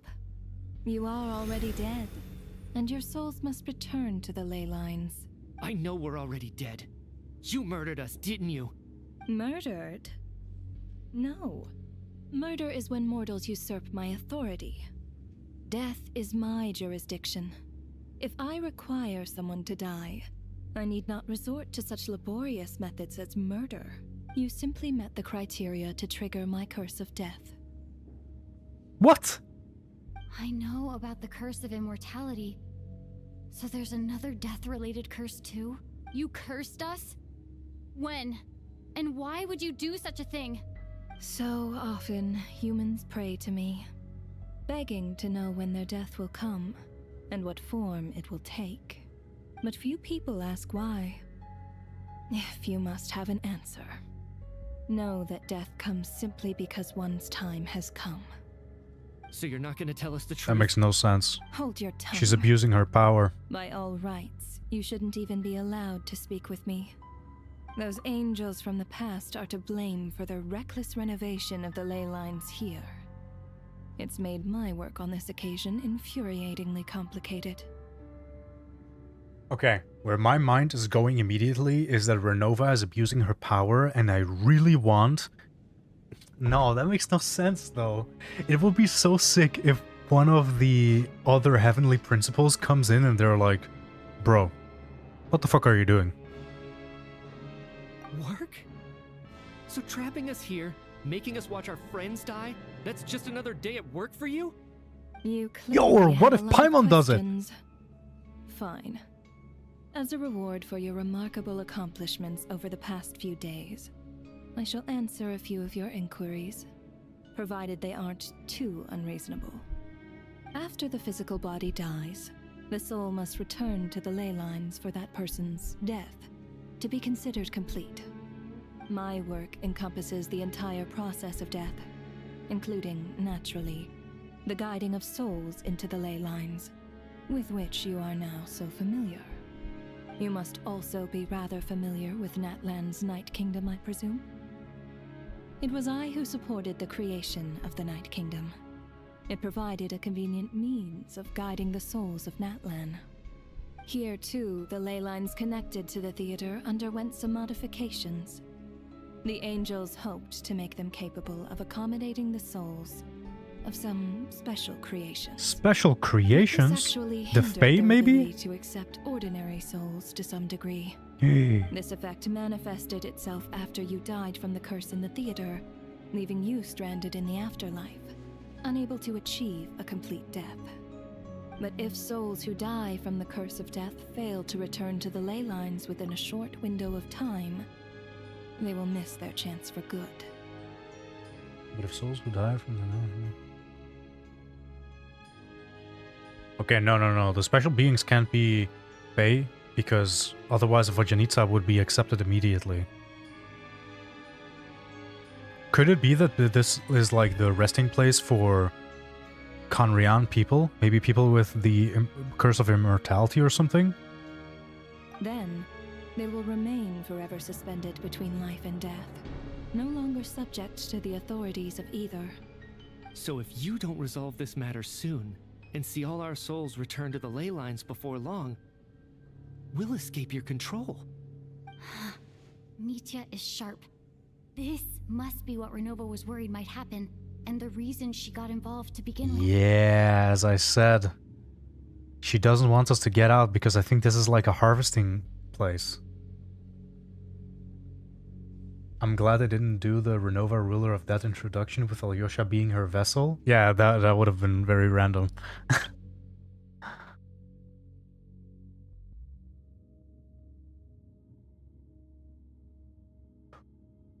What? But wait, no longer subject to life or death?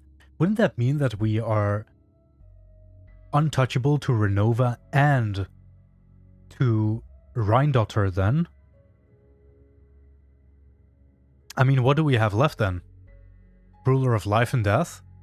We have the ruler of space, which is gone. But what if the ruler of space saves us if we're like trapped in this place? And she has control over time and space. No,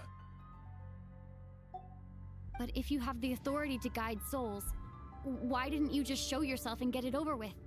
Why hide among us in the form of Alyosha? You seek to understand the mind of a god.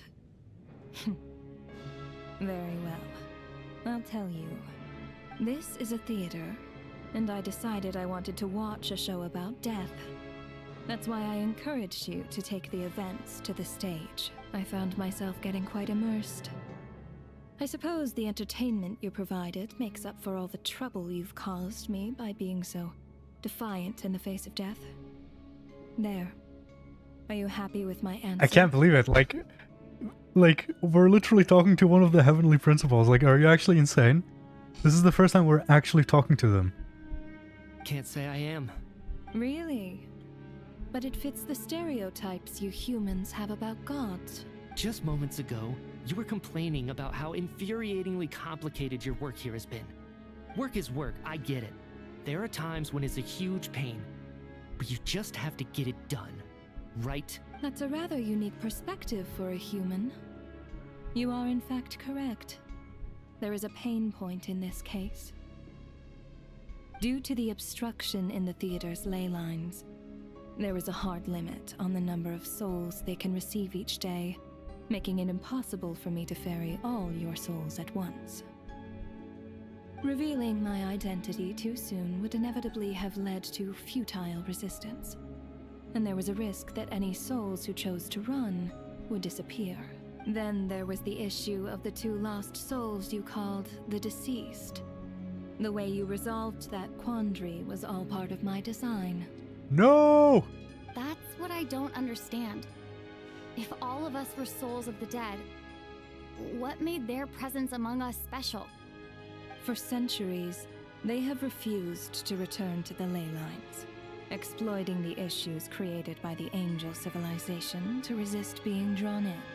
Centuries of obsession accumulated during this process. You may think of this obsession as the resentment of the dead, and in this quantity, it was a bomb that could have detonated at any moment. It reached the point where I could not afford to leave it unchecked. But the only way to fix it was to help them acknowledge their own deaths, make peace with their regrets, and willingly walk into the snowstorm. Only then, with my guidance, could they finally return to the ley lines. Otherwise, you would not like to know what the consequences would have been. Hey? I vaguely remember seeing Patashka, but in the most terrifying form. Was that in a dream? Is that what would have become of her if she hadn't returned to the ley lines? I see your dreams brought you many revelations. So you see, death in fact grants wisdom to mortals.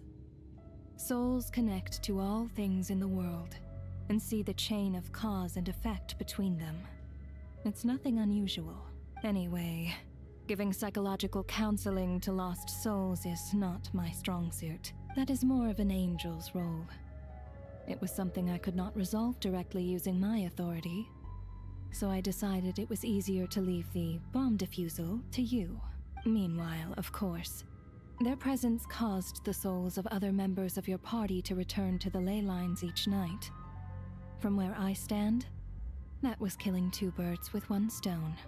Man, we were dancing in the palm of her hands like... Jesus Christ. As both issues slowly resolved one another without me having to lift a finger, all I had to do was stay close by and keep the situation under control. Then use my authority to wrap things up at the end. And, of course, while I was at it, I thoroughly enjoyed watching this drama, dealing with death from a mortal perspective, play out on the stage. Sounds like you had it all figured out, Grim Reaper. I just did the math. You said there's a hard limit to the number of souls the ley lines here can receive each day. It's 2, isn't it? No shit, brother. That much is obvious, even to a fool. It's time to review this whole affair. If the ley lines can only take in 2 people per day, I need to go over the deaths from these past few days again. Yeah, because like we had that one day where Mr. Door died, but Chuganov didn't die. Was that also the day when someone else like walked out or something? I don't think it was. I don't think it was.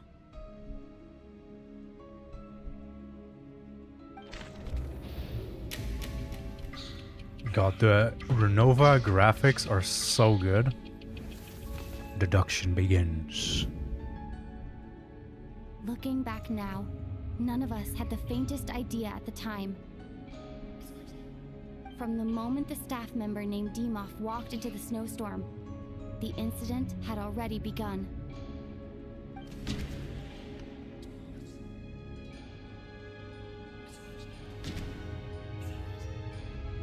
Yeah, so it was like... No. Let me go... Wait, what? Didn't they die? Like, these 2 died first. No. Let me go... Or was it Alyosha first? Yeah, okay, yeah. Alosha was the second to walk into the snowstorm after Demoff to investigate. During this process, the ruler of death assumed his identity, making him one of the victims. This is so creepy. Like we're actually like talking about actual death. Like people have been dying left and right. This is insane. During our first night in the theater, everyone was caught up in the novelty of it all. No one could have expected there would be victims the very next morning.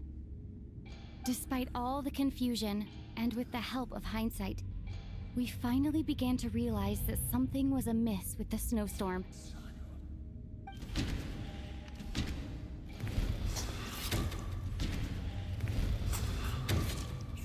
The ley lines devoured Torgov and Sobolova on the first night. At the time, we thought this might be a murder case connected to Lelek.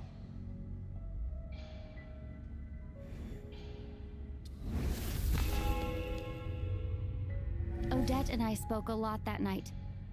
3 people were on watch, but in the morning, we discovered that someone had fallen victim all the same.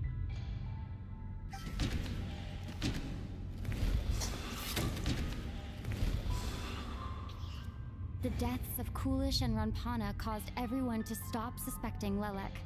Unexplainable phenomena occurred one after another, leading Mitya to suspect that we were caught up in a supernatural event.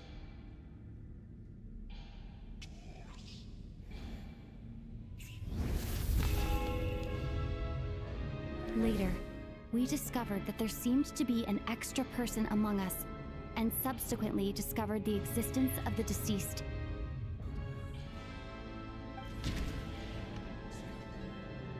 This was the day when we said goodbye to Shram.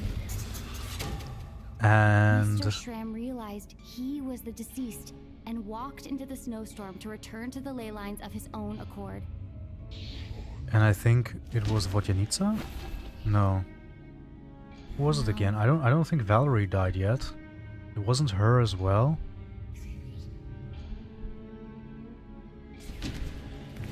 What? No, was that the day Valerie died? But Mr. Valeri's death was a rude awakening for everyone. Once again, the ley lines consumed him during the night. A lot happened today.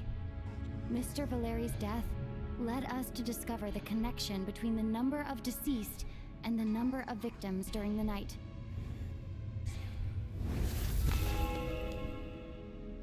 The fact that there was more than one deceased seemed to bring us back to square one. Odette revealed some information she had been keeping to herself. Yeah, this was when Vodyanica died, and Mitya walked out. Was swallowed by the ley lines in her sleep.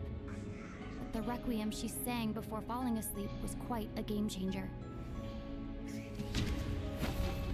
Oh yeah, of course, because like he came back, Mitya of course. did Yeah, indeed, yeah, the yeah. void in the ley lines hasn't been.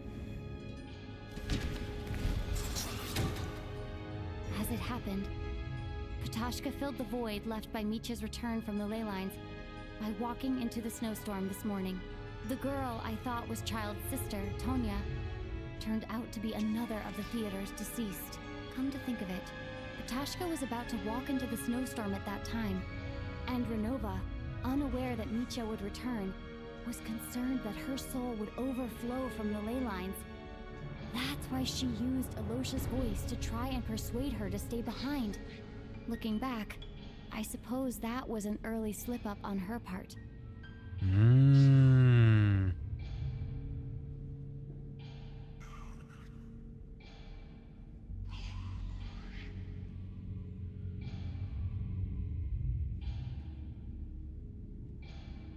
Okay. Yeah, the last two, Chuganov and Odette dying. No one expected anyone who walked into the snowstorm to return. But just after nightfall, Mitya returned, bringing crucial information with him. Various truths began to surface, including that all of us were already dead, and that the ruler of death was here among us. Then, after revealing her true form, Renova callously claimed 2 souls.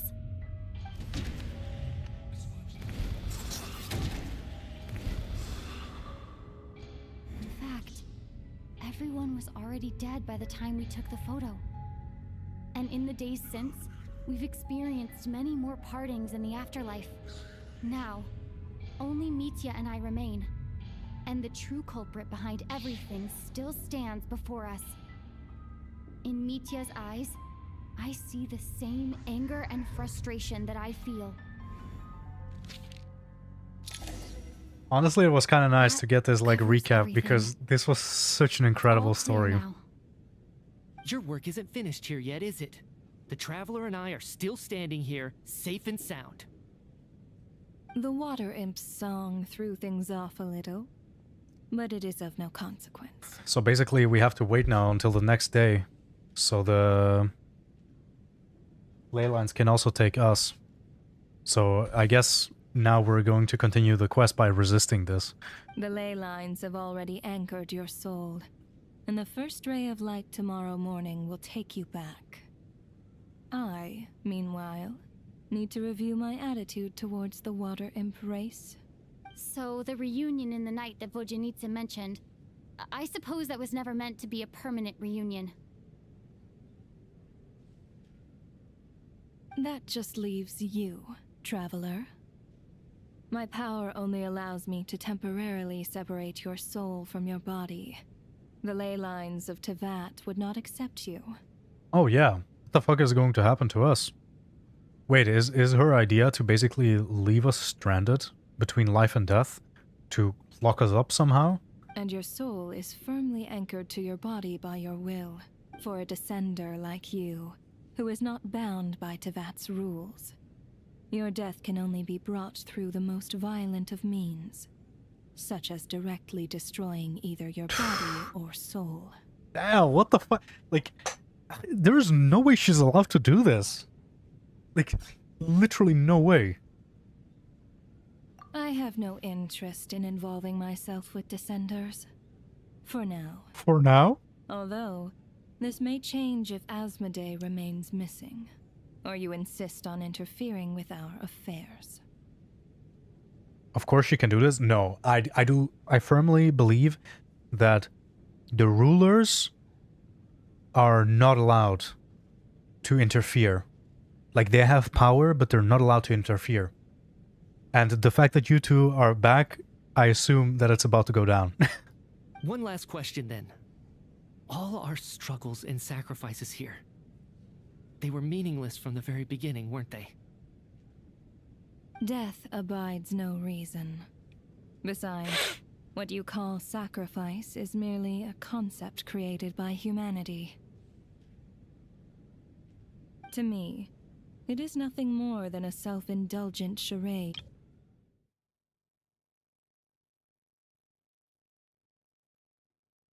Something from my grasp. A truly laughable idea. Oh, here we go, dude! Grim The Reaper, cutscene. you really know how to get on my nerves. Oh my god. I'm not here to ingratiate myself with you. I kill merely because your deaths are necessary. Oh, you've made that quite clear. But humans don't take well to being scorned. Not even by the gods. Here we go. What are we even going to do? Can we even touch her? Oh my god, wait, she actually has Alyosha's powers. She has puppies. Puppies of death. Come on, Traveler, you gotta do something more than that Anemo ult. What? Oh? A preview of his abilities? Oh, that looks cool. Is he going to be like a Jing Yalan type of off-field character, maybe? Yo! Scarf MVP. I really love his scarf. I really wonder what that scarf is. This is futile. You must know that you are powerless against me in my own domain. I suggest that you save your strength. For what? Maybe we can't change anything. But if Oh nothing damn, else, our sword! Oh my god. we can at least teach you to have some respect for the dead. Audacious. Yo, Mitya Loki looks like Doctor Strange or something with his abilities.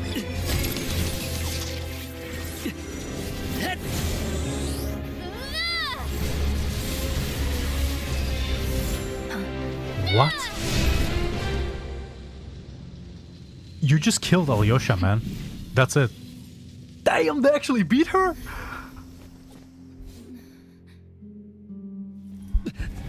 Oh no. Oh no. He has been marked. Yo, guys, what? Like, what? Why are we going outside?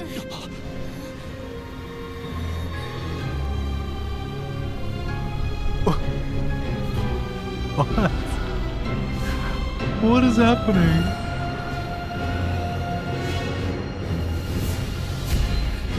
This is insane.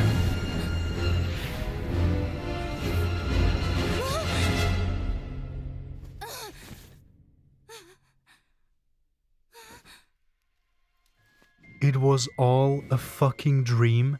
This is literally what I've been thinking since the beginning. Like, what if we're still just chilling in the theater? No way! Dude. There is no way.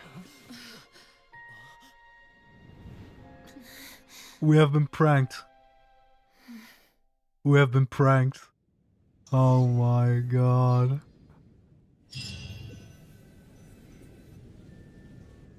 That's literally one of the things that I've been thinking about since the beginning.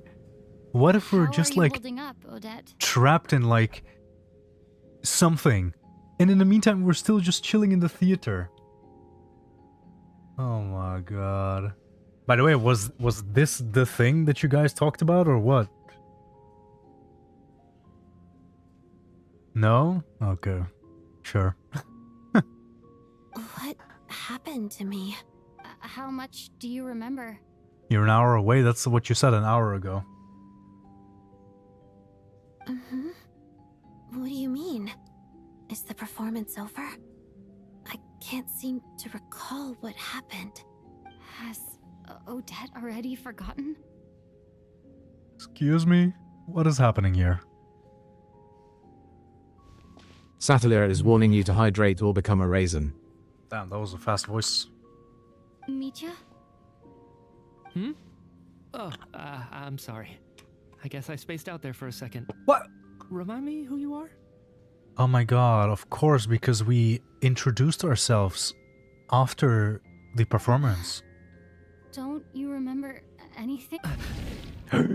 He does. Yeah, I remember now, Conrad. Looks like we guessed right. Just like me when Odette found me at the Armory Palace. For some reason, everyone killed by the Ruler of Death eventually came back to life. What? What? Just with one catch. They forgot what happened while they were dead. Odette and the others have already forgotten everything. Why were you able to remember this time? Could this be the reason? You said this is the Ruler of Death's symbol, right? There's nothing on your hand, bro. I don't see anything there. You don't? Huh. Okay, I guess that makes sense. I carved this into my hand in the afterlife, so it's not visible in the physical world. Does that mean I carved this symbol into my soul? What an unsettling thought. Still, at least I get to remember what happened. I suppose it's a blessing in disguise. What about you, though? The Ruler of Death mentioned that you're a descender? Is that why you can remember? A full explanation would get complicated very quickly, but that's essentially it. Well then, now that it's all over, let's figure out what we've learned. The first thing I notice is that everything here is precisely as we left it, right before our deaths. This confirms that time passes differently in the afterlife than in the real world. They say that right before death, time slows down and your whole life flashes before your eyes. That must be how you know you have one foot in the afterlife by that point. Anyway, clearly the few days we spent in the afterlife probably only amounted to a few short minutes in the real world. This also aligns with previous reports of widespread temporary memory loss among the Armory Palace personnel. Now it seems likely that those were all brief deaths caused by the Grim Reaper's so-called curse of death. But that makes no sense. So they die, but they were brought back to life. So what? To those unaware of the truth, dying and coming back to life must feel similar to a short bout of catatonia. This leaves me with a couple big questions. What are the conditions that trigger this so-called curse of death? And why are we resurrected after we die? If nothing else, I think it shows that killing us wasn't her ultimate goal. We still don't know her true reasons for subjecting us to death. Right. This time only got complicated because of the situation with the theater's ley lines. That's why she had to approach it differently. If the previous incidents of amnesia among the researchers are anything to go by, killing us is usually a pretty routine matter. But why are we brought back, though? Come to think of it, wasn't I about to note something down before I died? Oh, shit. Could it? Because he also died. Like, it almost feels like she's, like, trying to, like, stop them from discovering something or understanding something. Like, every single time he's about to write something down, like, for example, in his office, he dies. And short-term memory loss basically makes it so he forgets what he was about to do. So basically halting his progress. I can't remember what it was, but I think it was something related to my research project. Sorry, Traveler. I'll catch up with you again later. Right now, I have to make a trip back to the Armory Palace. What?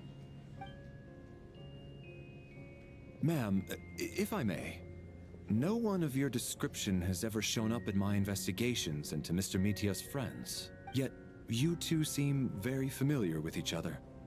Could you perhaps tell me where he was in such a rush to get to? And, by the way, have we ever crossed paths? Forgive the presumptuousness, but I feel a vague and indescribable sense of familiarity about you. I can explain everything. Could you help me gather everyone in the theater in one place?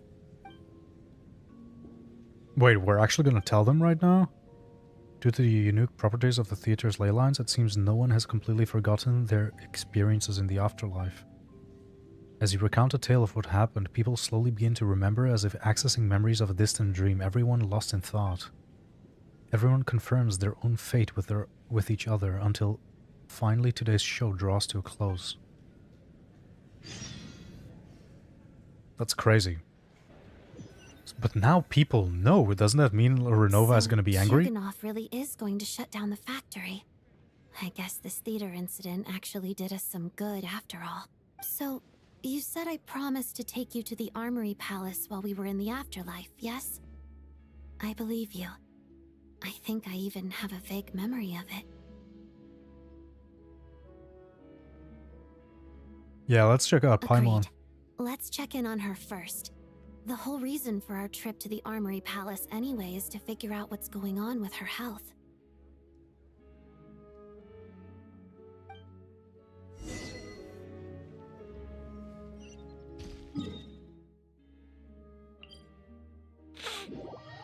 Man. The fact that this quest is still not over. Like, this was already crazy. This is not even the ending. Also, I was lied to that this was 4 hours long. We've been going for more than 4 hours. I'm finally back. Even though a long time has passed from my perspective, as far as Paimon's concerned, I probably just went out to watch a very short show. I should keep my emotions in check when I see Paimon again, or it'll seem weird. Wait. The atmosphere here feels off. What? Shh. Stay quiet. Let's go inside and take a look. Have we still not been able to notify Child yet? We need new orders. What if that person comes back again? Wait, is Paimon gone? I'm so sorry. Under the circumstances. Oh, no.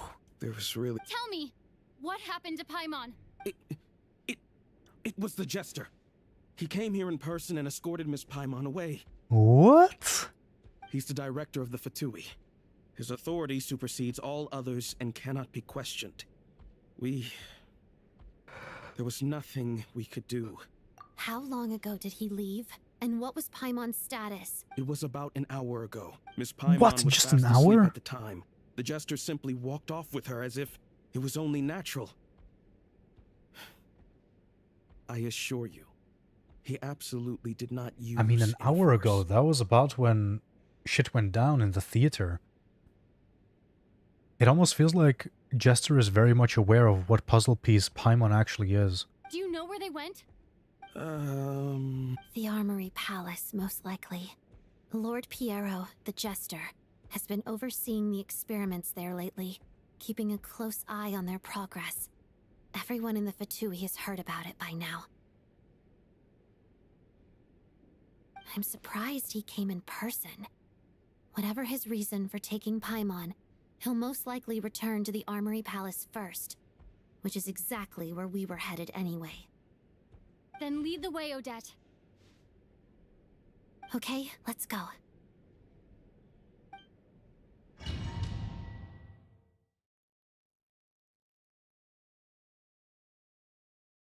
Oh my god.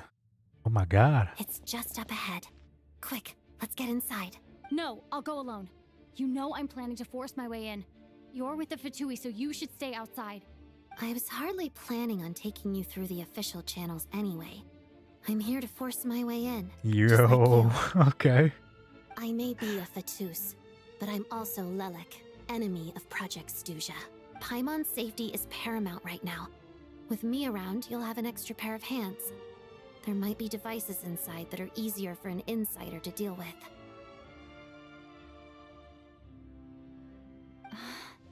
If you say so. Let's go. There's no time to hesitate.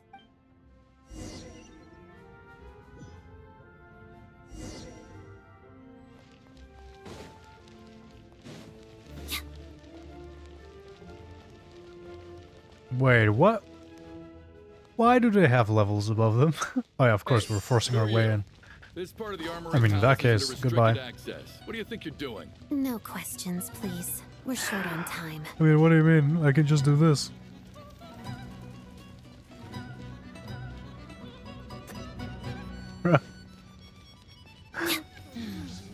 Is this door gonna open? Dude, I didn't even need to fight them. I can just run through like that. Wait, can I just keep doing that? Do you have a pass? Where are you coming from? So, you're intruders, huh? Then don't blame me for what happens next! Oh, does this one? Okay, this doesn't work. Okay, sure. Okay, we'll do some Stellar Swirl then. It's nice that we have a strong team equipped. Wait, what the hell? Why did I have a super jump? Is that part of Stellar Swirl? That you get a super jump? Armory Palace is hidden It's this kinda deep cool. in. This place is much bigger than I imagined. They're conducting top-secret research after all. The deeper it's hidden, the better, is standard Fatui logic. Oh my Style doesn't really look like the Fatui's handiwork, though. They must have requisitioned some structures from a past civilization. It also serves as a bit of a disguise. Is this from the Fae, maybe? Angels? Stay alert! I could see this be like an angel thing. Let's begin. Harida.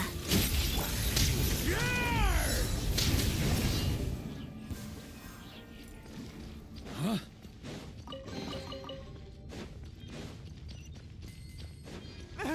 Intruders? Don't come in. Just what are you guys trying to do here? I'm gonna fix your skull! Together, walks of the snowflakes. Peel away. I really wonder because they did say that the angels previously did some weird stuff with the ley lines here. So could it be that the same way you have like dragon civilization in... Yeah, like it does make sense because you also had the first angel. She was like... I mean, can you count it as living? Because she was trapped in Not Cry, which is still part of Snezhnaya. I can see that, I can see that.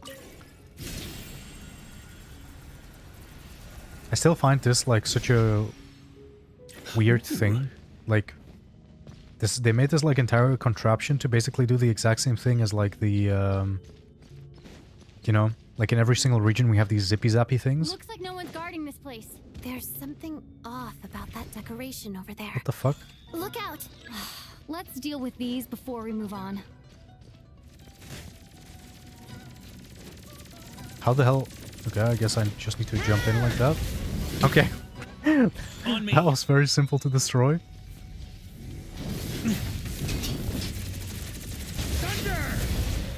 Nice. Easy. That was probably super easy to do with Snezhnaya. Like, I feel like there are so many long-range things in Snezhnaya that are probably so easy to do with her. On me. Probably ties into the Tsaritsa maybe being a bow character. The researchers here probably don't know that we're uninvited guests. Let's try not to hurt them. That's a good strat. Star from the theater doing here? That's Miss Odette. She's a member of the Fatui. Don't tell me you didn't know that. Yo! Was the whole reason for What? Project Stuja to support the research here at the Armory Palace? Just what are the Fatui and the Tsaritsa planning?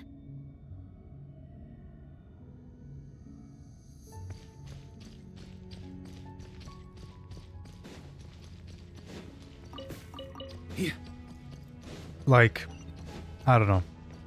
I think this is the first time where I really have to say that, like, you know the meme where they basically say all of the money that is being made in Genshin, like, they don't actually put it back into the game? Who are you? Never seen you around here before.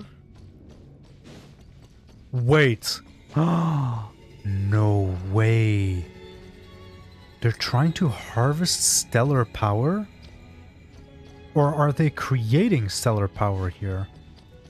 Looks like there's no way through here. Maybe using the power of this prism could help?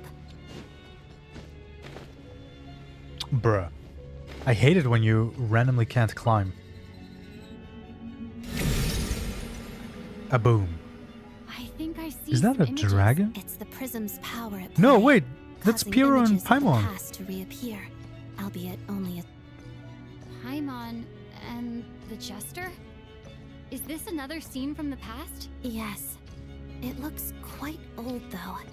I don't think it happened in the recent past. What? Oh, I thought I was gonna hear them talk. What's going on here? What happened? The source seems to be the Armory Palace. They must have started some large-scale experiment. Wait, what if this has something to do with Paimon? We need to hurry. What? Okay.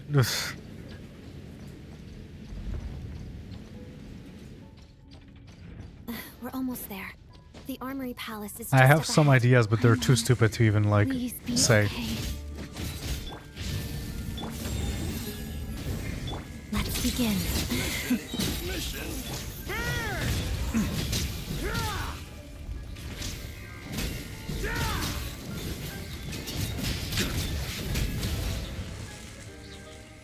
Oh my god. Hello?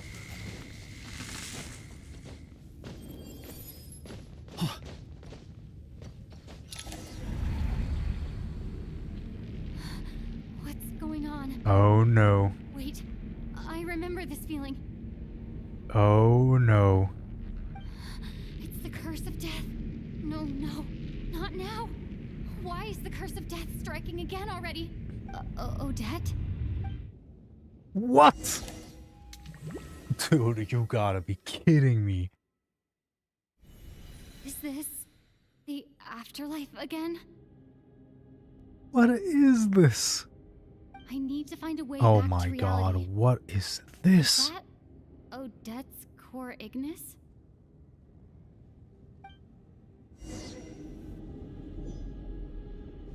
So this is the domain of... Yeah. Okay. It is the domain of Renova. That much is obvious now. Oh damn, she's giving us puzzles. Okay, sure. Sure, that's okay.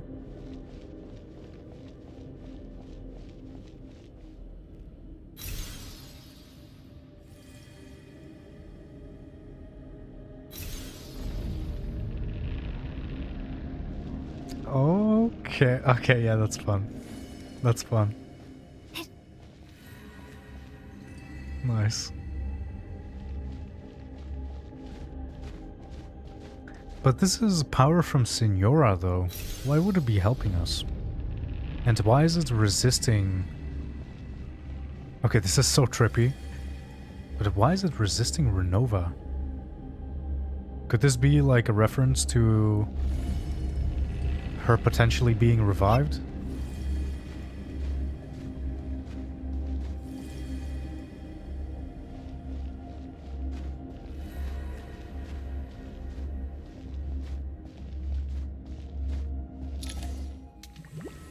Damn, we actually escaped, okay. Odette! Odette! Oh. No signs of life, but past experience says that she should be resurrected before too long. Right? Did Odette intentionally use her core Ignis to guide my soul? I feel like something similar happened in a dream I had before. Thank you, Odette. If not for you, my soul wouldn't have found its way back to my body so quickly, and I might not have woken up so soon. But I'm sorry. I don't have time to protect you. I have to use the time you bought me to get Paimon back.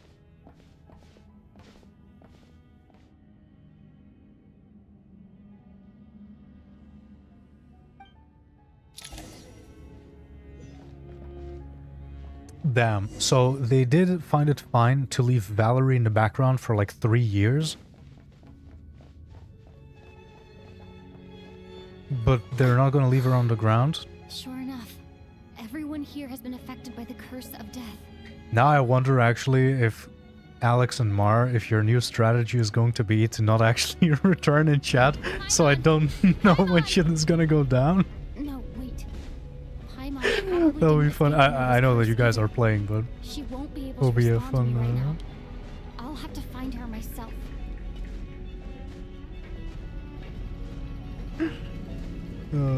Yeah, don't worry about it. I'm just joking around. Who's winning, by the way?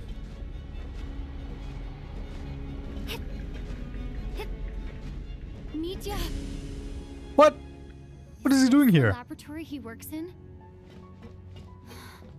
What happened here to trigger the curse of death again so Oh damn, you're soon? not allowed to jump on him.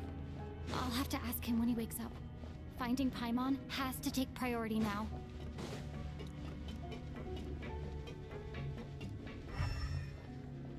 Okay, that looks like a door.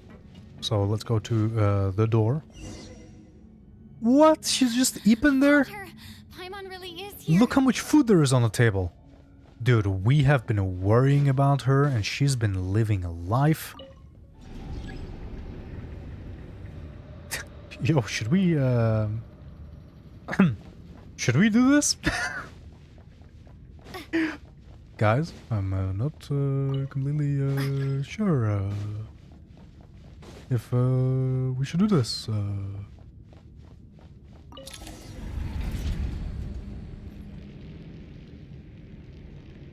Oh. Oh no.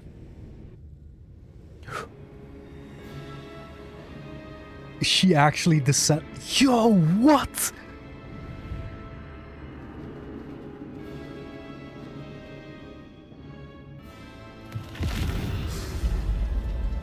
That is so bad. Her in-game model looks so crazy. Oh my god, it looks so sick. You've already been involved in one mass death, and now you show up at the scene of another. Holy shit. Okay, her in-game model looks so good. I like the veil and everything. Holy shit. This might have passed Like, for this looks so coincidence cool. the first time, but a second time? Am I to assume you are intentionally interfering in Snezhnaya's affairs? Judging by your expression, it seems that you understand little of what is going on here. In that case, a word to the wise. Do not interfere in Snezhnaya's affairs. A civilization that fails to learn its lesson constantly depletes its own worth. It will one day lose any reason for its existence. And as a descender, you are perfectly suited to be the lifeline to which a dying civilization might desperately cling. Consider your position carefully. So basically she wants... yeah, she just wants them to fail. And she, like, our interference is probably going to mean that they will be successful. That's why she's angry. No advice needed. I'll make my own judgments. Suit yourself. When the day of reckoning arrives, not even a descender can hope to escape unscathed. The time for resurrection fast approaches. The mortals here are not yet worthy to behold my form. So that will be all for today.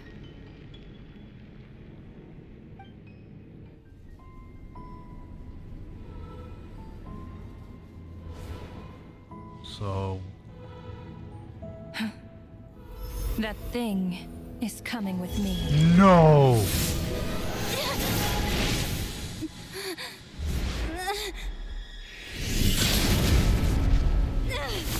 Piero? Piero, come on. I knew it! I knew it! I knew it! You awoke sooner than I thought. The curse of immortality is stubborn, unable to enter the ley lines, yet not content to remain a spirit. We're standing on the same side. Of death. What do you want? You perplex me. Both you and you. That thing may be a creation of Celestia, but it possesses none of Celestia's power, let alone authority. Your obsession with it baffles me. It's finally confirmed! No matter. The resurrection will soon begin. It's worthless anyway. I'll reclaim it next time. Oh, we're angry. Yo, what? Hey, who says there'll be a next time? What? No way. Oh my god, we're so badass actually.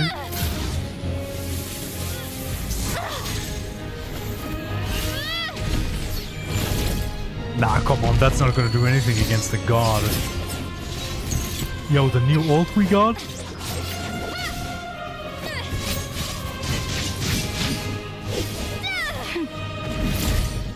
She does not care.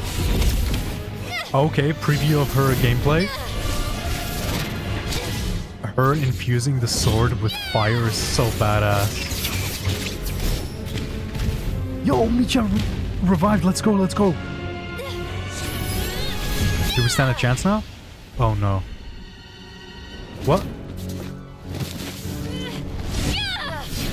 She glanced over at Micha.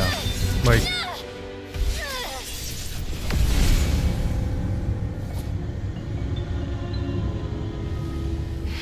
Oh, she's angry. What? She dipped. She dipped.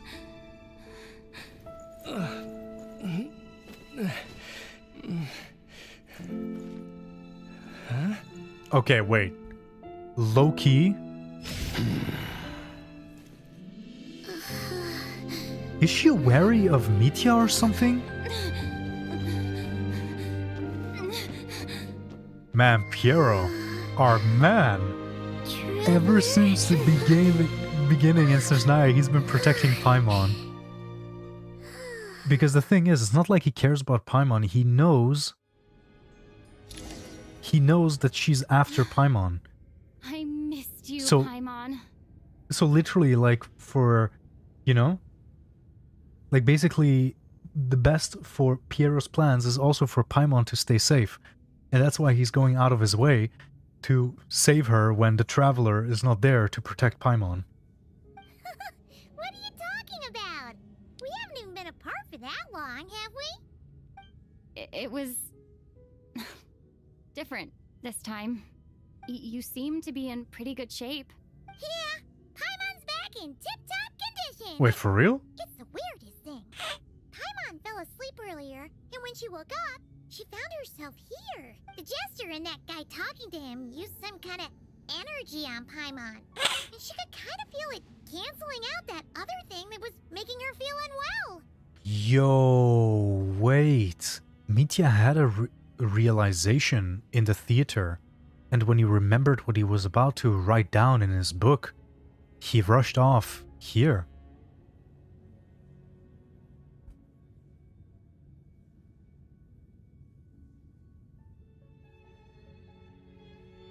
So, Mitya helped too? So is that the light that we saw from the outside? Like the white light? Apologies for leaving in such a hurry at the theater earlier. I was in a rush to verify some theories. Like, okay, what if this is it? What if Piero sees the potential of fighting against the gods by literally using Paimon? Because think about it, like that was like Dottoro's end goal. Like Dottore kept on trying to create gods, because maybe that was also like the end goal of Tsaritsa, to actually stand any chance against Celestia. But now, what if we're literally just using Paimon, as Renova now confirmed? She's a creation of Celestia, but doesn't have any authority, so what if we make it so she has some type of power? Paimon is basically a godlike vessel, so we just need to fill the vessel and then use it as a weapon against the gods. Rest assured that your companion is perfectly safe. We reversed the effects that the experimental energy had on her. The jester specifically instructed me to do so. I suppose this is our first official meeting, Traveler. I could not let Paimon suffer in her condition for a moment longer, and so I simply took her without explanation.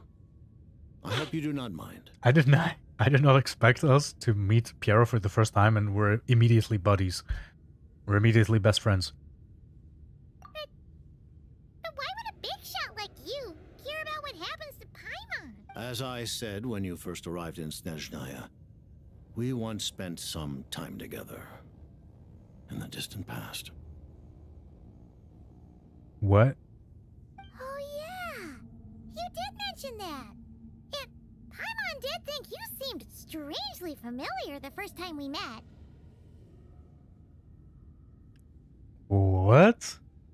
I'm afraid the reminiscing will have to wait. Meet you. Bruh. Let us continue with the report.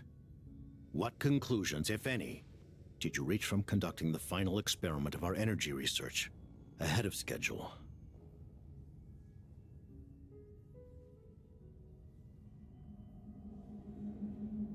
No, wait, dude, wait. Okay. I need to think about this. How could Piero have any connection to Paimon in the distant past? Alex Sheman 13 is warning you to hydrate or become a resin. What connection do Piero and Paimon have with each other? The literal only connection I can think of is... like, okay, Piero, Conria, descendant. Maybe through Dainsleeve? Dainsleeve, Conria, used to be the companion of the sibling.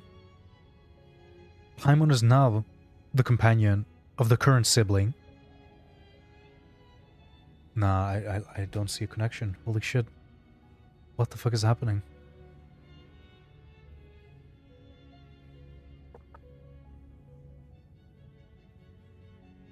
The good news is, my hypothesis regarding the ruler of death has been verified. Okay, please tell me this time what it actually is. As for the bad news, I recommend we suspend the experiments and Project Mistelton until further notice. Currently, Mistelton? we have no means with which to make a breakthrough. I say this purely as a scientist, guided by reason alone. Dude, another project? What?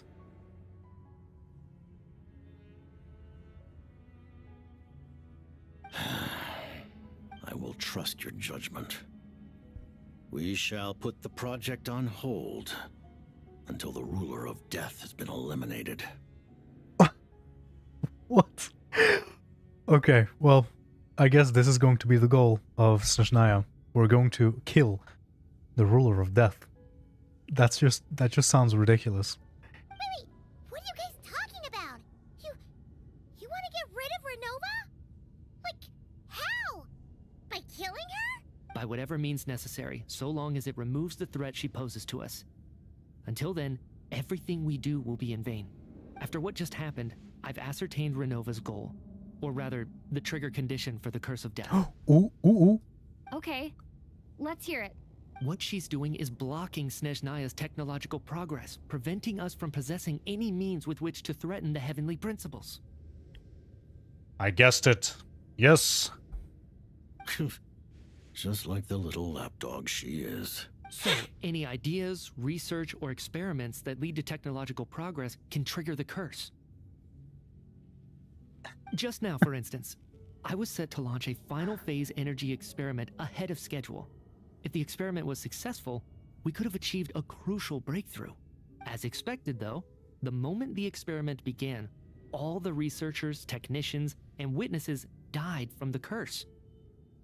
You wrote this in your past? Yeah, but I don't remember because I died from the Curse of Death, and now I revived without my memory.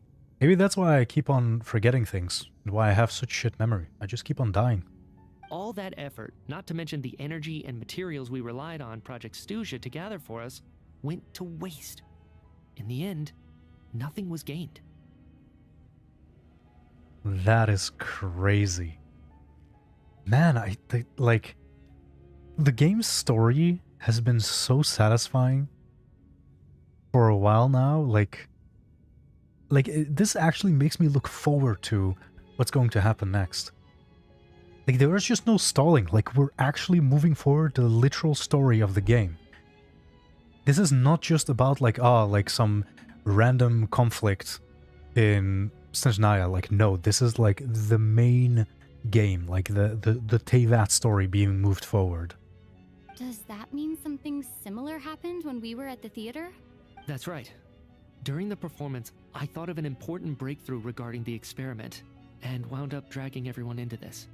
So the nature of the curse seems to be something like... When moments of technological progress occur, all life in the vicinity is taken away. That's insane, dude. What? What a violent method. But then I wonder, because they can't just impose this curse like that.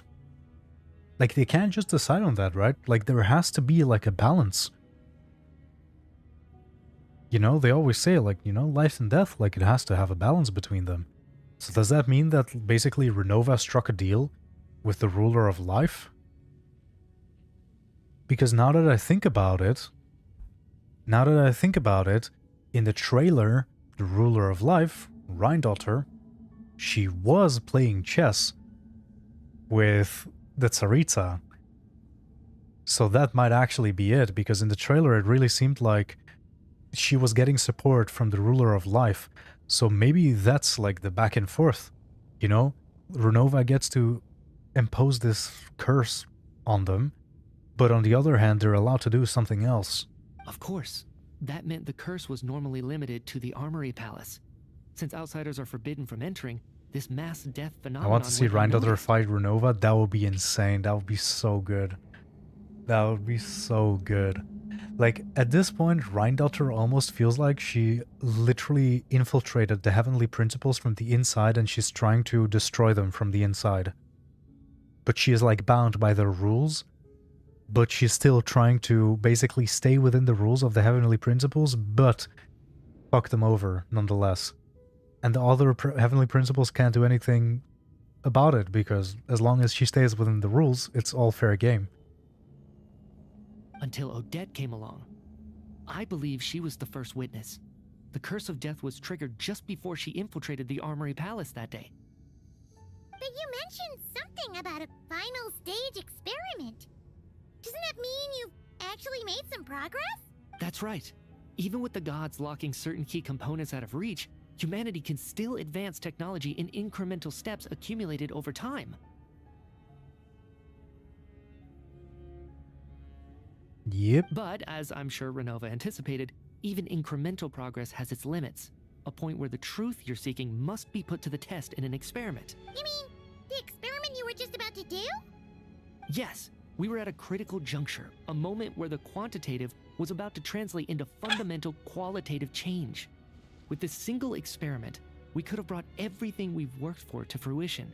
But now, after already being forced to fumble around in the dark all this time, it feels like we've truly hit an impenetrable wall. As long as Renova's curse of death persists, we won't be able to advance the experiment or obtain any results. And with Project Stuja having been in effect all this time, at our nation's current strength, repeated trial and error is simply unsustainable. Only by eliminating Renova first will it be possible to continue advancing our plans. So that's why Tsaritsa is going to be fighting Renova. She's the ruler of death! She can just kill whoever she wants, right? That's gotta be the scariest power ever! Is it even possible? Nah. Again, like, I really don't think she's allowed to abuse her power. Because, like, when it comes to these types of things, like, there has to be a balance that they need to keep up, or else, like, their own system is going to fall apart. Literally think back to Renova and Capitano. There has to be a balance, otherwise their system breaks apart. Why, like, otherwise she could have literally just killed people and let them be dead, but she has to do it in a roundabout way where she kills people just to make them lose short-term memory. We'll see. But one thing's for sure. She definitely can't just do whatever she wants. I told you! The best proof of that is me, standing here, very much alive. I told you! You're saying... Wouldn't it be easier to just kill all of us researchers for good? Why resurrect us over and over again? Why let us advance our technology to this point? Mitya, this is why I'm going to pull for you. You're so smart. You're saying even the ruler of death has limitations we don't know about? Yeah. Exactly. Yes. And I think that's where the key to our breakthrough lies. Regardless, the ruler of death has always been an obstacle we must overcome. Indeed, we must face life, death, time, and space. After all, our goal is the heavenly principles. Dude, I can't believe we've gotten to this point in the story. I'm literally looking at Piero tell me that right now. The Fatui want to challenge the heavenly principles? How's that a surprise? Isn't that literally like what we knew all game? For a long time, I've had a vague suspicion the Fatui and the Tsaritsa were targeting the heavenly principles, but hearing the Jester admit it is still a shock. No wonder that Tsaritsa's goal has always been kept a secret from the people. But it is a shame in the sense that this is also kind of a confirmation that the heavenly principles, I mean the Four Shades, are never going to be playable just for this simple fact. They are going to be crazy end bosses, not playable characters. And I mean, I feel like everyone knew that already, but still needs to be said out loud. What kind of road will that lead Snezhnaya down? In that case... Lord Jester, I would like to request some leave. I'd like some time to organize my thoughts and go over the data. Granted. Get some rest, put the experiment out of your mind, and take care that the curse of death doesn't affect any civilians. Lord Jester. Yeah, such a funny title. He is so dripped out though, by the way. Like, his clothing, amazing. Just look at him. Crazy. It's him. The big fella. While there is yet time, allow me to offer you my hospitality, honored guest of Snezhnaya. Is there anything you wish to know? Oh, the questions. Ooh, Project Mistelstein. Yeah, I actually want to know that. I remember hearing the term Mistelton from Columbina. Mistelten. Wait, from Columbina already? Yeah, Paimon wanted to ask about that when the name came up just now. What is it?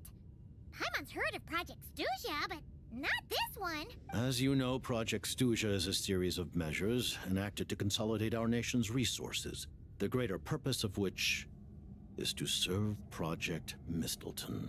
By the way, why the hell is he even telling us? Like, it really is funny how, like, the Fatui...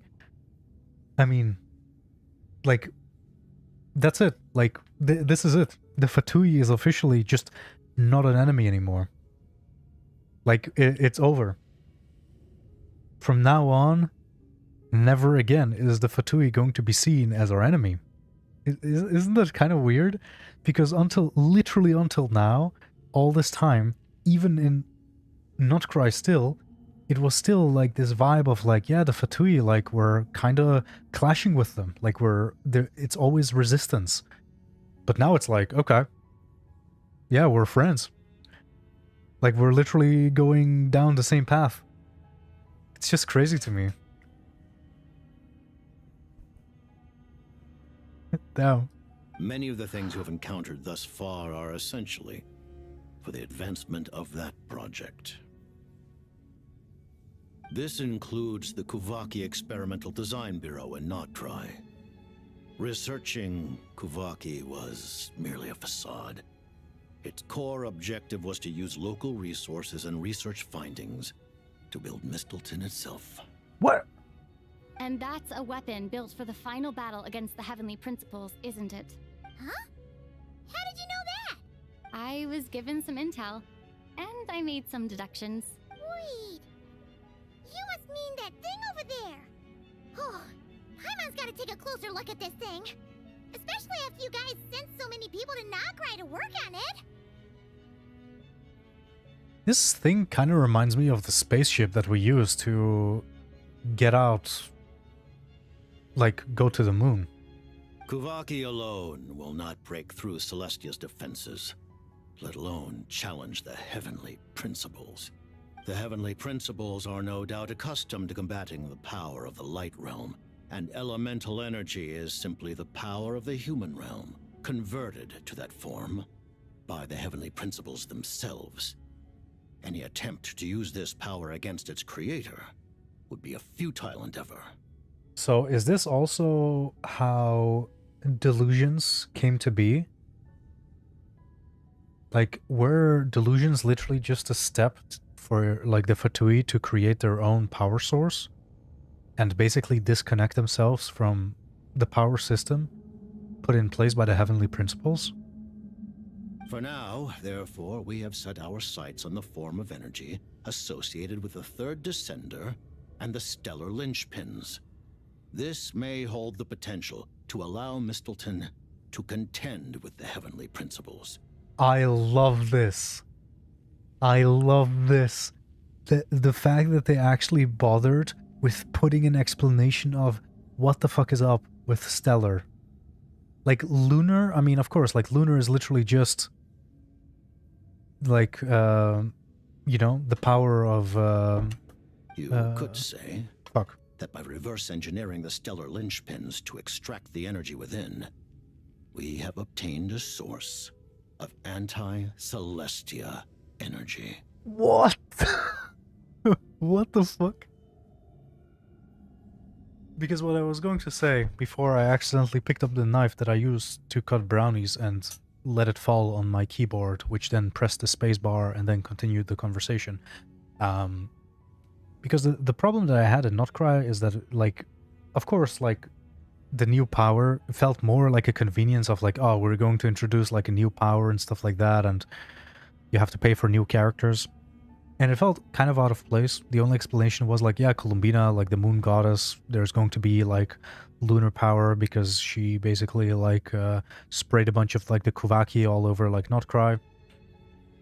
But it was always, like, it kind of felt half-assed, where it was, like, there's no, like, proper integration into, like, the world of Tevat. But now, literally with that one sentence, it was like, oh, damn. So, like, the Third Descender had stellar power. They brought that into Tevat. So that's why it exists. It's a otherworldly power. And now they're basically researching this power, making it their own. That's why linchpins exist.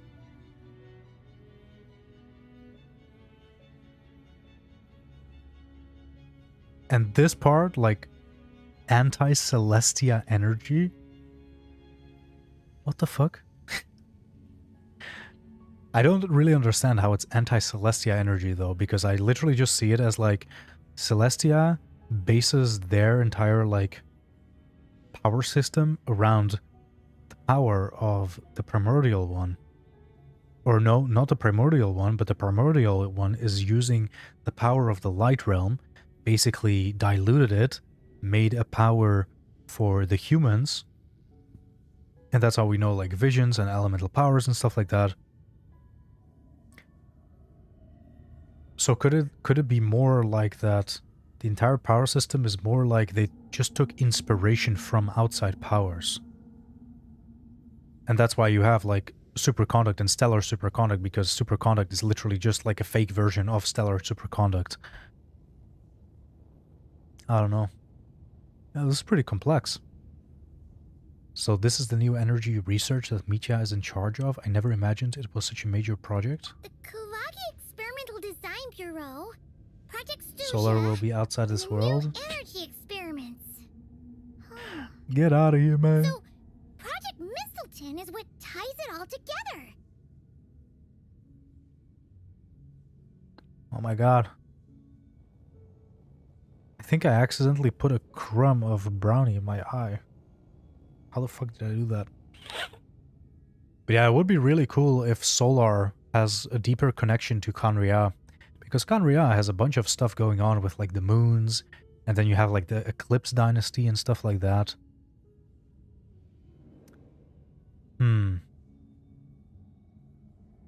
Because the thing is, like if you think about it, so there has been 4 Descenders. Right? We are the 4th one. We didn't bring a new power into this place. It's more like we're just absorbing all of the other powers, like we're Kirbying all of the powers and making it ours. So let's for example say that we will have lunar, stellar, and solar. So then basically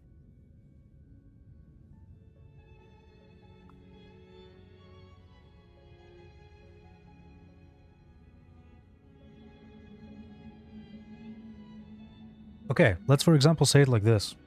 What if it's like this?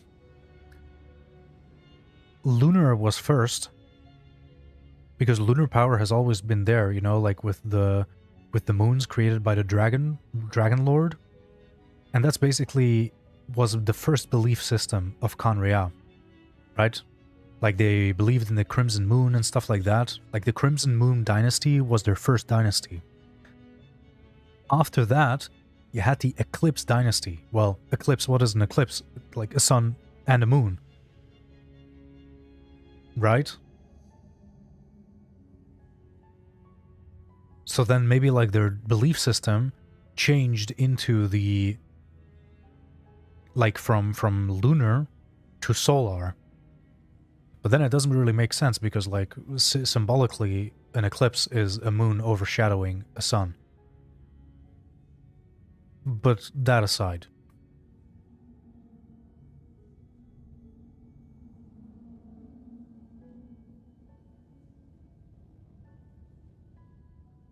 Because then, you know, like if like Kanria has ties to like lunar and stellar, then it also makes sense that like, or lunar and solar, then it makes sense that stellar is in Snezhnaya, because Snezhnaya is like, I mean, literally like Kanrians are the descendants of the Tsaritsa. So it's almost like they literally just immigrated into, I don't know. And it looks like your plan It's really is tough. almost complete.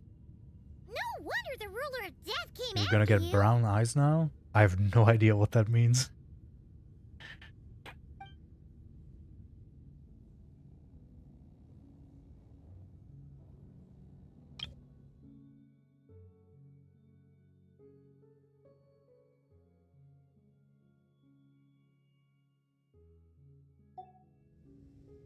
Ooh, about the Tsaritsa. By the way, what the hell? We didn't even see that Tsaritsa even once.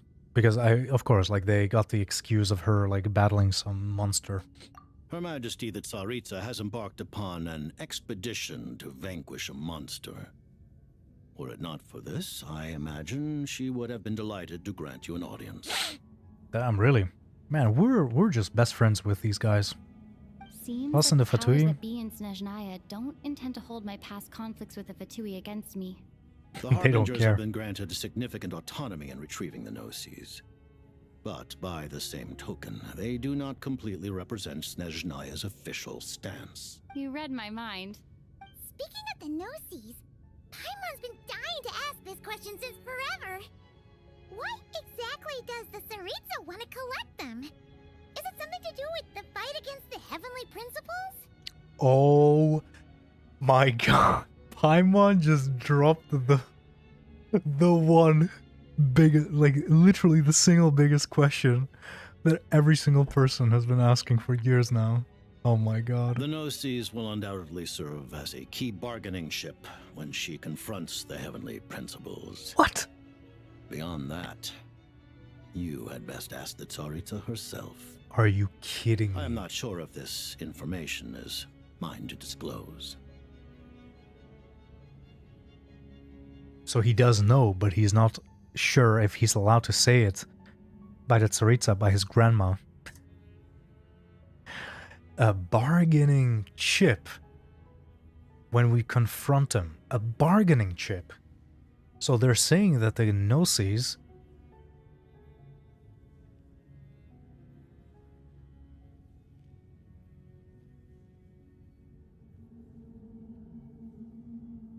like the theory has always been that every single piece of the Gnosis is another piece of the body of one of the descenders. And if you really think about it, like as I talked about, like their power system, like the Gnosis feel like a central piece to the puzzle.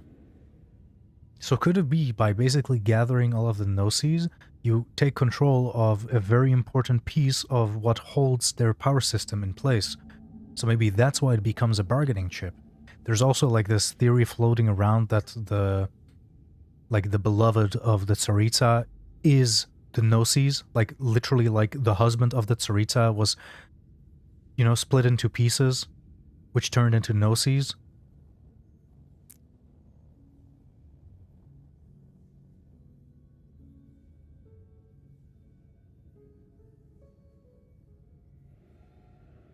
Man, it's crazy how we're so far into the game and they somehow still manage to make us think this much. Like, we can literally go all over the place still.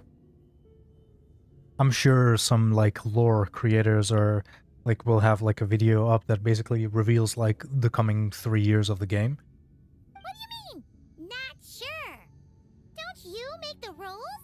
You're the highest ranking harbinger. Ugh. Never mind. He'll be missing his left leg, Pyronosis. I like to think more about, like, instead of, like, every single gnosis being a limb, it's more that every single piece, every gnosis, signifies a different concept of the body. So I would, for example, say that the Pyronosis is the heart, which makes it pretty important to actually revive someone, like the heart missing. Then I would, for example, say the Geonosis could be the entire physical body. The Dendronosis could be the mind. The Electronosis could be like the nerves or like the literal like soul or electricity going through the body, connecting everything.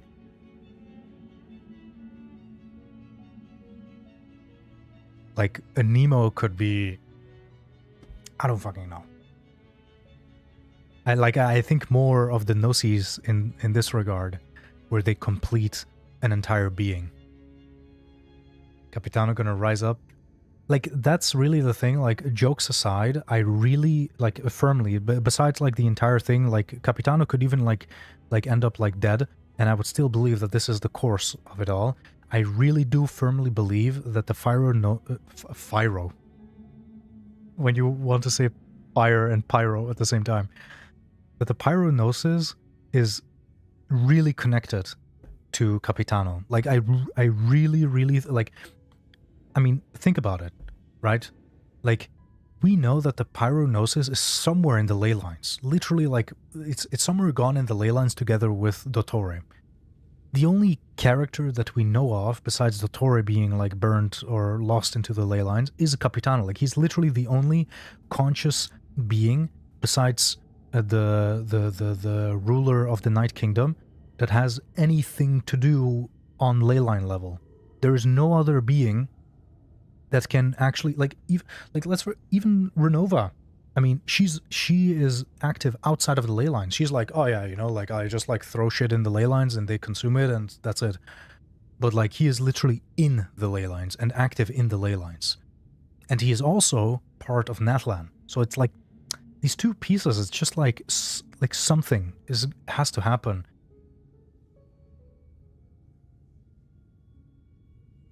But I don't see like a reason for it to happen.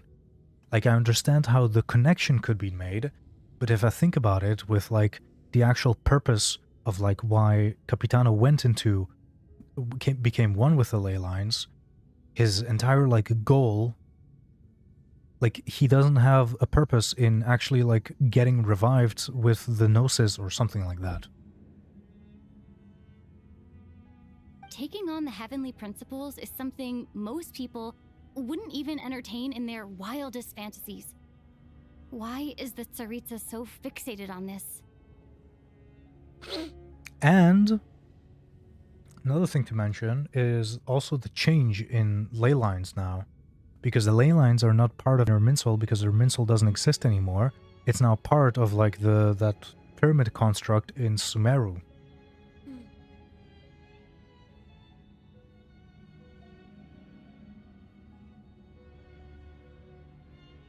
Like, and the only thing, like, I can't even, like, make anything conclusive out of this. The only thing I can think about is that, like, on leyline level, it's still too volatile. Too many things are happening, too many things are possible to the point where I can't say that nothing is going to happen with Capitano and the Night Kingdom. Like, I just do not see it as a entity that is just let go now. You know, like, oh, you know, like, people have been saved. They like their souls have returned to the Night Kingdom. The angel, the ruler of the Night Kingdom, and Capitano together are managing it now, and everything is nice and happy. Like I feel like there is too much happening around the ley lines for it to just be like a conclusive thing. I still can't believe the weird storyline about Irminsul not existing anymore. I agree. I still feel like the entire thing about like Irminsul, like it was really like an epic thing, and it really was a super cool conclusion to the Torre. But looking back, it was such like a... Can I call this a fever dream? I don't think so. Like it literally is like... Yeah, you like look back at it and it was like, did that actually happen? Like, because... the main thing that's kind of weird to me about this is that when major things happen, but they have zero influence on the rest of the story. Like, we're now in Snezhnaya, nothing is influenced or impacted. No one talks about it. Like, the ley lines changed, Irminsul is gone, the ley lines have been changed conveniently to the Al-Ahmar structure. That's it. Like, it just happened, and you're kind of just like, yeah, that happened, but I can kind of, like, forget about it, because there's no, like, value to it. But it's, like, weird that there is no value to it, because it's, like, all game, we have been told that it's, like, the nervous system of Tevat, and I'm sure it has some influence on something, so I'm just assuming that it might come back at some point, but I don't know. Yeah, I don't know. I really don't know. In Tevat today, civilization is nothing but an illusion. Something whose very existence can be negated at any moment. Our civilization may very well be destroyed in the struggle, but as things stand, the heavenly principles could choose to negate our existence on a passing whim.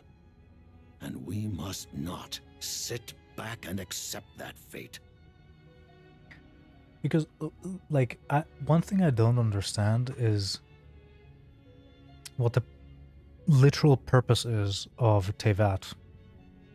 It's almost like it's like an experimental ground. I know that we're told that the Primordial One basically wanted to create a world for humans.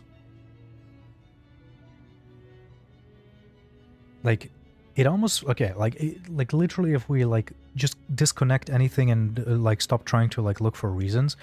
Let's, for example, say it's like this stupid storyline where literally a character from Honkai Impact escaped, the shit, the world's being eaten and destroyed in Honkai. I mean, literally the Honkai, the thing. So let's, for example, say that one of them escaped. Most likely Kiana. Let's, for example, say it's Kiana. Kiana escaped, literally brought her people with her, put her in Tevat, and just try to create a world for them to actually live in. So then you could reason that they're out of desperation, wanting to see their humans thrive. They created the sandbox where they don't want them to break out of, because their entire purpose of being there is being saved, being put in a safe place, and not being threatened by the Honkai that are happening outside, right? Satilia is warning you to hydrate or become a raisin.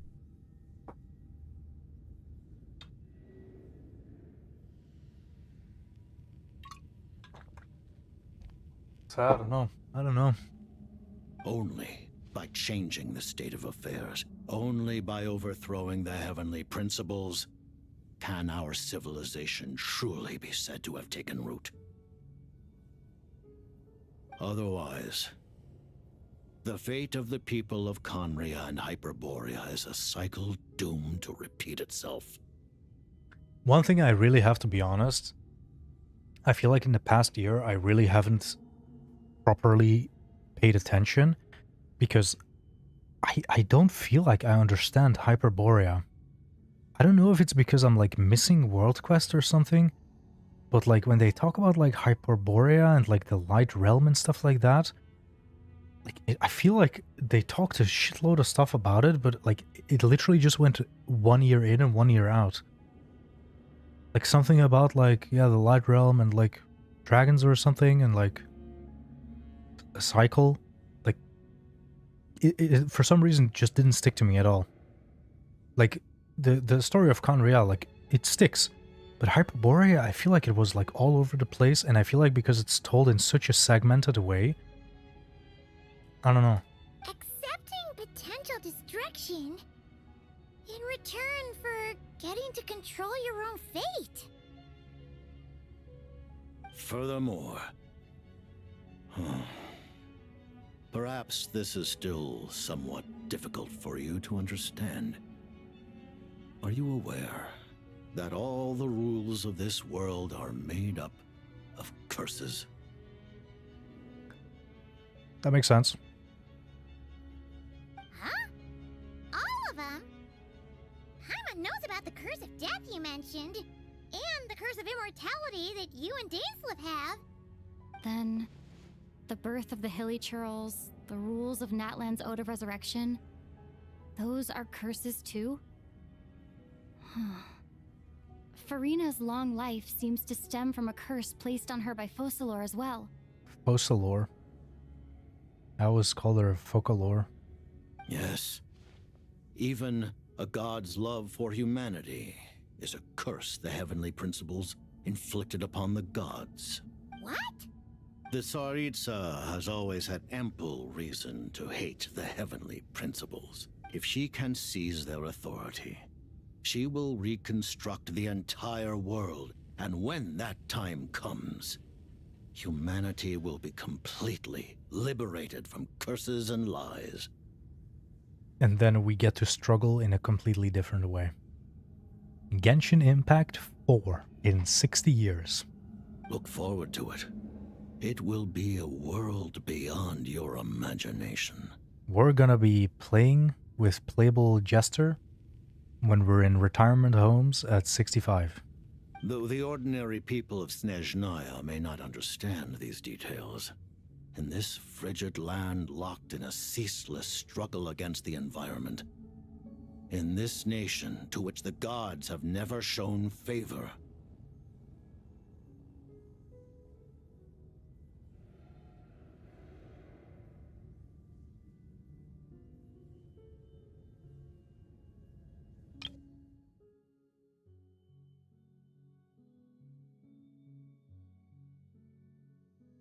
Yeah, I do think so, because the thing is, like, a live service game literally, if it's successful, it literally has no reason to actually shut down. Like, it literally, like, they're not going to simply say, Genshin's story is over, goodbye, and they close the game. Or they, like, release it as, like, a single-player experience, and that's it. Like, that's literally just not what's going to happen. They will always, always, always try to, like, continue it over and over and over again. So this is definitely going to be like a Genshin 2, where, you know, maybe they're going to say like, okay, yeah, the main story is now complete. It's still the same game, but it's going to be a completely different load. So you literally just like, isn't that how Honkai Impact 3rd, the second, Honkai Impact 3rd 2 works? It's the same game, but it's literally like a different download or something like that.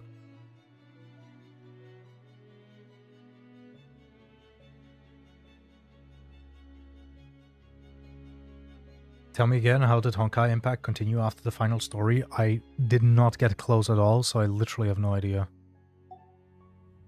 We all believe that standing in solidarity with the Tsaritsa in our shared struggle will surely usher in a new and better world.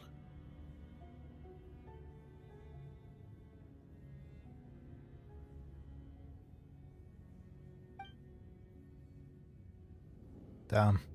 I'll be honest, like, this is probably the heaviest round of questions we've ever had at the end of the quest.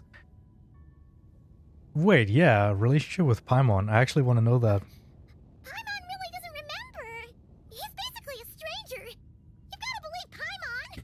Damn, she's freaking out. Allow me to explain.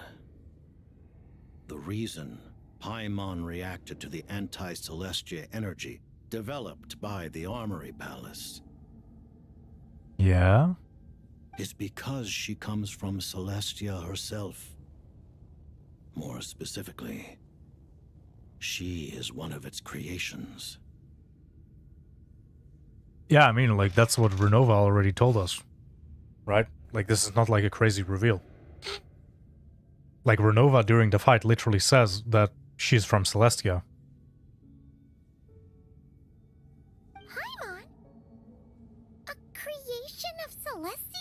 Guys, do you have, like, memory loss or something? That's, like, we already know this. Oh, right. I was blinded by anger earlier, but thinking back on it, Renova also said that Paimon is a creation of Celestia, but she lacks Celestia's power or authority. As you know, the lunar fragments in Nodcry were pulled down from the sky using Fatui technology. Mm-hmm, yeah. But the first application of this technology was in Conria over 500 years ago. Ooh? I used this technology upon the heavens, and the response I received was none other than Paimon descending from Celestia. What? What? What?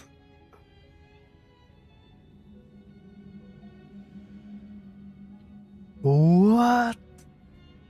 I presented her to the Vinster King, but he took no interest in this gift, nor did it satisfy him.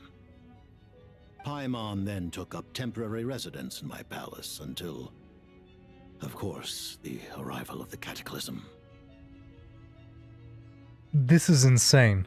They actually told us literally the source. Like, where Paimon is, like, not just where she's from, but how she landed in Tevat. Wait, Paimon's a little confused. You're talking about things that happened in Conria 500 years ago. You're saying Paimon was there for that? That means Paimon's at least 500 years old? I thought she was way older, but...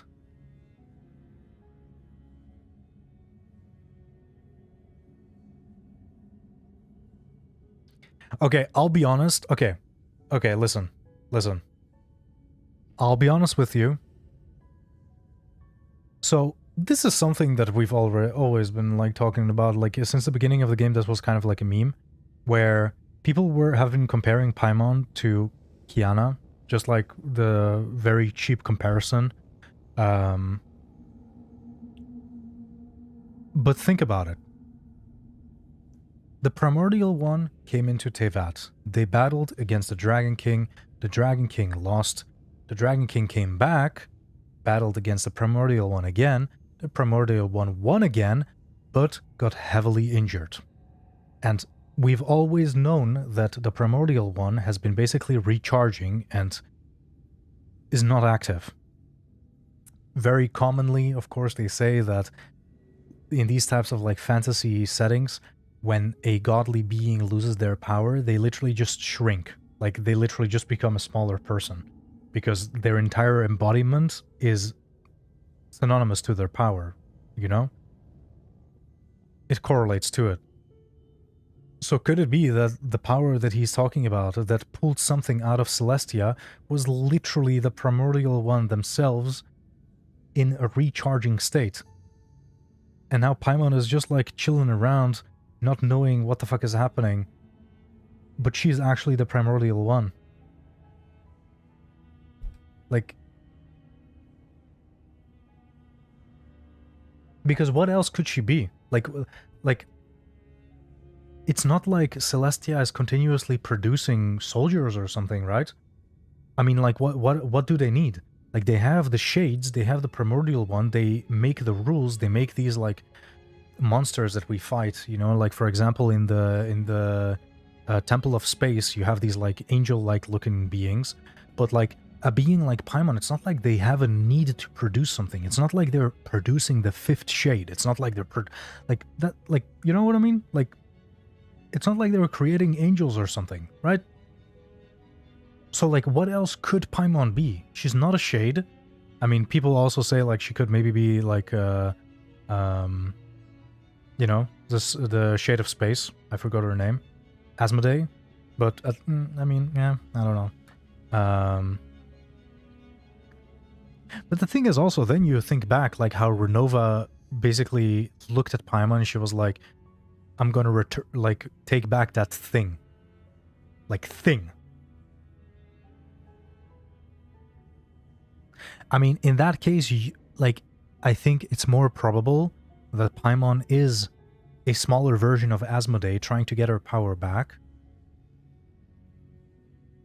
Because if you think back to that one trailer where we saw the 3 shades for the first time, they had like a conversation, and wasn't it Renova that called Asmodee like a traitor or something? Or something in that sense, like she was like looking down on her, that she like abandoned... Yeah, but like, didn't she literally say that she abandoned... she started following him or something like that? So isn't it, maybe that's literally what happened? Like, his power pulled down Asmodee, and maybe in the process of that she maybe even lost power. Or maybe she like lost her power... No, like, but that's the problem. Like, during the Cataclysm, you had all of these like cubes flying around and stuff like that, which are very evidently Asmodee's power. Or could it be that that was literally part of the Cataclysm? Like, Paimon literally like fighting back, and all of the cubes being around, because we saw those like ruins with the cubes flying around, and we thought like, oh, Asmodee was attacking Kanria. But then, no, that also doesn't make sense. Or does it? What the fuck? The technology he used against them actually did hit a god? And they just shrinked? She grew fond of her master or something? I don't know if master, but something. Shrinked? Yeah, shrunk. I know what you mean. I mean, that's the thing, like... right? Like, they say, like, yeah, she grew fond of, like, or she started following him or something like that. Of course, like, Ether is the canon main character, even though we get to choose Lumine, like, Ether is the literal main character. So it could be that Piero pulled down Asmodee, and maybe in the process of that, Asmodee lost her authority, or maybe, like, you know, lost her memory or something. And then she just started following the sibling. Or something, like, I don't know.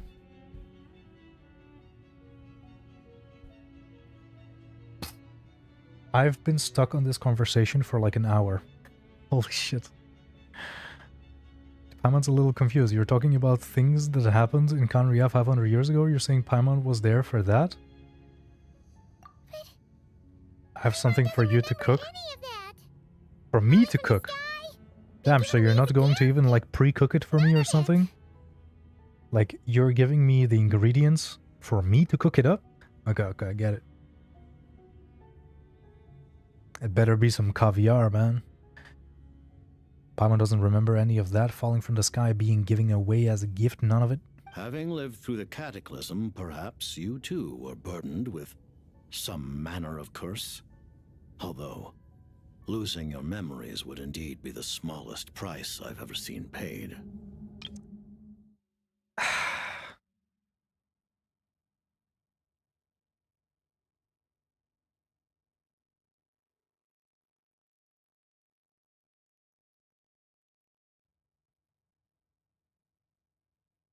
The lunar fragments in Notcry were pulled down from the sky using Fatui technology.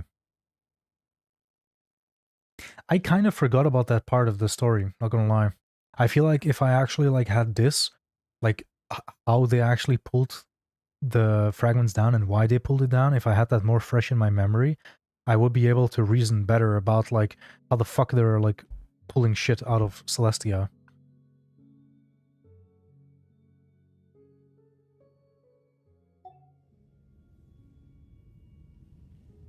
Because then you think about it, right? Like, how are they able to pull moon fragments out of the sky, right? If we think about, like, Kuvaki as this, like, magnet-like power, like, to be able to pull it down, you have to have, like, some type of equivalent power, right? And then I need to think back to, like, Khaenri'ah. Like, I really think the dynasties are a really important piece to Khaenri'ah. Like, the Crimson Moon Dynasty, the Eclipse Dynasty. Considering that we have the Eclipse Dynasty and the Crimson Moon Dynasty, maybe there's like also a third dynasty. What if we'll go back in time? 100%, dude. 100%. Like, okay, here. What I really want to happen is... So the problem with Khaenri'ah and the Khaenri'ah chapter is the fact that Khaenri'ah is gone. Khaenri'ahns are, or like Dainsleif and Piero are like cursed like this, or they're Hilichurl. So the problem with the Khaenri'ah chapter all along in my mind has been that we were basically just going to go through ruins. But what if that's not the case? What if, through the power of Istaroth, we'll be able to actually experience Khaenri'ah in the past? Right? Like this is what I want the Khaenri'ah chapter to be. I don't want to go through Khaenri'ah and basically just look at rubble and like see like, oh shit, so that's how this happened, and oh no, all of these terrible things that happened to them. No, I like want to be embedded into the history of it and like literally go through it. Because if you think about it, the sibling has been part of Khaenri'ah, so isn't that like the perfect way for us to be embedded into the story? Right? Like, what if we literally just become the sibling that is like the prince or princess of Khaenri'ah and basically go through the entire story and in that way get to experience the entire cataclysm instead of literally just thinking like just having like flashbacks or like reading through books or having like old ass Piero tell us like, oh yeah, this is what happened. I would way rather have that like immersive and interactive experience of actually experiencing the past of Conria. That would be so much cooler. And you know what would be even more sick? What if they make it so we get to experience the past, but also get to influence it? So what if we go back to the past of Conria, and whatever we do in the past, we suddenly get like this plot point or plot twist where we basically say like, hey, this is how it was supposed to go. We're going to change that, and we're going to basically change the rest of the storyline. But it's not just her memories from Conria. Paimon doesn't even know how she spent the last 500 years. She only has memories from the past few years. No matter how hard she tries to remember. What was Paimon like back in Conria? Did she know a whole lot because she came from Celestia? Was she super smart? This is almost like cursed hearing like Paimon in Conria. Like, what? Unfortunately, when you arrived in Conria, your consciousness was like that of a newborn infant. None could say what kind of being you once were in Celestia. There you go. There you go. He's literally touching on what I just said. That she used to be something and she was downgraded. Because think about it, like her being in Celestia, she has authority, she's allowed to do things, but maybe the state change, her being pulled down to Teyvat, automatically maybe triggers a rule, right? And think back, when I say that these rulers are bound by rules themselves, a Renova can't just kill people. Like that, like it breaks apart the system.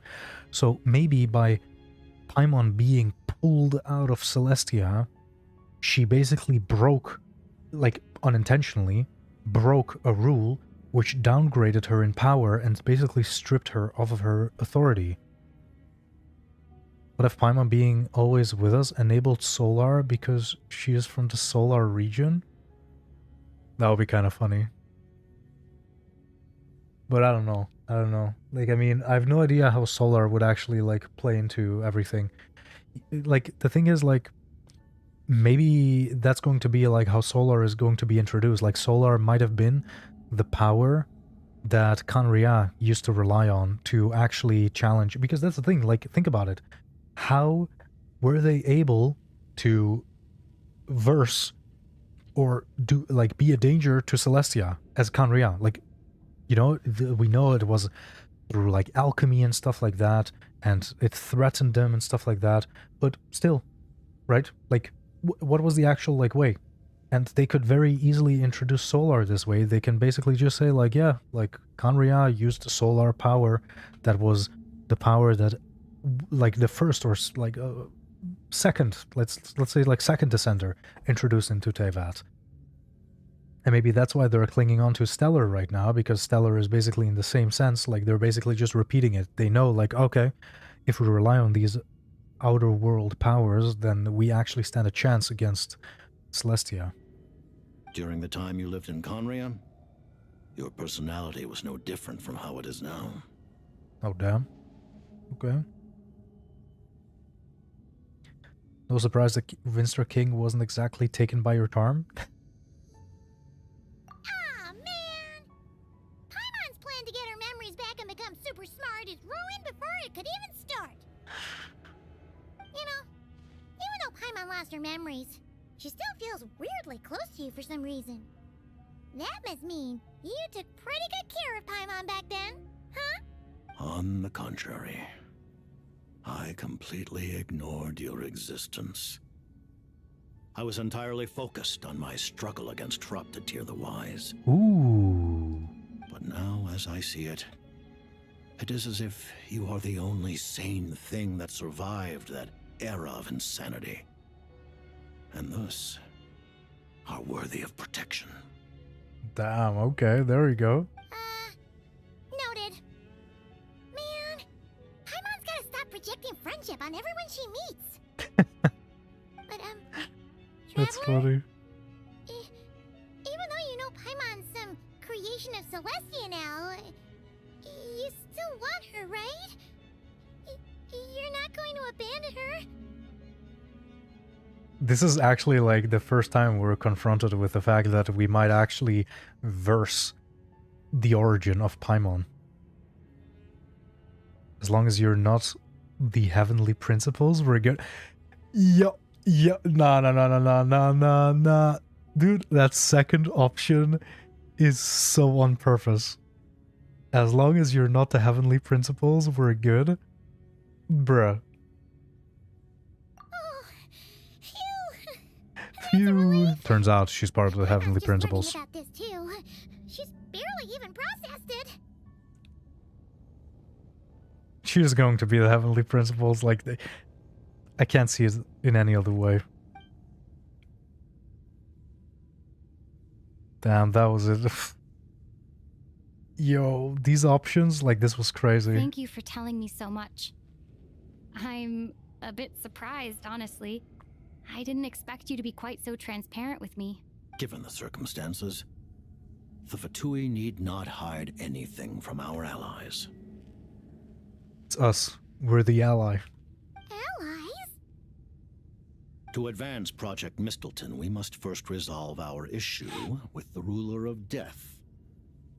And if I presume correctly, you have no intention of letting her actions go unpunished either. That's right. Ever since she said she intends to reclaim Paimon when we next meet, I figured reconciliation was out of the question. Against an opponent of this caliber, deliberating over our allegiances would waste time we do not have. We must join forces unreservedly with whomever we can, if we are to stand anything like a fighting chance. It's actually official. Like, we're actually buddies with the Fatui. This is crazy. You're going to challenge the Ruler of Death? Just for Paimon? but Paimon... No buts.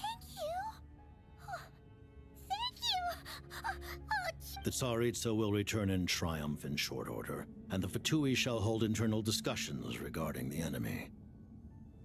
The time for us to meet again will come very soon. Got it. I'm so excited. I can't believe this is only the first update. Like, this scale of story only ever happened in the update of the Archon, right? Every single time we had to like wait until 6.3, 5.3, 4.3. And the updates before the Archon was released were always kind of like filler. It was always about like internal strife, some other like story going on or something. And here we go, 7.0 and boom. Lore that literally just overshadows everything we've seen until now. Literally the most major version, easily. Easily. There was just one other thing. Well, it's just a request, really. Paimon really wants to see what this Mistleton thingy you're gonna use against the Heavenly Principles looks like. Okay, damn. Of course, Paimon knows it's top secret and stuff, but she just had to ask. It's okay if the answer's no. Certainly you may. Give me your mats. Yeah, we can. Like, after I'm done with the quest. Oh, for real? Actually, maybe it's best not Is this nepotism? What if her Nova suddenly pops up again? She might take this chance to... While the technology is not yet fully developed, it has nevertheless reached the stage where Celestia's creations are unable to damage it. In that regard, you may rest assured. What? They can't damage it? Oh. Wow. No wonder Paimon felt so out of sorts recently, even though it was super far away. Alright then. Paimon's ready to take a sneaky peek at this top secret super weapon.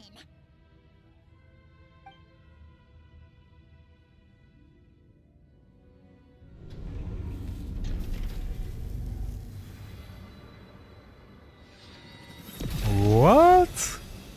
It's a lance? I mean, makes sense. It's called Mistelstein. Isn't like Mistelstein literally like a lance in Norse mythology? Or isn't Mistelstein like the branch of the world tree? Like, what the fuck was it again? Misteltein or whatever?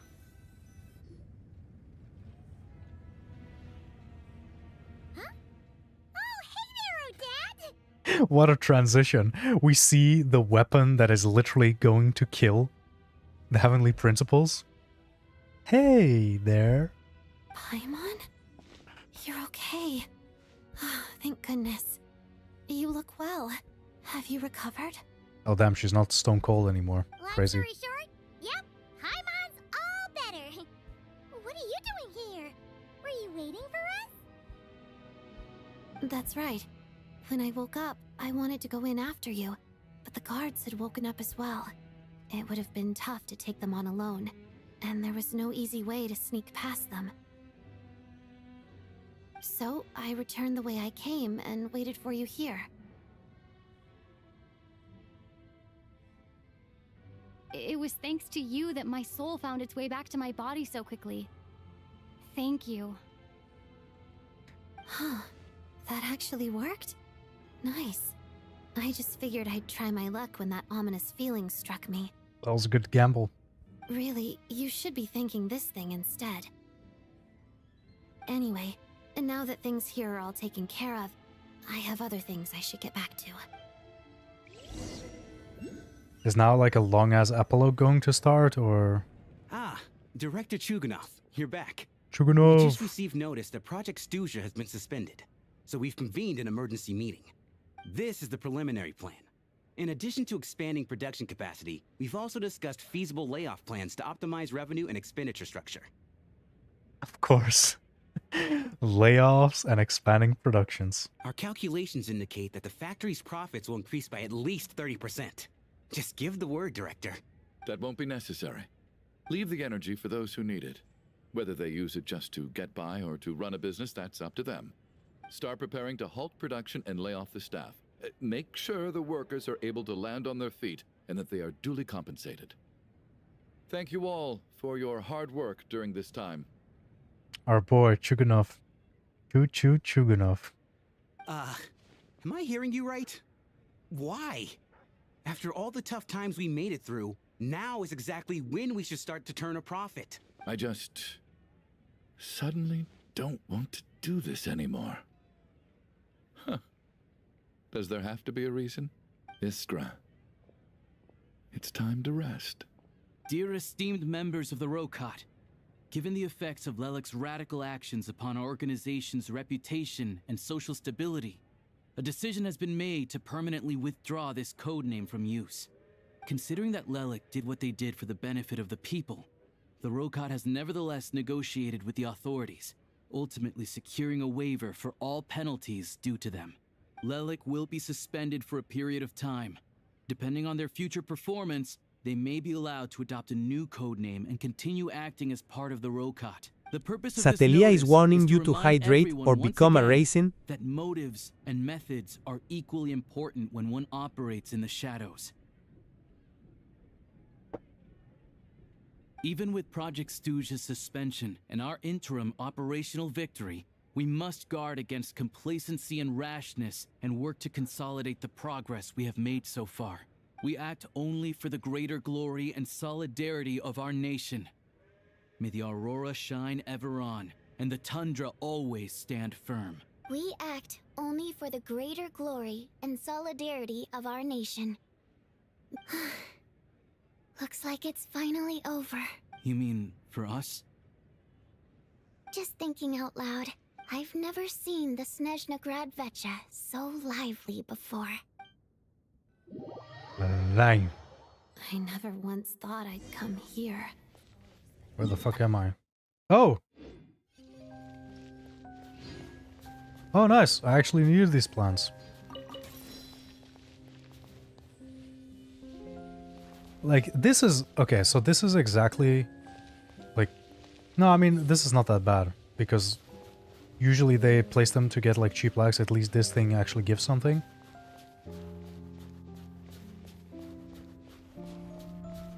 But yeah, let's see what this is about.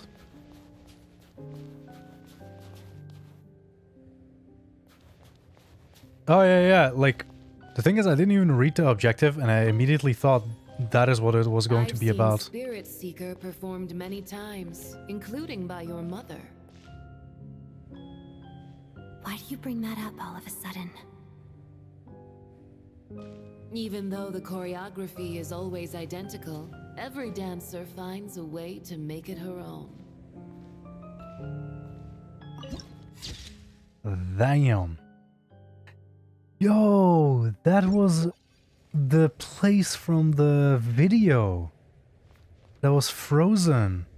Holy shit. You actually want to talk to me about ballet? I just think it would be a pity if the dance was lost to history. She didn't teach it to you, did she? That was an unusually subtle taunt for you.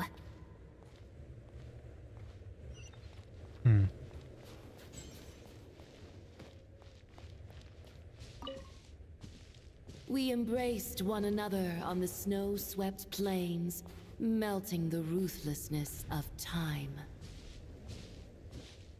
But when our bodies, in pieces, are cast to the winds, what of our love will remain behind?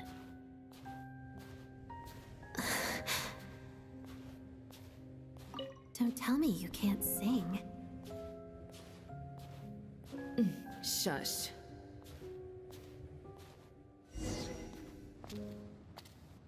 Oh? I understand her hatred. The Fatui robbed her of the life she should have had. I never opposed her dancing. Yet still I became an enemy of her ballet. Oh, the conversation! I'll just keep my distance. Many despise me. I'm used to it. You're certainly not one to shy away from confrontation. But children, they need a different approach. I'm hardly the most maternal figure. Yet, she is a child. In my experience, while a father commands authority, he must still yield to love. You should tell her what you think about her dancing.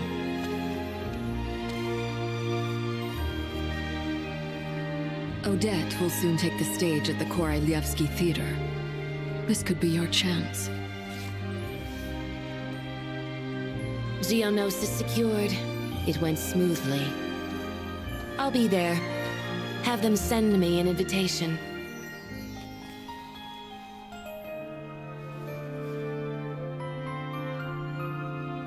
Sadly, things didn't work out. Her final words are inside that block of ice. This? Aren't these for monitoring her subordinates? Not yours. This one isn't her witch's flame, but my two worlds' flames. The two worlds' flames can burn away memories. It was my parting gift to Rosaline.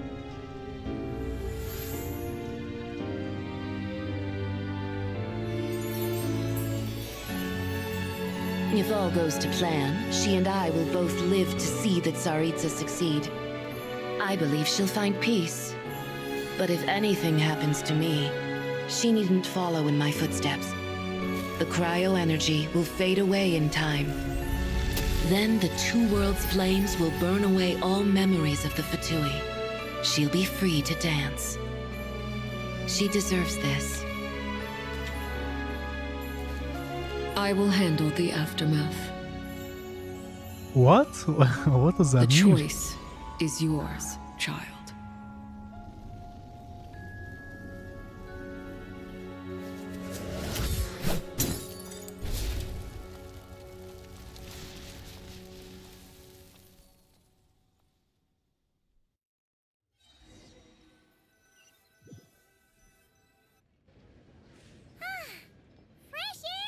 Okay.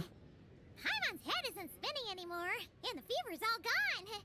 Paimon's finally free to fly again. Wait, so... Wait. So What was the reason again why she was feeling sick? I feel like that kind of escaped me. They did say something about like Piero and Mitya used some type of energy on her and she felt better again. But did they even explain anything about like why she actually... Power radiating from Misselstein. Okay. It's nice to finally know where Oh, of course. from too. It did make Paimon a little nervous at first, but it's such a relief now. Of course, it's literally because Misselstein is anti-Celestia and she is Celestian.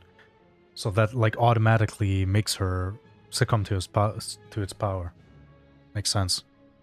So basically what they did to her was give her protection against the anti-celestial power. At the same time, isn't that really dangerous for them? Didn't they literally just potentially give Paimon immunity to the anti-celestial weapon? Like, think about it. What if Paimon ends up being the heavenly principles? Like, she is literally like Phanis. And they just gave her immunity to Misselstein. Isn't that kind of funny? Who cares if Paimon's a creation of Celestia? She's probably not anyone that important. Probably just the fairy of food and fun or something. Dude, they're laying it on so thick. They're making it so obvious that she is a very important thing in Celestia. And like you said, this doesn't have to change anything between us. You're not gonna just... Hey, hurry up! Why are you walking so slowly? You've spent So the last funny. few days lying in bed and stuffing your face. I didn't think you'd be able to fly this fast. Says who? Paimon's as agile as ever. They don't call her White Floaty for nothing. Paimon originally wanted to check out the bookstores in Snezhnaya, but she's more in the mood for flying around right now, so let's save that for later. I really wonder if they looked for voice actors of Paimon that are able to do this squeaky voice, but also keep it in mind that at some point Paimon might actually go back to like a grown version. So then the voice actors can also do like a good impression with just like a deeper, more adult-like voice. Wait, they've got light novels from Yai Publishing House here too. Huh? And this is Paimon's favorite mystery story from Fontaine. Wow! The local Snezhnaya books look pretty interesting too, but also kind of heavy. Not the easiest things to look around. I thought you were in the mood for flying around. Paimon can read while she flies. That sounds unsafe. Hey, look at these two dolls. Which do you like better? No, that's funny. I'll take that one just because I have her as a character. Oh. Oh, both? I thought we were only getting one. Okay. All right. Once again, your fine, choice does not okay. matter in this game. There you are. Thanks for visiting. Paimon will grab this and then... What? Huh? Matroshka. A matroshka.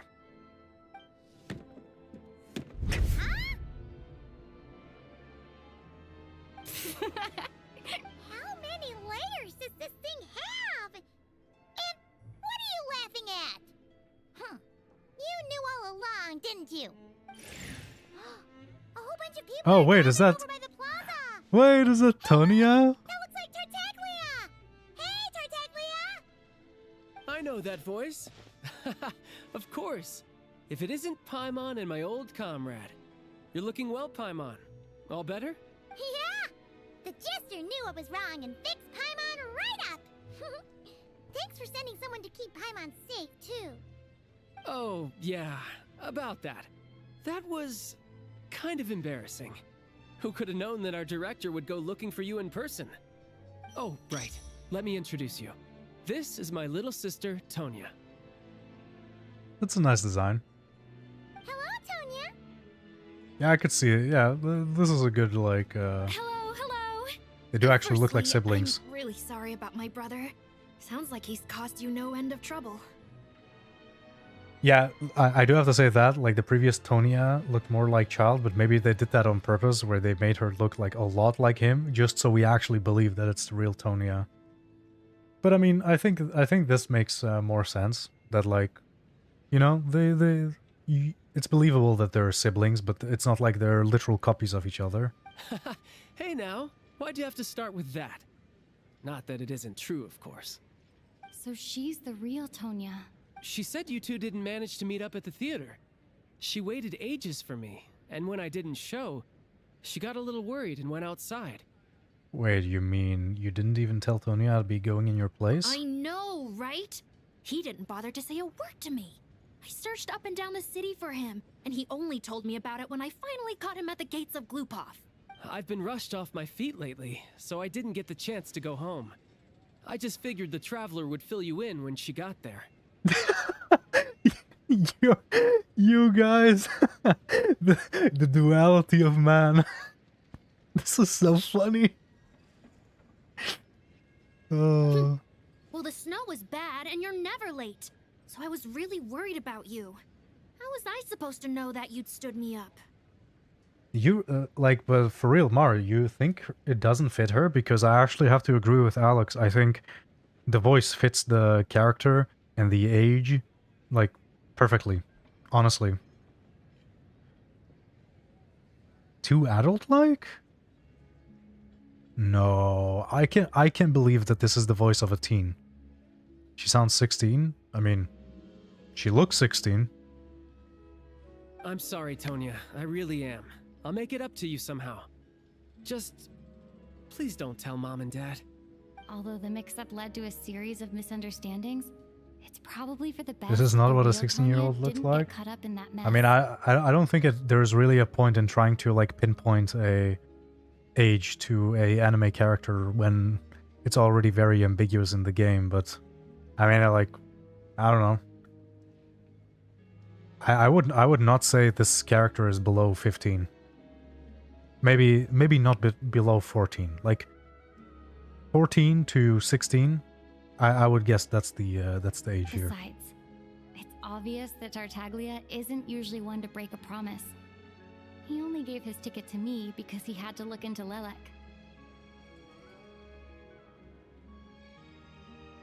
No, it's fine.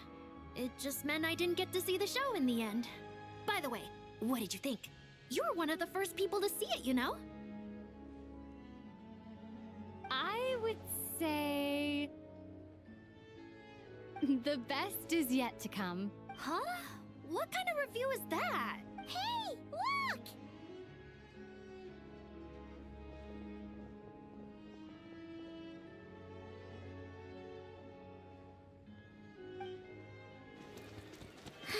What's this? What are they doing? What? What? We actually get to meet her? Oh my god, I literally just thought like, oh, I guess we're not going to see her this update. Even get to see Vesna and Danica? Her being Electro makes no sense. I still don't understand how she's not a Nemo. Her design is so crazy good in my opinion.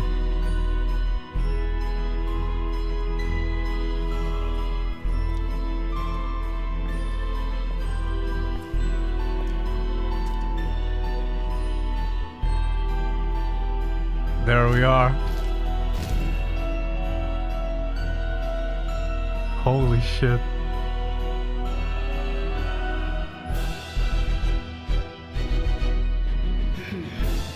She's so badass. Like, this is honestly like the thing that I'm most excited for. Like a badass Archon that is so involved in the entire story. There we go. What the hell is this? New quest? Is this like a... As you pass the Snezhnaya HQ, you notice a very special selection process underway. I'm sure that's going to be some type of quest. Damn, we actually did it. She has to be in the next quest? Oh, for sure. For sure. I mean, considering that Vesna is going to be next update, I'm sure like the next update is going to be probably about like diplomacy and stuff like that. Like after this update, I can't really imagine anything major happening. You know, it's most likely going to be preparation to actually verse the Heavenly Principles, or I mean Renova. And I could maybe see the fight against Renova happening in 7.3. I could see that happen. There we go. 500? Holy shit. I didn't know it was that much. Nice. Nice-oo, nice-oo, nice-oo. Okay, I should not forget this. I should not... I mean, fuck. It's 30 days. Like, I could probably rush this. Like, honestly, because I was planning on maybe, like, going to my mom's, like, today, but looking that it's 8 PM, I don't think that's possible anyways. I could probably, like, sit down and explore the moon tonight. Sure Just so I don't have to do it the coming month and miss out on the primos. Now, where's a good spot for Oh a nap? boy. That quest? Oh damn. Oh damn. Yo! Okay, this image is so badass. What the hell? Why do we get so many rewards? I'm also really excited to do this. The Shadow Realm.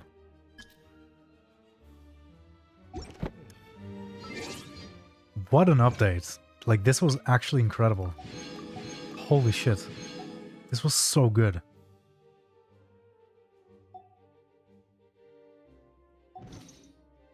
See if you can find anything odd. I will say this timestamp. I mean, you already gave me the timestamp. 50 seconds. You perplex me. Both you and you.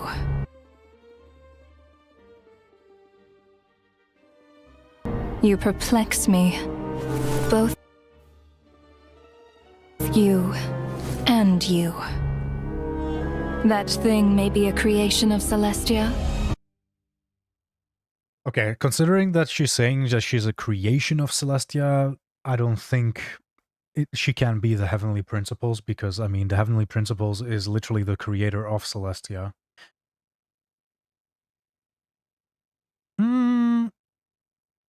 No. But it possesses none of Celestia's power, let alone authority. Your obsession with it baffles me. No matter, the resurrection will soon begin. It's worthless anyway. The resurrection will soon begin. What? The resurrection will soon begin? That thing may be a creation of Celestia, but it possesses none of Celestia's power, let alone authority.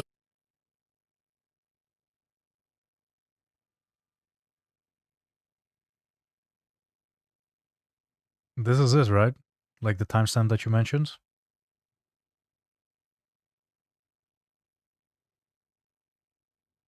Yeah, I mean, like, I think they're zooming in on the crown because they're talking about, like, but it possesses none of Celestia's power and let alone authority. And this is, of course, like, a crown that is Celestia styled.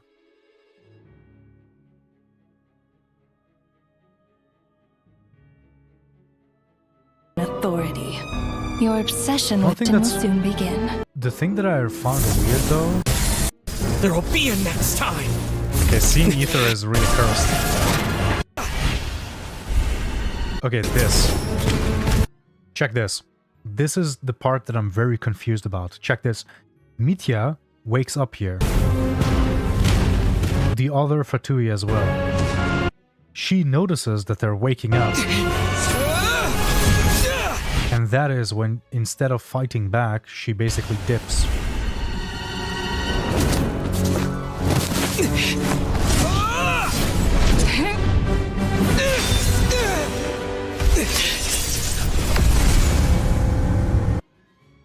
Like, is it more that she notices that everyone is waking up and she can't interfere that much, so by the time that they're woken up, like, her time for dissension is over, and she needs to dip? Because, yeah, like, at first I thought, like, what? Like, is she, like, wary of Mitya? But that didn't really make sense. But at the same time... Nah, like, I really think it's just, like, a time limit that she basically imposed on herself, like... Because I guess that's also the thing, like, as long... Basically, while the curse of death is active, that's the time that she gets to interfere. The same way when she put the, like, activated the curse, or not she activated, but when the curse was activated in the theater, she was able to interfere as long as we were struggling through the curse of death. God, that was still so crazy. Yo, Savage, what the... Dude, you came at the most unfortunate time. I literally just finished Act 2 of the quest. And that was the most insane thing I've ever seen in this game. Like, you missed it all. Oh, that's funny. I still need to collect a bunch of these flowers for Odette. How far is my Odette? Oh. Oh, look at that. Fuck, I pressed go to shooting range, I think. No, I don't wanna shoot it up. Yeah, Odette needs them. Oh my god. Brother. There's a crafting bench here. Nice. Oh, fuck, I forgot. I forgot they don't have crafting benches in Snezhnaya. God damn it. How could I? How could you, Mr. Shadow? Unbelievable. Okay, nice. I can claim this stuff now. Crafting bench.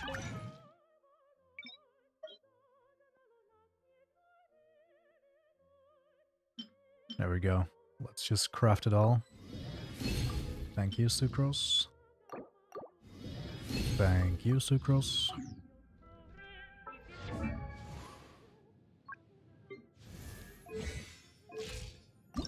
There we go. Nice. Level 80. Looking good.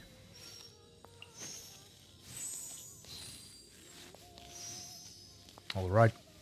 So that's going to be the last ascension we're going to go for at some point. Man, I could have saved some resin. Because I completely forgot that you get 6 from completing the quest. But yeah, I'll just complete this slowly. There's not like a huge rush to it. I completely forgot that I also need to upgrade these. And I just use all of these to craft into the higher tier one. But yeah, I'll just slowly upgrade Odette. This is probably the slowest I've upgraded a character. Honestly. Like Odette and Alyosha, like I'm taking so... Okay, nice, I can at least upgrade this. So he's at least level 50.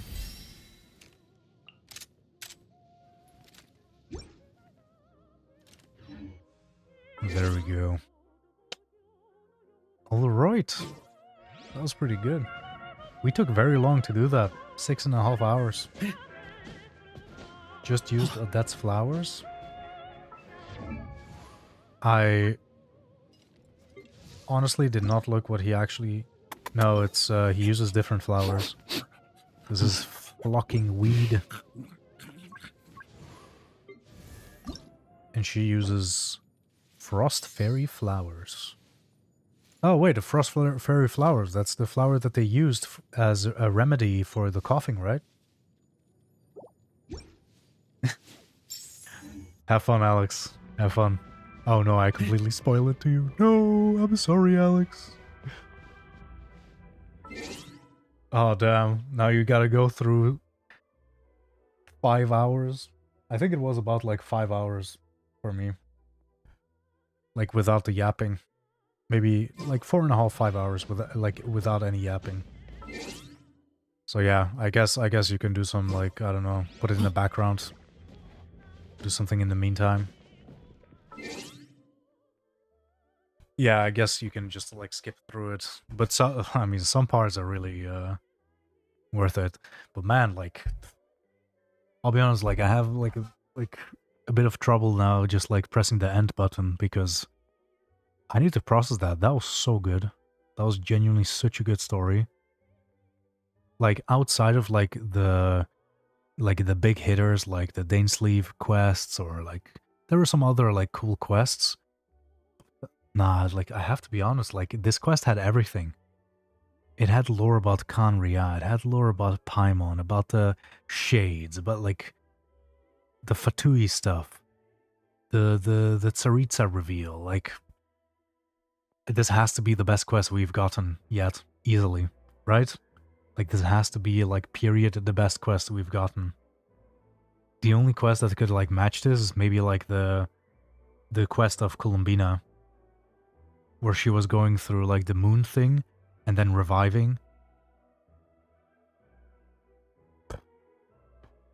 I gotta be honest, all the flag, like I'm always very critical of Hoyo and what they do with the game, and it always seems like, sometimes it seems like they're not investing enough back into the game. But these are the moments when I really do realize, like, damn, they are absolutely investing into the game. Yeah. And I'll be honest, like, this also makes me just, like, motivated to go and explore, to be honest. But yeah, anyways. I'm gonna go have dinner, because basically all I've eaten today was that beautiful, delicious brownie that I made that is now gone.